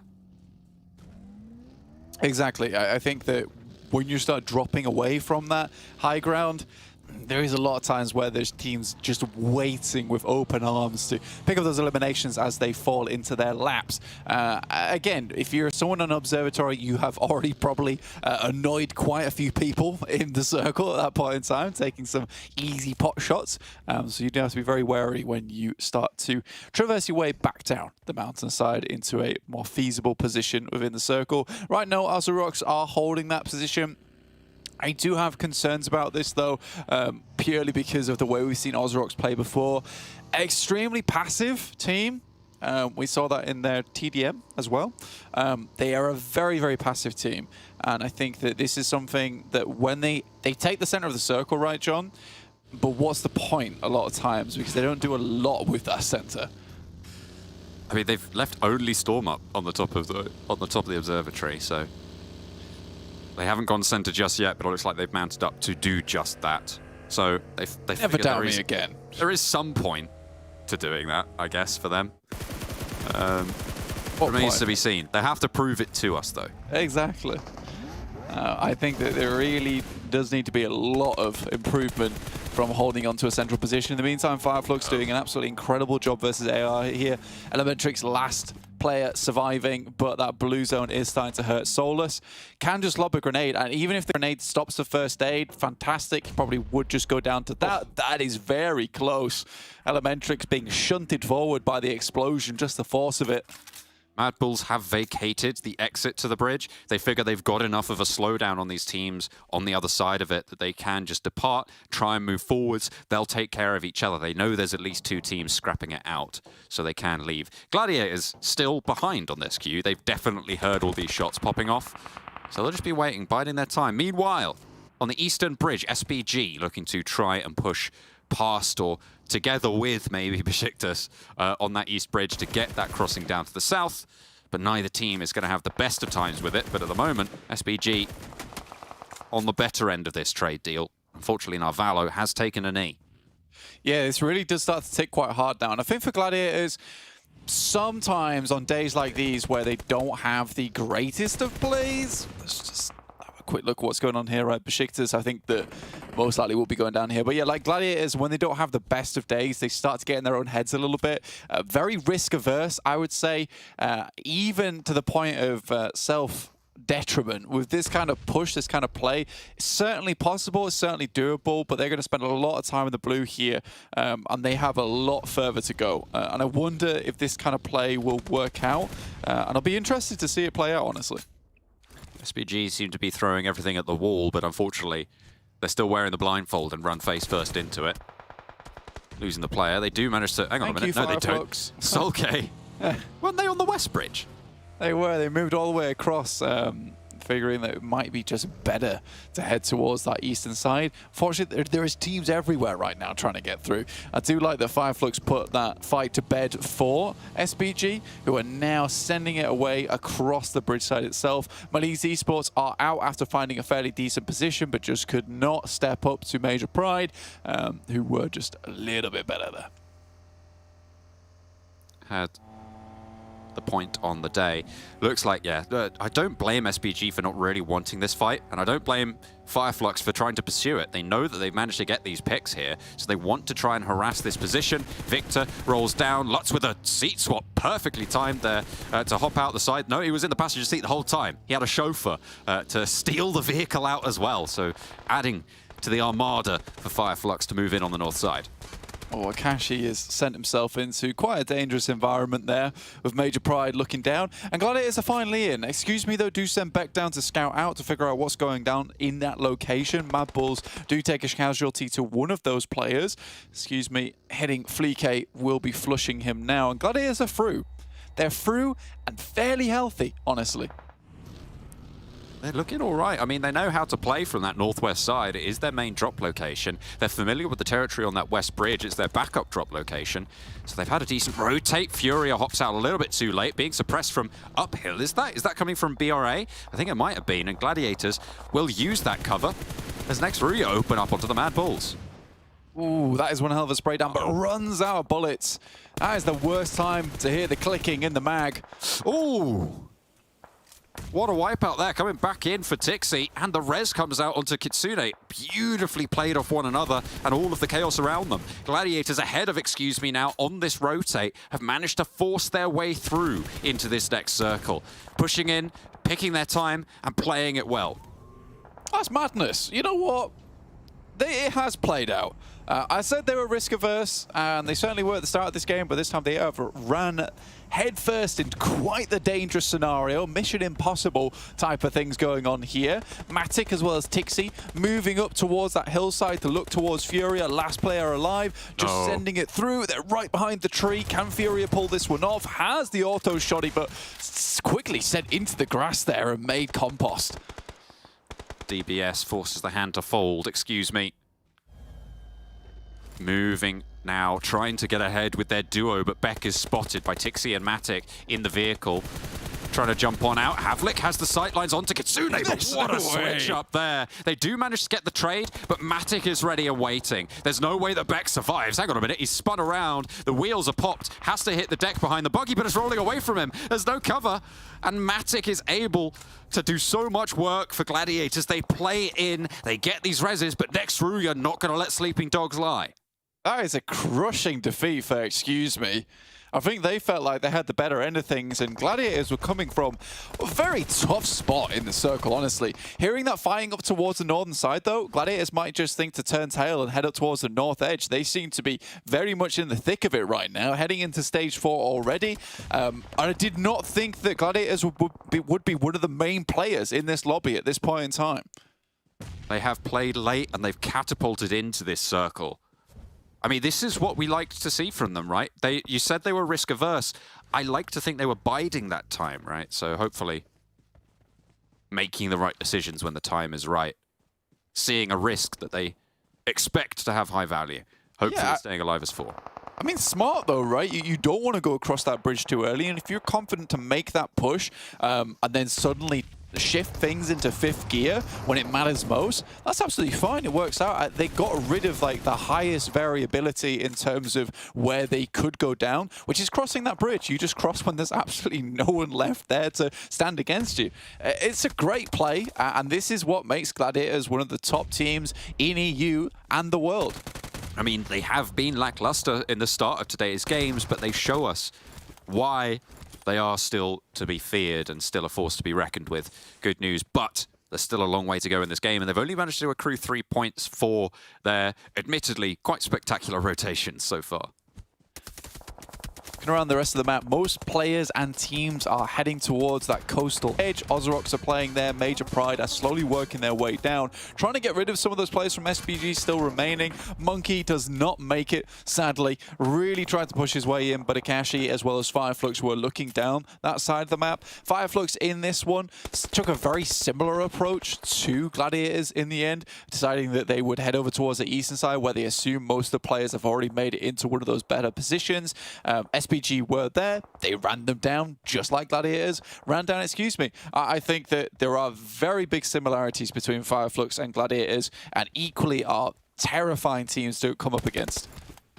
And they were speaking about it earlier today on the desk, right? You've got these two teams from opposing regions with that strategic style that you've highlighted there is that similarity between the two. Playing on opposing sides of the circle, it shrinks very central. FireFlux have got the high ground here, but the Gladiators playing quite a wide split on the southwest side.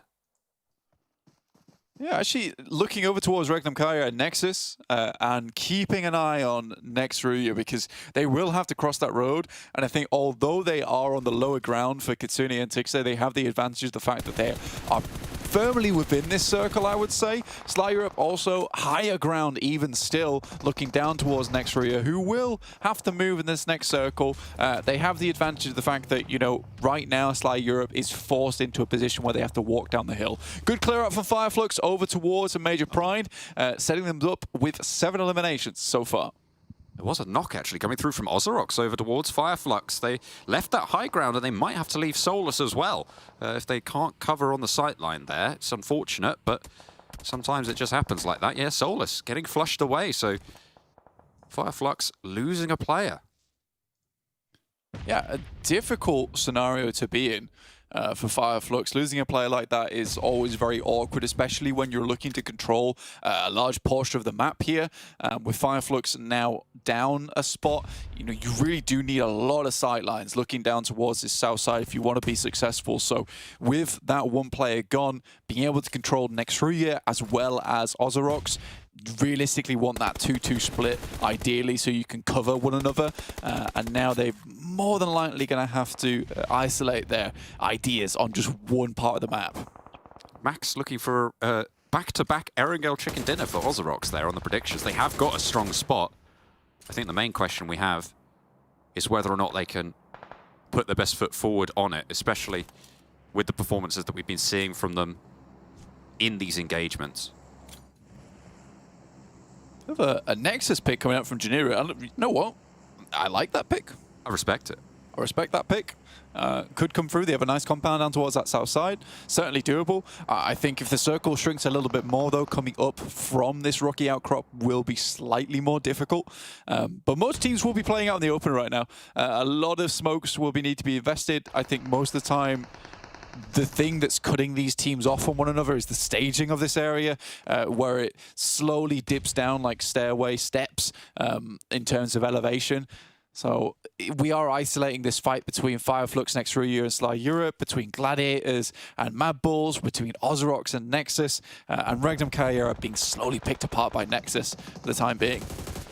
Yeah, look at that. Shots coming through. Sly Europe. Oh, Tenchik spotted by Lutz from FireFlux, who have managed to keep 3 of their players alive. Solke looking to swing out wide on the north side, and the rundown onto Mandarin leaves Sly Europe wanting for anything, really. Frozen, Rezable here for NEXUS, and they still have some cover, but Solke wants to change that.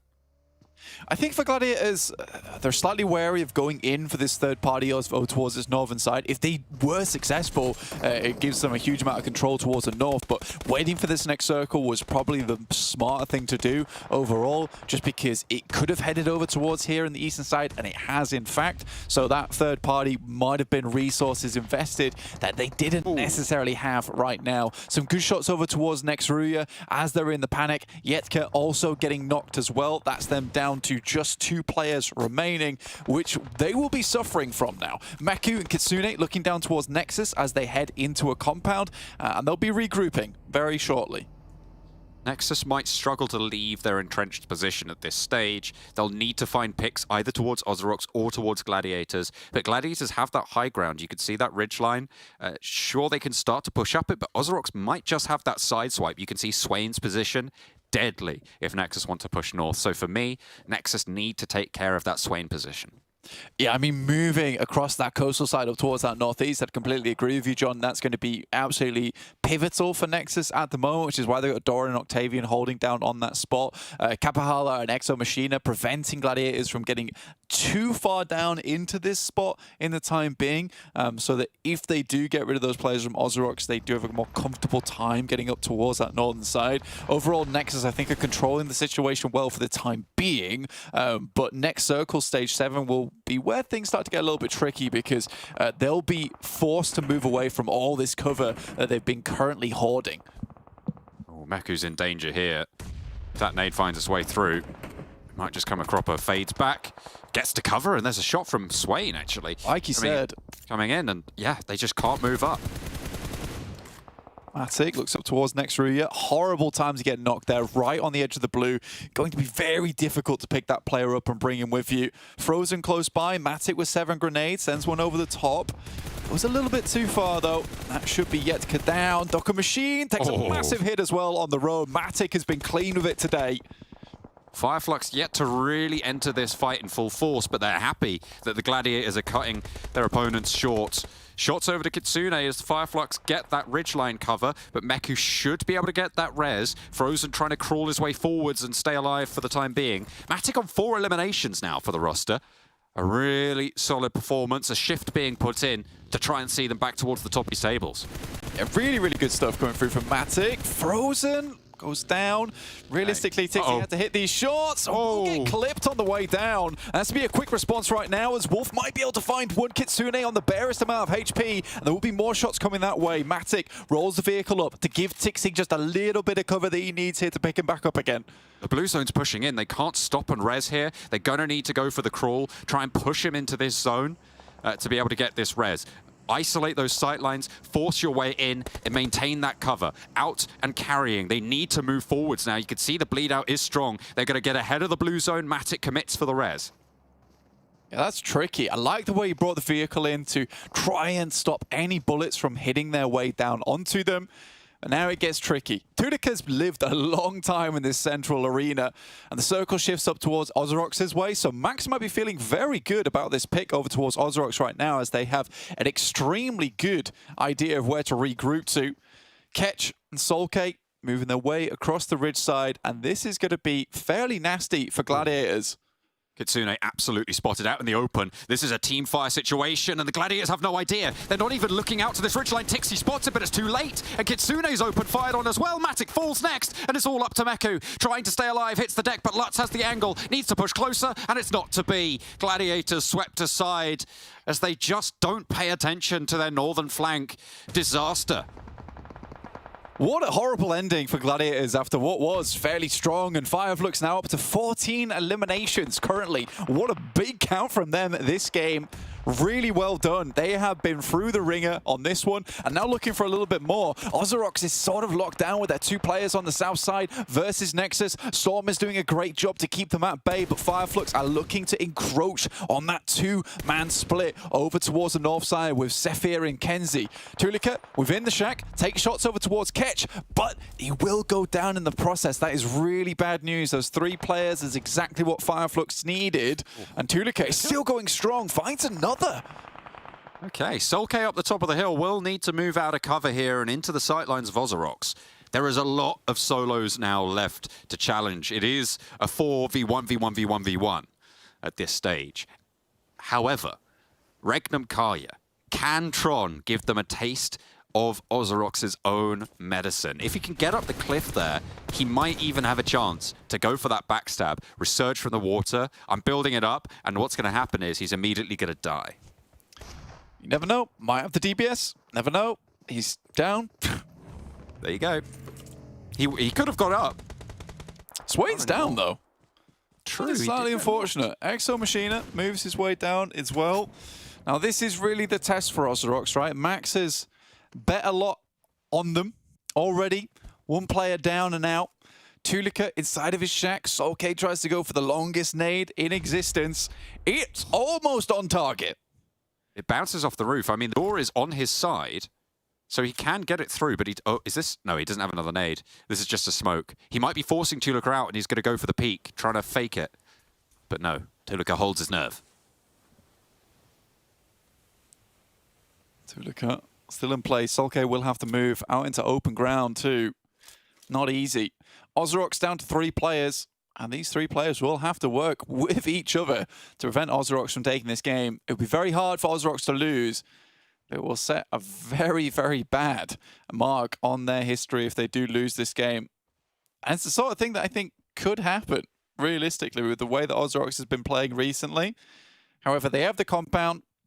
Things should go in their favor. But with these players as well, I mean, Exo Machina, it's the best of the best. It is really a lineup that you don't want to be facing. I mean, maybe you put Doran in for Exo Machina, but both of them fearsome in their own right. Stage 8 right now, heading into Stage 9 shortly. That's realistically the only grace that they will get. Sephir moves up, understands this is the only likely location left now. Only one nade for him, and Tulika realizes this. He knows he needs to move behind this shack now. Out comes the car. This could be dangerous, and Tulika seems ready for it. He should know that Kenzie's there. He gets spotted, yep, the ankle's swept aside. And OZAROX take another chicken dinner on Erangel. That's 2 today, Blank, from a team that we really weren't looking at from before today's games. Absolutely, and I mean, I did say, what's the point of taking center if you're not going to do too much with it? I think they did sort of get thrown a bone there in that game with that compound up on that side. Really difficult to lose from. But OZAROX taking 2 chicken dinners, is it up to chance? Maybe. But well done either way, and well done to Max as well for getting his prediction right. When we all were doubters, he believed. Absolutely, he made it work somehow. Max's day has been sprungboard up just that little bit to try and keep him in line. But yeah, OZAROX, congratulations. Some good points earned from a lot of these other teams as well. FLUX, very notably, earning a whole helping of points from that last game. But Erangel, for the 2nd time today, goes to OZAROX.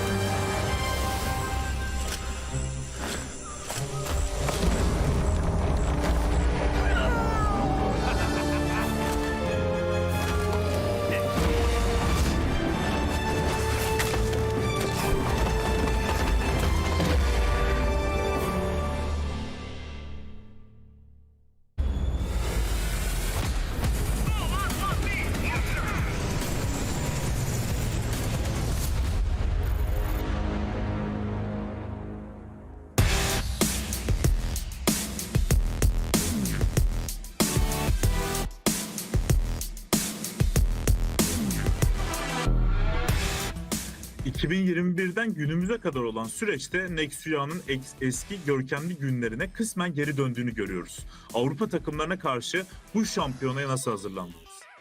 Ya ekstra olarak bir şey yapmadık. PMPL Türkiye'de nasıl oynadıysak öyle oynayacağız. Daha az hata yapmaya çalışacağız. Öyle söyleyeyim. Bu yıl NEXUS'a katıldığından beri her yönde büyük bir etki yarattığınızı gözlemledik. PUBG Mobile'de bireysel yetenek ve takım çalışması arasındaki denge ne kadar önemlidir ve oyun tarzınızdaki bu iki yönü nasıl dengelemektesiniz? Bireysel olarak herkes iyi olunca mesela bir pozisyonda 3 baygınız, karşıdaki 2 kişi veya 3 kişi, bir kişi çıkıp 2-3 kişiyi vurabiliyor, clutch atabiliyor. O pozisyonu kurtarabiliyor yani. Bireysel yetenek olarak takımdaki Frozen, Dokunma, Yekta hepsi çok iyi olduğundan dolayı böyle pozisyonları çok yaşıyoruz. Bu da bize ekstra puan kazandırıyor. Ve ekstra olarak iletişimi de sağladığımızda çok iyi sonuçlar elde ediyoruz.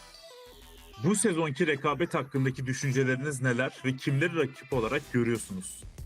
Ya herkese rakip olarak görüyoruz. Çünkü bir örnek vermek gerekirse futbolist 7. bitirdi süper hafta sonunda ama finalde çıkıp açık ara şampiyon oldular. Bu da her takımın kalitesini gösteriyor. Avrupa'da da zaten kaliteli takımlar var. Ya her takım cidden kaliteli. Kimse küçümsememek gerek. Herkes çok iyi yani. O yüzden herkes iyi yani. Takımınız en çok başarılı bir şekilde kullanılan el bombaları ve araç ile rakiplerin üzerinden geçmenizle tanınıyor. Şampiyonalarda bu stratejileri başarılı bir şekilde uygulamak için hazır olduğunuzu düşünüyor musunuz? Yoksa farklı bir planınız var mı? Yok, farklı planımız yok. Biz her zaman aynı oyunu oynuyoruz. Aynı oyunu oynamaya devam edeceğiz. Daha az hata yaparak.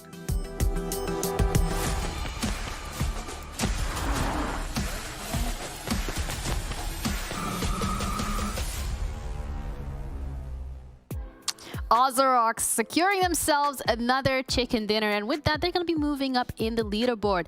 Well, we actually didn't have much faith, but predictions correct this time around. By Max, there we go. We're literally going to talk about them. They're right there. How does it feel to finally... Blank got a correct prediction, but, but you guys didn't. Is that why he's getting so high in the prediction? Ah, there you go. He's gone. Silly blank in his hair.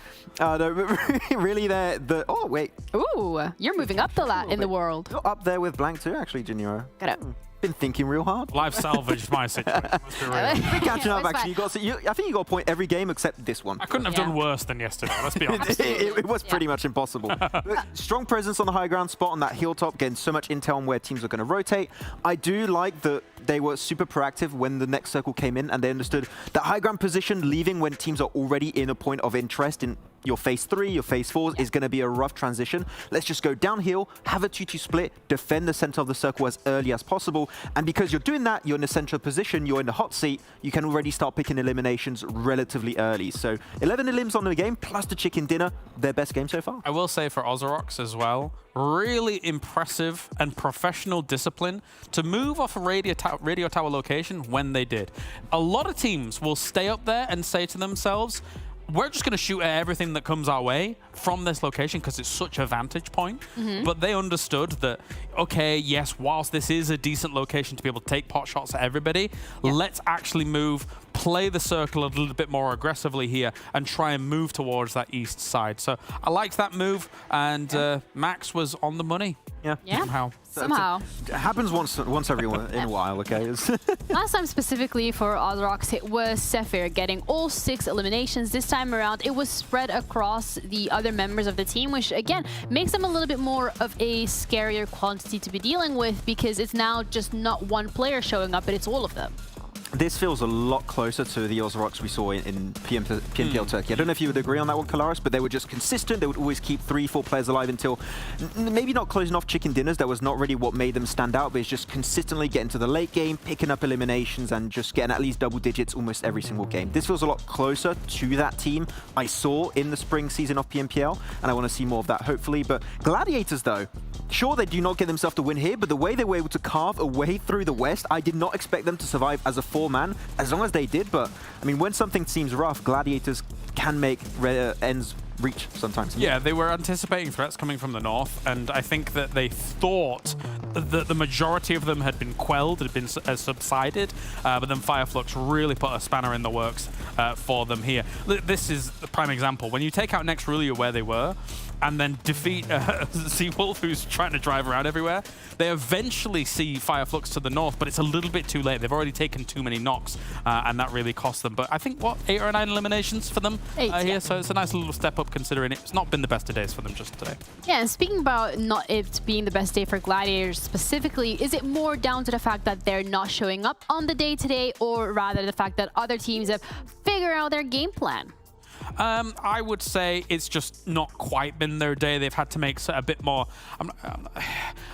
to describe their rotations as desperate rotations isn't exactly correct, but it's moments where you're trying to make it happen fast and then you're losing people on the bleed out. There are moments like that. And all teams are susceptible to that kind of moment, those kinds of plays. For Gladiators, that's happened today a little bit. I actually have another perspective on that. Also, I do agree with your point, but I also think that it's teams at the bottom knew they could not afford 2 bad days. If you want to go into PMWI, if you want to be one of the top teams, you need to start playing more aggressive, which we have seen from some teams at the bottom that were struggling initially. Of course, we saw teams like Major Pride, MADBULLS trying to frag out a little bit more. But ARR in particular, Sly Europe in particular, started getting really aggressive in fights. And if they get close to your Gladiators, typically they would just put so much pressure on those locations. They just didn't care. They just fully pushed it, and they start losing fights against those lower ranked teams. So I feel like the lobby at the bottom, at least, started really changing things up because they know they need to get those elimination points eventually. Yeah, absolutely. And FLUX, with that performance, also managed to get themselves up in the first spot. They're very close to 100 points already, and we still have another map coming your way. Thank you, Monster, for making it possible, because we're going to be now heading on to Miramar with John and Blank, and we need all the energy we can get. I mean, we're going straight onto Miramar, of course. We're going to need to keep this one topped up with those monsters. We are going to be seeing if FLUX can maintain their stellar record today. Something that you talked about at the start of the day is this team just consistently churns out these points, and they've just shown us that they also have it within their wheelhouse to get these high fragging performances. Yeah, it's really, really good, and I think it's something that we're maybe lacking just a little bit coming through from Gladiators at times. I think they're very consistent. Their final push on that last day, though, can be quite explosive, and I think that's where they reserve a lot of their energy for, so we can't count them out as of yet. But right now, Gladiators tied up with Nexus in 88 points, but yeah, FLUX taking the lead with 93 points now. And I think that perhaps this is where, on the last map of the day, if FLUX can maintain a little bit of momentum from that last match, could send themselves just a little bit further, give themselves a buffer into tomorrow, because so far, I would say it's been a very close tournament at the moment. There's really not anyone just taking off with the Nitro Jets in play. Everyone's very close together. I mean, yeah, you see FLUX in 93 points.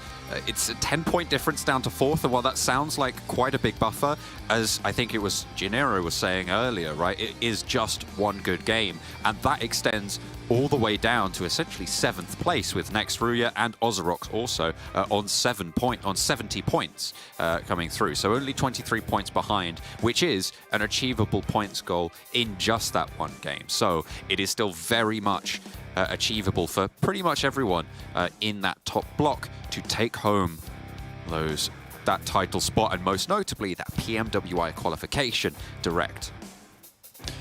On the map right now, we have that plane path very much on the western edge of the map. So for MADBULLS, will be slightly harder to head across and get over towards Ports Paris. So certainly possible still, but just a little bit harder here. We slightly have this tiny cutoff, I would say, over towards this side. The map will be a little bit longer to head up there, so looting will be slightly slower for some of the teams heading up that way. I think that's going to be a bit of an issue for these teams that like to get to Al Azhar early, like to get up towards Cruz de Valle or Toya Armada and loot up there. But for all these teams, they can be much happier now with this circle basically dropping over where this plane path has led them all to be. Most teams can get nice and situated around the circle area itself. This will mean we'll have a little bit of a cramped amount of players into that stage 2. I don't think we'll see 62 players going into stage 4, stage 5. I think there's certainly going to be some early fights going on here. That line of players, potential to move eastward. Everyone trying to extricate themselves with minimal wear and tear and maximum points. It's the idea, but Loxy, oh, missed on the buggy. That is unfortunate. Wild definitely wanted to pick up his teammate there, but missed the button or just misclicked. Unfortunately, that allows Sly Europe the chance to get very, very close. 5 rounds in the M4 though, and that's it. You can't continue that chase. Sly have to divert. I sort of thought that he would be much more careful, like tap fire it away and try and get the headshot onto the back of the car, but instead just everything gone straight away. Maybe he didn't notice. Maybe he didn't notice, but I felt like he stopped shooting soon enough that he realized that he didn't have much left in the gas tank in terms of bullets there. Regardless, almost gets it. Kapala. Son HP, tricky situation. Trickier still for Kapala to hit this shot with the Winnie. Looks like he's already managed to tag one. Micro Uzi and UMP, it's not going to challenge out the Winnie's range, but might be useful in this roll-up with 3 players from Nexus, though. It's a tall order. Needs a big spray, but the shotgun shells are just too loud. Deafened, forced into submission there. And it won't be great news for the pickup on BEŞİKTAŞ. They lose their early player. Nexus back into the pickup. They'll be on their way. I think that was like 3 double barrels all aimed at him there. It's a little bit scary to deal with. So you see 3 players come out of the vehicle, 1 barrel at a piece aimed at you. I think that Sun HP knew he was going down there. Great information passed back across by Kapahala and a good response from the rest of the team on Nexus. So one elimination will be taken and a lead over Gladiators now, only by 1 point, albeit, but still a lead nonetheless. The Gladiators' position, I mean, speaking of, in La Cobraria, is cut into the northwest wedge of this circle, and they will be pretty powerful in this location for the next few minutes. The question is, as it always is, where does the circle fall off this next phase, right? Because it will either decide that they're going to be incredibly powerful or force them to move away. We know that the second phase on Miramar as well is the smaller shrink that we see. It is an extremely cruel shrink as well on stage 2. Does give a lot of time though on Miramar for these players to get situated, get their loot in order in stage 1 at least before they do make that move. And with there being a lot of flatland, it is a little bit easier to get across to the positions you need to get to on this map. And with it being a large map as well, most of these roads are nice and clean for the rotations in the vehicles. It does get a little bit more treacherous later on where you are forced into those situations where Miramar can be filled with divots and ditches, in which case you sort of want a buggy, something with good suspension to get yourself across that kind of terrain. I mean, the pickup as well got some decent cover, but it is always less than easy, especially under the pressure of gunfire, to make those rotations. Average eliminations 3 for Gladiators on Miramar. We've seen them play it. I think this is the 4th time. Yeah, this will be the 4th time that we've seen them make their entry here. Hopefully have a bit more success than that. They want to keep up with the tiebreakers and keep up with the leading pack. Absolutely. I mean, for the guys on foot, it has been slowly but surely a fall from grades. I think they were 4th place at the start of today, dropping down now into 8th, 59 points.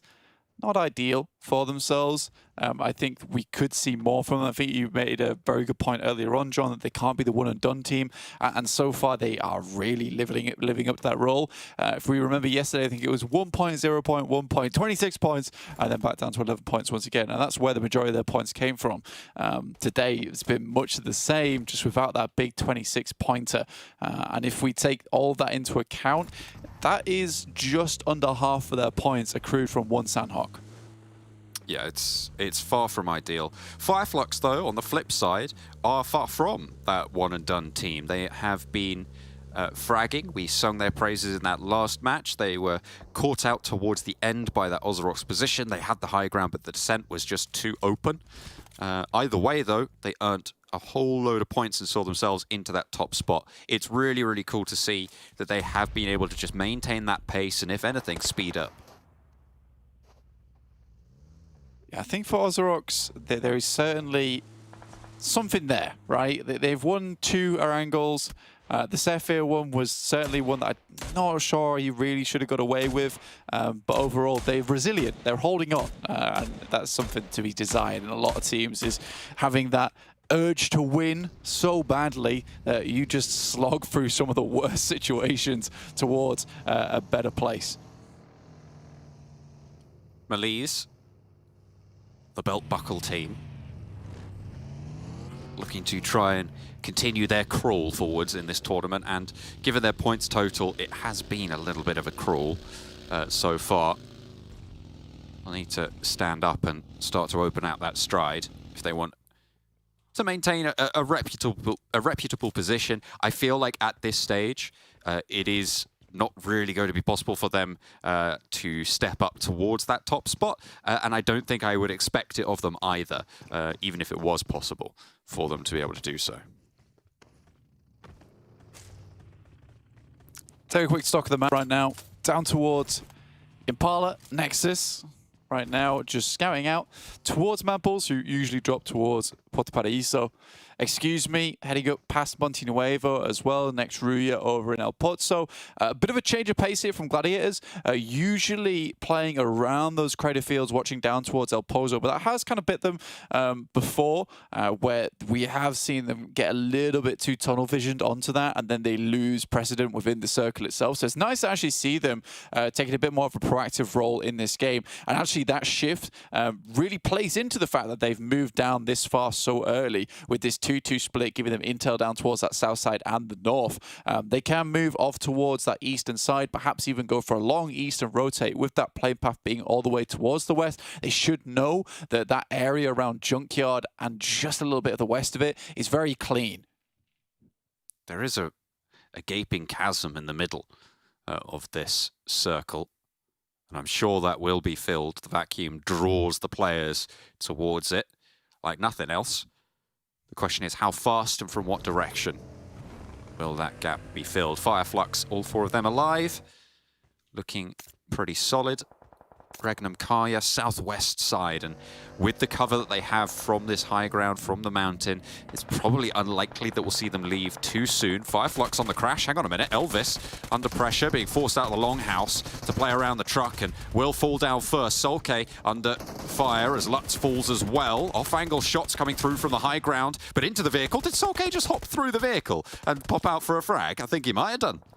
A cheeky little play coming through, and now FLUX looking for the stabilization with BRA all being off in the distance. Elvis last remaining, but it's SPG rolling up. It will be Robs to lead the charge, has a DBS as per usual. It is his signature weapon, and instantly FLUX are rotating away. That nade might do a little bit of damage, but not quite enough here. Ketch moves across the side, just about gets in the building and closes the door behind him. SPG now into the ground floor of that longhouse. Ketch down. Solke, Solus, both looking to try and hold on as SPG continue at full force. BRA trying to get some recompense, some compensation as the nades bombard FLUX out of this lobby, just as we were singing their praises. But this is a chance for Gladiators, for Nexus, for Sly, REGNUM, CARYA, and so on to jump up, to push for that top spot, to close out our halfway mark. Dear me. 2 days in already. I mean, it feels surreal almost. So many games have gone by so quickly, John. And it's still so close, like I said at the start. I mean, it's great so far. Hacienda del Patron, real focal point at the moment. Fight has been going on here between MELİSE and AAR, and looks like we are going to see Gladiators get stuck in on it. So many times it feels like Gladiators are coming into contact with AAR, but they are very much close to them. One of the closest teams towards La Cobradia. With that fight just about concluding between AAR and MELİSE Esports. I know there is still one player left alive, but it's unlikely we'll see MELİSE actually get stuck in on this one. Now Gladiators are looking to pick up the pieces. If they can find a knock over towards any of the players of AAR, it will be the go signal. We saw the Gladiators against the MADBULLS in the TDM earlier as well, remember, that they weren't super powerful as maybe we would expect them to be in these scenarios. So they're just going to want to tactics this one out, keep it level, keep it calm, encroach, and find the preferential angles. They don't need to be pushing on this. I think the issue for Gladiators that they're going to come into sooner or later is they realize they're right on the edge of the circle, so they can't stick around this place for long, which is why you're seeing them trying to get off the roofs as soon as possible, as much information gained as possible from the rooftops, and then jump back down again, because they will be broadside to any team that heads towards that northern edge. And next RÜYA was scarily close to going for that kind of rotate. Luckily, they moved down towards that south side, past Hacienda del Patron on the western edge, as you can see on the top right of your screen. But for Gladiators, was a pretty scary moment for them. You can see Matic actually sending out towards that northern side to make sure he has that backstop, clearing at any team that does go for a rotate that way. It is very scary, and I think that right now AAR, although a little bit stuck, they are entrenched. The MADBULLS trying to sneak forwards through the graveyard into the church. Wants a little bit of high ground and plenty of cover. Hopefully keep that car safe and the buggy. They've got quite the armada of vehicles, but they're going to have to pop the smoke to keep them safe, to keep those tyres intact, which is going to be hyper valuable, I would say, in Miramar. Gladiators, give them the old switcheroo and play on the south banks of Hacienda. A lot of cover on this side and much more rotational options. They knew they didn't need to push, and this is what I was talking about. Take preferential angles and just make sure that you're winning out in those crossfires. Gladiators move down towards that south side. Better position to be in. Major Pride down towards that southeast. I think Major Pride are really on for a good game, but it just hasn't quite been there as of yet. In terms of fragging power, they have it, but never really in a position to use it so far. Foot, the moment we saw them previous games losing players earlier on, but this time they got a bit further into the match. Zessi though with a nade. Could be decent towards Kairos, but it bounces off. That is bad news, Bears. See if he can land this one. Second one seems to be much more successful, and Kairos goes down. Oh, Rip7 burnt out of his shack as well and falls. This is great news for BEŞİKTAŞ and awful for Foot Esports, who once again are drawn short of the mark that was set for them at the start of the tournament. I think all of us had them in the top 3. But it is anything but right now. That was as we reach our halfway mark. Foot sends away. Not quite on foot, in a buggy. Savian in the back there, very low HP. One bullet away from being knocked off the back and Arwin having to face the rest of Miramar alone. It has been a bad day for Foot so far. Next circle pops, head down towards that south side, towards Graveyard. This is a real nasty area to end in. We've had this before yesterday. It was a little bit further shifted up towards San Martin, but again, this is a difficult position to be in just because of how horrible this valley is to be in a lot of times. SBG as well as Foot currently have 2 of the best compounds. Unlikely that Foot's going to be able to hold on to this position, though, just because of how many players they're currently fielding. So we might see REGNUM start to move down that way, try and pick away the couple of players left remaining in that spot. BEŞİKTAŞ also could go for that sort of push, knowing that Foot is very low on members. The question is, does REGNUM CARYA know that it is low on members, right? If they... BEŞİKTAŞ, as you said, will be aware of that, but will that push come from the west? Or will they maintain that high ground? I mean, there is something to be said for the power that they have there, especially over the OZAROX position. On that northwestern side, there's a lot more contestation, though, so a lot less threat on that high ground from the north side. Major Pride looking to rotate down past the guys from Sly Europe, currently sat around Graveyard itself, keeping themselves very much tucked away. Major Pride move into this position hoping to find some kind of sanctuary, but they're met by vicious claws from the team of Sly Europe. Oh, Zashipa just manages to hit the deck, almost takes one down, but the DBS over the ridgeline is just too strong. Where's the shutdown? Where's Mandarin with the backup? Monkey fades back and doesn't get taken down here. Dino, in the meantime, has been flushed, or not flushed, but certainly knocked, as Sly unlikely to get Zashipa back. Mandarin, nade up high, wants to find some damage on a close push, as Effect rides down the hillside and tries to get the flank. Flush comes through onto Zashipa. Sly Europe still have some players left up and kicking. Mandarin slow over that way. Dino did go down earlier, so down to 3 players apiece for both these teams, but Major Pride were in a bit of a stickier situation. I think this has worked out overall for Major Pride. Get some high ground available to them, and Effect, he has some incredible fragging power, really accurate player. I think from this sort of position can cause absolute carnage down towards Sly Europe, with the circle shifting just a little bit over towards that western side earlier in stage 4. They do need to leave this area after all. Mandarin wanting a little bit more cover. Soft as it is, the smoke will cut off that sight line underneath the monster truck. Effect still thinks he's behind it. He's actually swapped monster trucks. Trying to stay alive, and I think he knows Effect's up on this ridge line, certainly aware that it's potential to be a problem. Over the ridge line, Effect continues just to push these rounds down range.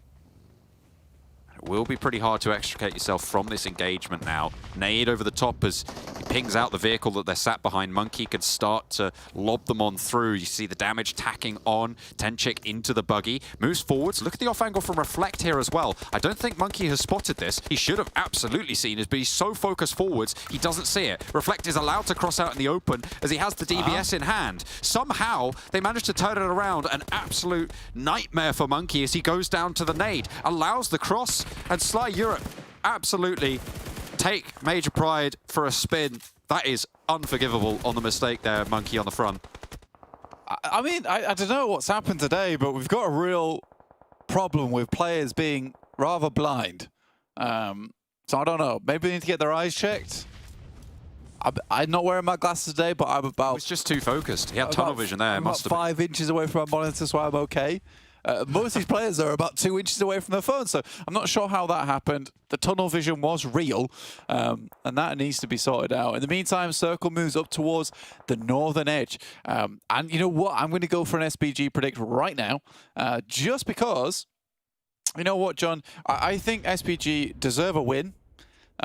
In this tournament, I think they've done very well. Great improvements from PMPL EU. Not quite stood up here in the championship, but if there's ever a time to win this game, it is now. And I think that realistically, I wouldn't predict SPG just because of how they've performed so far, but they are in the best compound. They're looking very strong from this position. Realistically, from Longhouse, they should be able to win out this game. So we're going to go by the facts. Okay, I've thrown in a Nexus prediction here. I think on the east side, there's relatively little contestation, and on the north, it's going to be quite harrying for the players on that northwest. For Gladiators, who are down to 3, you've got next RÜYA as well, who are on 4, sure, but they're going to have to fight off against the Gladiators, as we can see on our screen. Excuse me as well, trapped right on the edge, and already a knock over to next RÜYA. I'm imagining that the wind is going to fall flat in the sails of this northwest side. Yeah, it's going to be difficult to get themselves out of this position. I think Gladiator's done quite well so far to get through to here. Maxman backing me up with the SPG. I'm not quite French, he is, so he has more right to go for this predict than I do. However, I shall cosplay the French Duke today and join in on the bants. What, could you speak a little French? Un petit peu, but that's about it. Très bien. We are going to be hoping for these teams on the northwest to try and weather the storm, but excuse me, now the only team there, and they are isolated behind this ridgeline. The Gladiators will have sightlines out here. REGNUM, CARYA as well from the south should be able to spot this out. The roll downhill for SPG, into SPG will be treacherous as well. I think for, again, around SPG's location, it is just flat land. It's very difficult to push onto their spot. If we get another northern shift on the circle, they'll be looking very pretty going forward. But there are a lot of 4-man teams in this lobby right now, still alive and kicking, and I think that's the scariest thing for SPG. Usually when you're in this spot, it really thrives on the fact that you don't have a lot of teams that are 4 players alive, because a crash onto this building followed by a second crash from another team that spots that happening, which is very obvious because this is such a visible compound, that can be quite difficult to weather, and it's something that SPG hasn't done very well before, but I'm hoping this is the time to shine for SPG. Gets another circle on their position. This is great news. Everyone else has to move out into open ground, but there is a lot of angles to cover now, John. Question is who goes first. This graveyard position is being thinned out by the second. BEŞİKTAŞ on the high ground managed to take a few of the MADBULLS players out. BEŞİKTAŞ themselves have already lost a player and they sent peace out wide, so they're playing as 2 on the inside of the compound. Sly Europe as well, 3 players, and they've got a difficult path ahead. MADBULLS closest to the circle, so we'll have to move last forcefully, but the question is, do they want to try and get ahead of the game? REGNUM CARYA have to move down towards OZAROX. It's not easy to crest that hillside well, that ridge side, really. You're essentially tumbling down the mountain at that point. Excuse me, still have 4 players, but again, in a similar position where they will have to move their way down. This is a case where SBG certainly have to be aware of what's going on. Great pick off over towards Tixi. The circle is at Gladiator's back. I think they've done enough now. And Sly Europe send Mandarin out alongside one of their other players. And now Nexus are starting to make the move. Again, this is what I'm saying, that SBG have to be very cautious of everything going on around them. They cannot let too many teams get this close. Looks like the duo forward for Sly Europe has stayed alive for the time being. Can they keep it going? OZAROX under a lot of pressure from REGNUM, CARYA, and will be taken down there. 8 teams now remaining, and it will be ever more treacherous. There we go. So Nox sent over to Sly in the meantime as well, leaving them to forcibly look for these reses, and they will be able to get it. I think in that meantime, where they were so focused on the guys from Sly Europe, they have allowed Nexus to get quite far into this circle, actually. And again, they are still playing as 4 members, so quite the deadly force. And this close, oh, it's a little bit scary. They're all mounting up into the vehicles right now. Perhaps looking for the next push. I would wait for the next circle, though, if I was Nexus, purely because right now SBG is locked into this compound. Going to be very difficult for them to leave. If we get a southern shift, Nexus can quite easily circumvent that, head down towards that south side. Reflect hops onto the building. 2 of their players are already over towards the western side, and right now Reflect's only job is to sort of deal with these final players from MADBULLS, make the lives easier for his fellow 2 compadres off towards the west. He'll just stop them there. I don't think he's going to be able to get away from this. I don't know if he has a backup buggy somewhere. He knows there's a vehicle in play, drops down and wants the fight. Just stopping the roll here and allowing the duo to survive forwards. MADBULLS, they're forced out and to take this engagement. Reflects down, so that will not be a factor anymore. But look at that, the off angle from BEŞİKTAŞ actually spotting Frozen and leaving Tulika on a sliver of HP with the blue zone enveloping. That's done and dusted. BEŞİKTAŞ take care of that. And now the eastern side opens up a little bit more for Nexus. Yeah, a little bit of assistance there from Victor as well, taking down Reflect on the top side of the building. I think it was BEŞİKTAŞ who were able to pick up a lot of those points, though, in the meantime. Nexus really have no competition, though, like you say, John, on this eastern edge. They can sit behind comfortably, the guys from SBG, and not worry too much. Circle moves down towards that south side, and now, realistically, SBG need to head downwards. Narvalo going for a pretty crazy split over towards that northeast side. Is this just a throw coming through from Narvalo? He needs to get back to the rest of the team fairly quickly.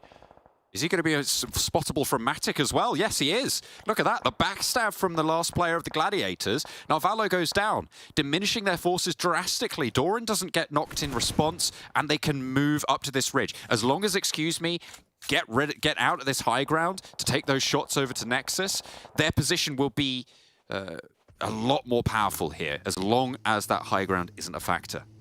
Yeah, seriously questionable play there coming through from Narvalo. And now Nexus can move through fairly comfortably. There have to be some good shots hit here on towards Nexus. Doran's already in. Will drop off another player in Exo Machina. Now SBG have to weather the storm.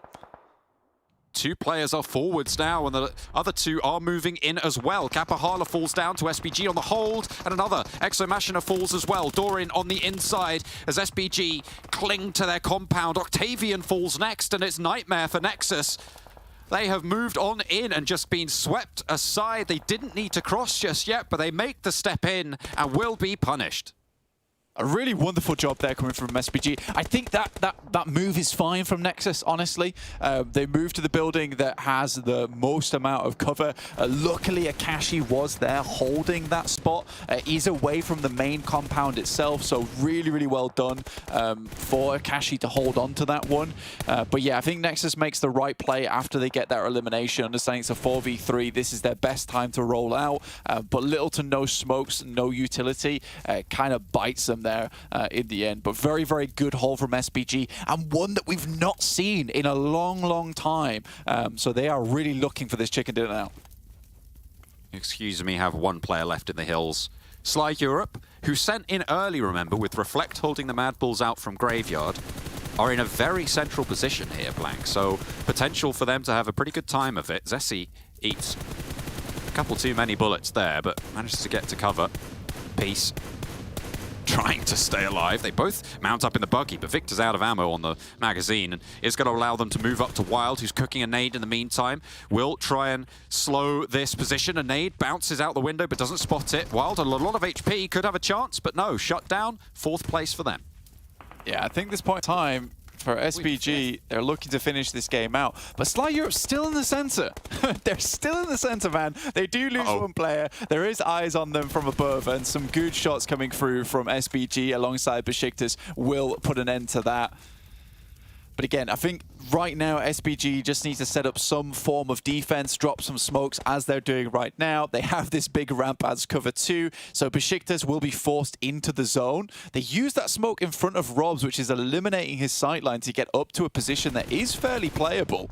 But Fury is there. Wonderful shots, and that might just give him one elimination, but won't ladder him up. No, he will just go down there. Eliminated, doesn't want to give the point. Zessi can now actually move on in with a little bit more cover. The buggy loses a wheel, but he gets up to cover. Central position, and SBG need to move on this quickly. Robs up into the ridgeline, doesn't quite have sight yet, but in about 2 seconds he will, and Zessi knows all about it. The nade over the top, and that seals the deal. SBG riding strong. I mean, it was a position that was looking the strongest, and again, this is a case where, you know, I didn't necessarily predict the team here, but you predict the position, just because I don't feel like we have been seeing SBG playing at their top potential, because you were one of the people, John, that actually believed in this team in PMPL EU, and not a lot of people actually did. And I think that when we look at that, they really did make a lot of improvements, and I'd hope to see that come through to the championships. And I think this is one of the few games where we've seen them actually almost meet that potential, because there still was that play from Narvalo which felt completely unnecessary, and that is some of the things that happens with SBG is just unnecessary plays, things that sometimes the worst enemy of SBG is SBG. I mean, yeah, me and Max both had them in our top 3 for this tournament as well. I mean, I was valuing the fact that they'd stuck together as a roster. That's what I valued back in PMPL EU, having that legacy, and in general, that's sort of what I was going for. They have underimpressed me, and in this game, you're right. You predicted the position, not the team, and with that Narvalo misstep, I feel like we were a little bit right to maybe doubt in that scenario. But you and Max both went for this game, and you were rewarded with that chicken dinner. With a lovely croissant. Well, hopefully we'll be snacking on those for the next couple of days. But Blank, we are at the halfway mark, and it is still very much all to play for. Every single team has been putting their hearts on the line. The question is, who will be able to keep this one going? Because at the moment, it could be any of them.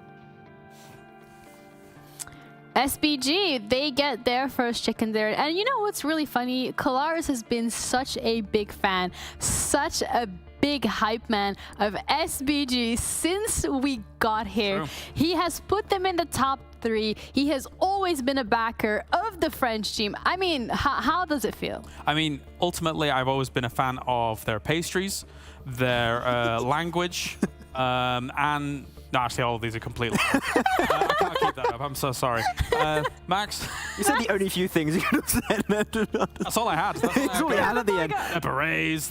No, as Blank said during that game, very important point. He said, he's not French, I am French, but we are the SBG homies this time, and they do take himself a win. I do agree, Narvalo did something a bit weird. He's like, I don't want to do team play anymore. What's team play? I don't care. Just went to Nexus, got eliminated, but they had a strong position. Good defense versus Nexus in particular. I think that was a 3-on-3 fight. They defend the compound really well. And finally, a chicken dinner from SBG. I would have liked to see one yesterday, but we finally get it. I don't care how long it took, but we finally get a win from the boys. Yeah, it was a warm-up, and they combined with 8 eliminations, giving themselves 18 points. And we've seen it as well when we're going to be going back to the overall rankings. But in general, the theme really has been Gladiators no longer at the top, no longer the ones reeling in those chicken dinners consistently. It's genuinely up for grabs. And John said it himself as well. We're at the halfway point, but still there's everything to fight for, and it can be anyone's. It's clearly up in the air. I cannot predict right now. Gladiators, there was a lot of favorite teams with the performance of so many of these squads today, like your Sly Europe, your OZAROX.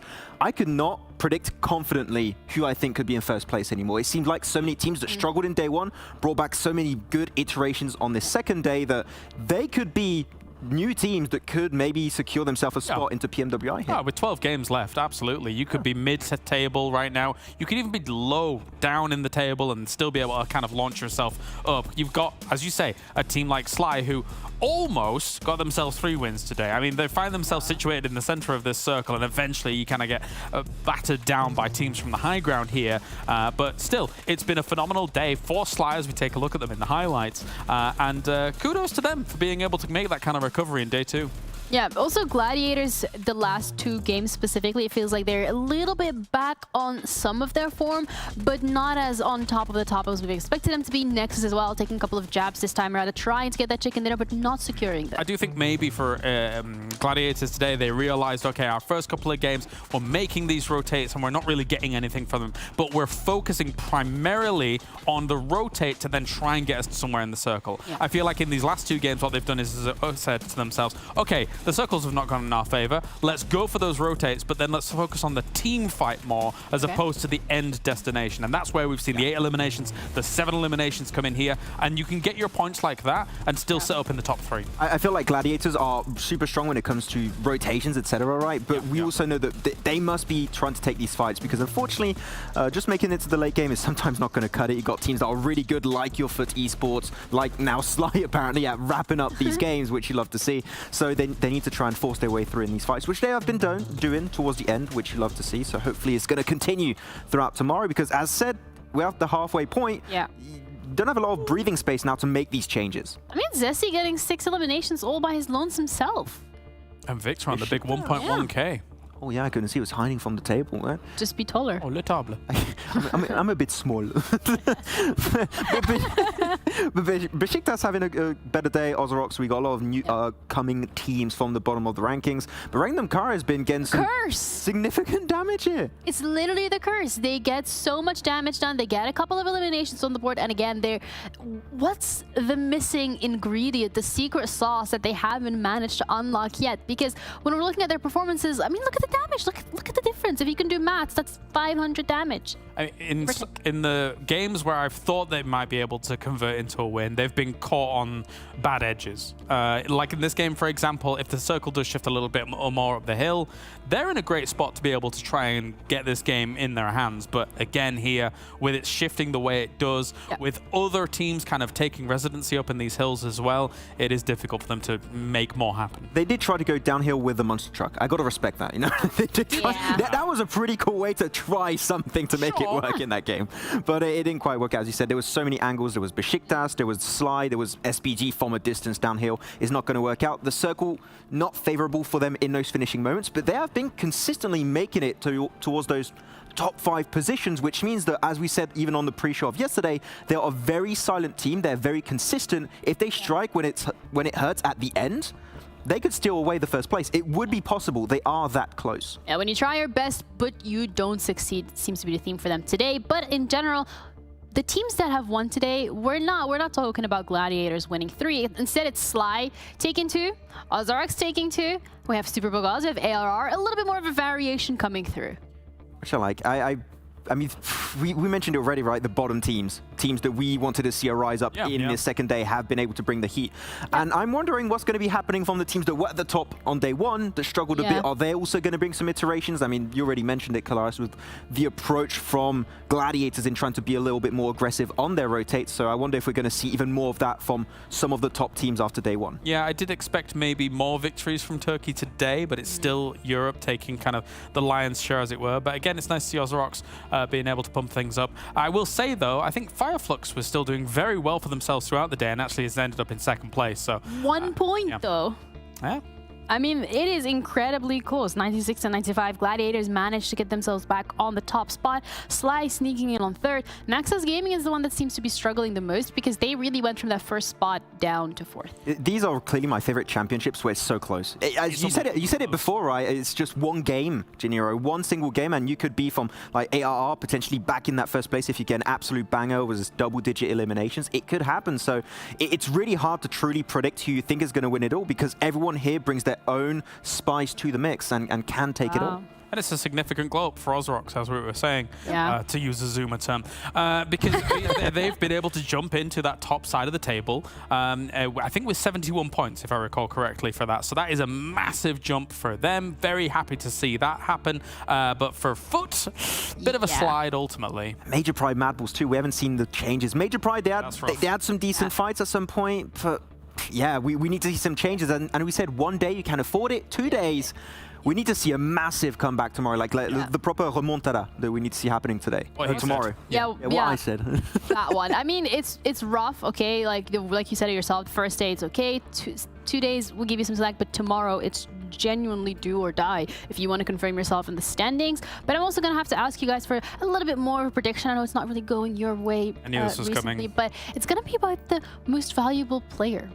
Do you have... Oh, you can see like the cogs turning in his head. He's like, oh yeah. Wait, whilst Max thinks, you can ask me the question. I got my prediction already. Do you? Yeah. Okay, go on then. Mandarin from Sly. Okay, I just didn't want you to copy him. Why would I? Yeah, it's true. Why would I do my answer was going to be, I have no clue. See, there's a player actually called I have no clue, in case you had no clue. It was but MVP of today, I'm going to be bringing it up. Okay. I thought it might be a FLUX player, but I didn't know which one to pick. That was my Absolutely, yeah, totally. I mean, they actually did well for themselves throughout the day. But I mean, 15 elimination to his name. I almost went Soul K, but I had no clue. I catch it. He was the MVP last championship, so I mean, he could be back-to-back MVP of the championship 2 seasons in a row. Yeah, that's $2,000. That's back-to-back. That's what back-to-back means. Yeah, that's $2,000 in your pocket. I mean, why not? Absolute beautiful performance. But you know, looking at the predictions as well. I mean, we put Foot first, Gladiator second, MADBULLS. That's for me. That's on me. That's my issue. But Gladiators, they managed to go back into that #1 spot today. So Max, you must be overall feeling good about yourself. I'm mostly happy to currently the top ranking team with 0 chicken dinners. So if they can close off a game, they could be in that first place. Meanwhile, Foot have got 1 foot out of the door at present. It's not looking great for our first place. Sitting on that one. Not long. But as I say, FLUX being able to actually find themselves the kind of stability that they have in terms of consistency. They might not be winning every single game. I mean, of course, they did win the first game of yesterday. But they are extremely consistent on the international stage. Have as much, if not, well, I wouldn't say as much, more experience than Gladiators on the international stage, but as much is fair to say. So I'm expecting them to continue that. Yeah. I mean, Blank has been continuing his successful streak in predictions. He's now sitting on 19, closing on those 20 points. Max, you managed to make a little bit of a comeback, so did Drew Colares. I am not first anymore because, you know, even though I tried to curse Blank, it still went to the series. Like, good luck, except Blank. But yeah, I guess that is something of its own. Make sure that you guys follow us on social so you can stay up to date in terms of who's winning the predictions, who's winning the games, who are our daily winners, some memes, a little bit of funny things sprinkled in. Would you agree? Yeah, I did one. Yeah, because I can tell. I try. They didn't fire me yet, so I feel like I'm maybe doing okay. Yeah. I saw your logo sneaking up on the other logo earlier. Yeah, good job. My best. I saw you like giving me the side eye while I was calling out the socials. You're like, what's she gonna say this time? Something like it right now. You better say something nice, Ginny. Well, I did. And also, something really nice is this lovely fridge here, which is actually really cool, and I like the RGB. So thank you, Monster, for not just the decor, but the energy throughout today, because we did once again go through a total of 6 maps. That is once again gonna be the exact same case tomorrow. So make sure that you're back. Same time, same place. Have a good evening, have a shower, touch some grass, and we'll see you tomorrow.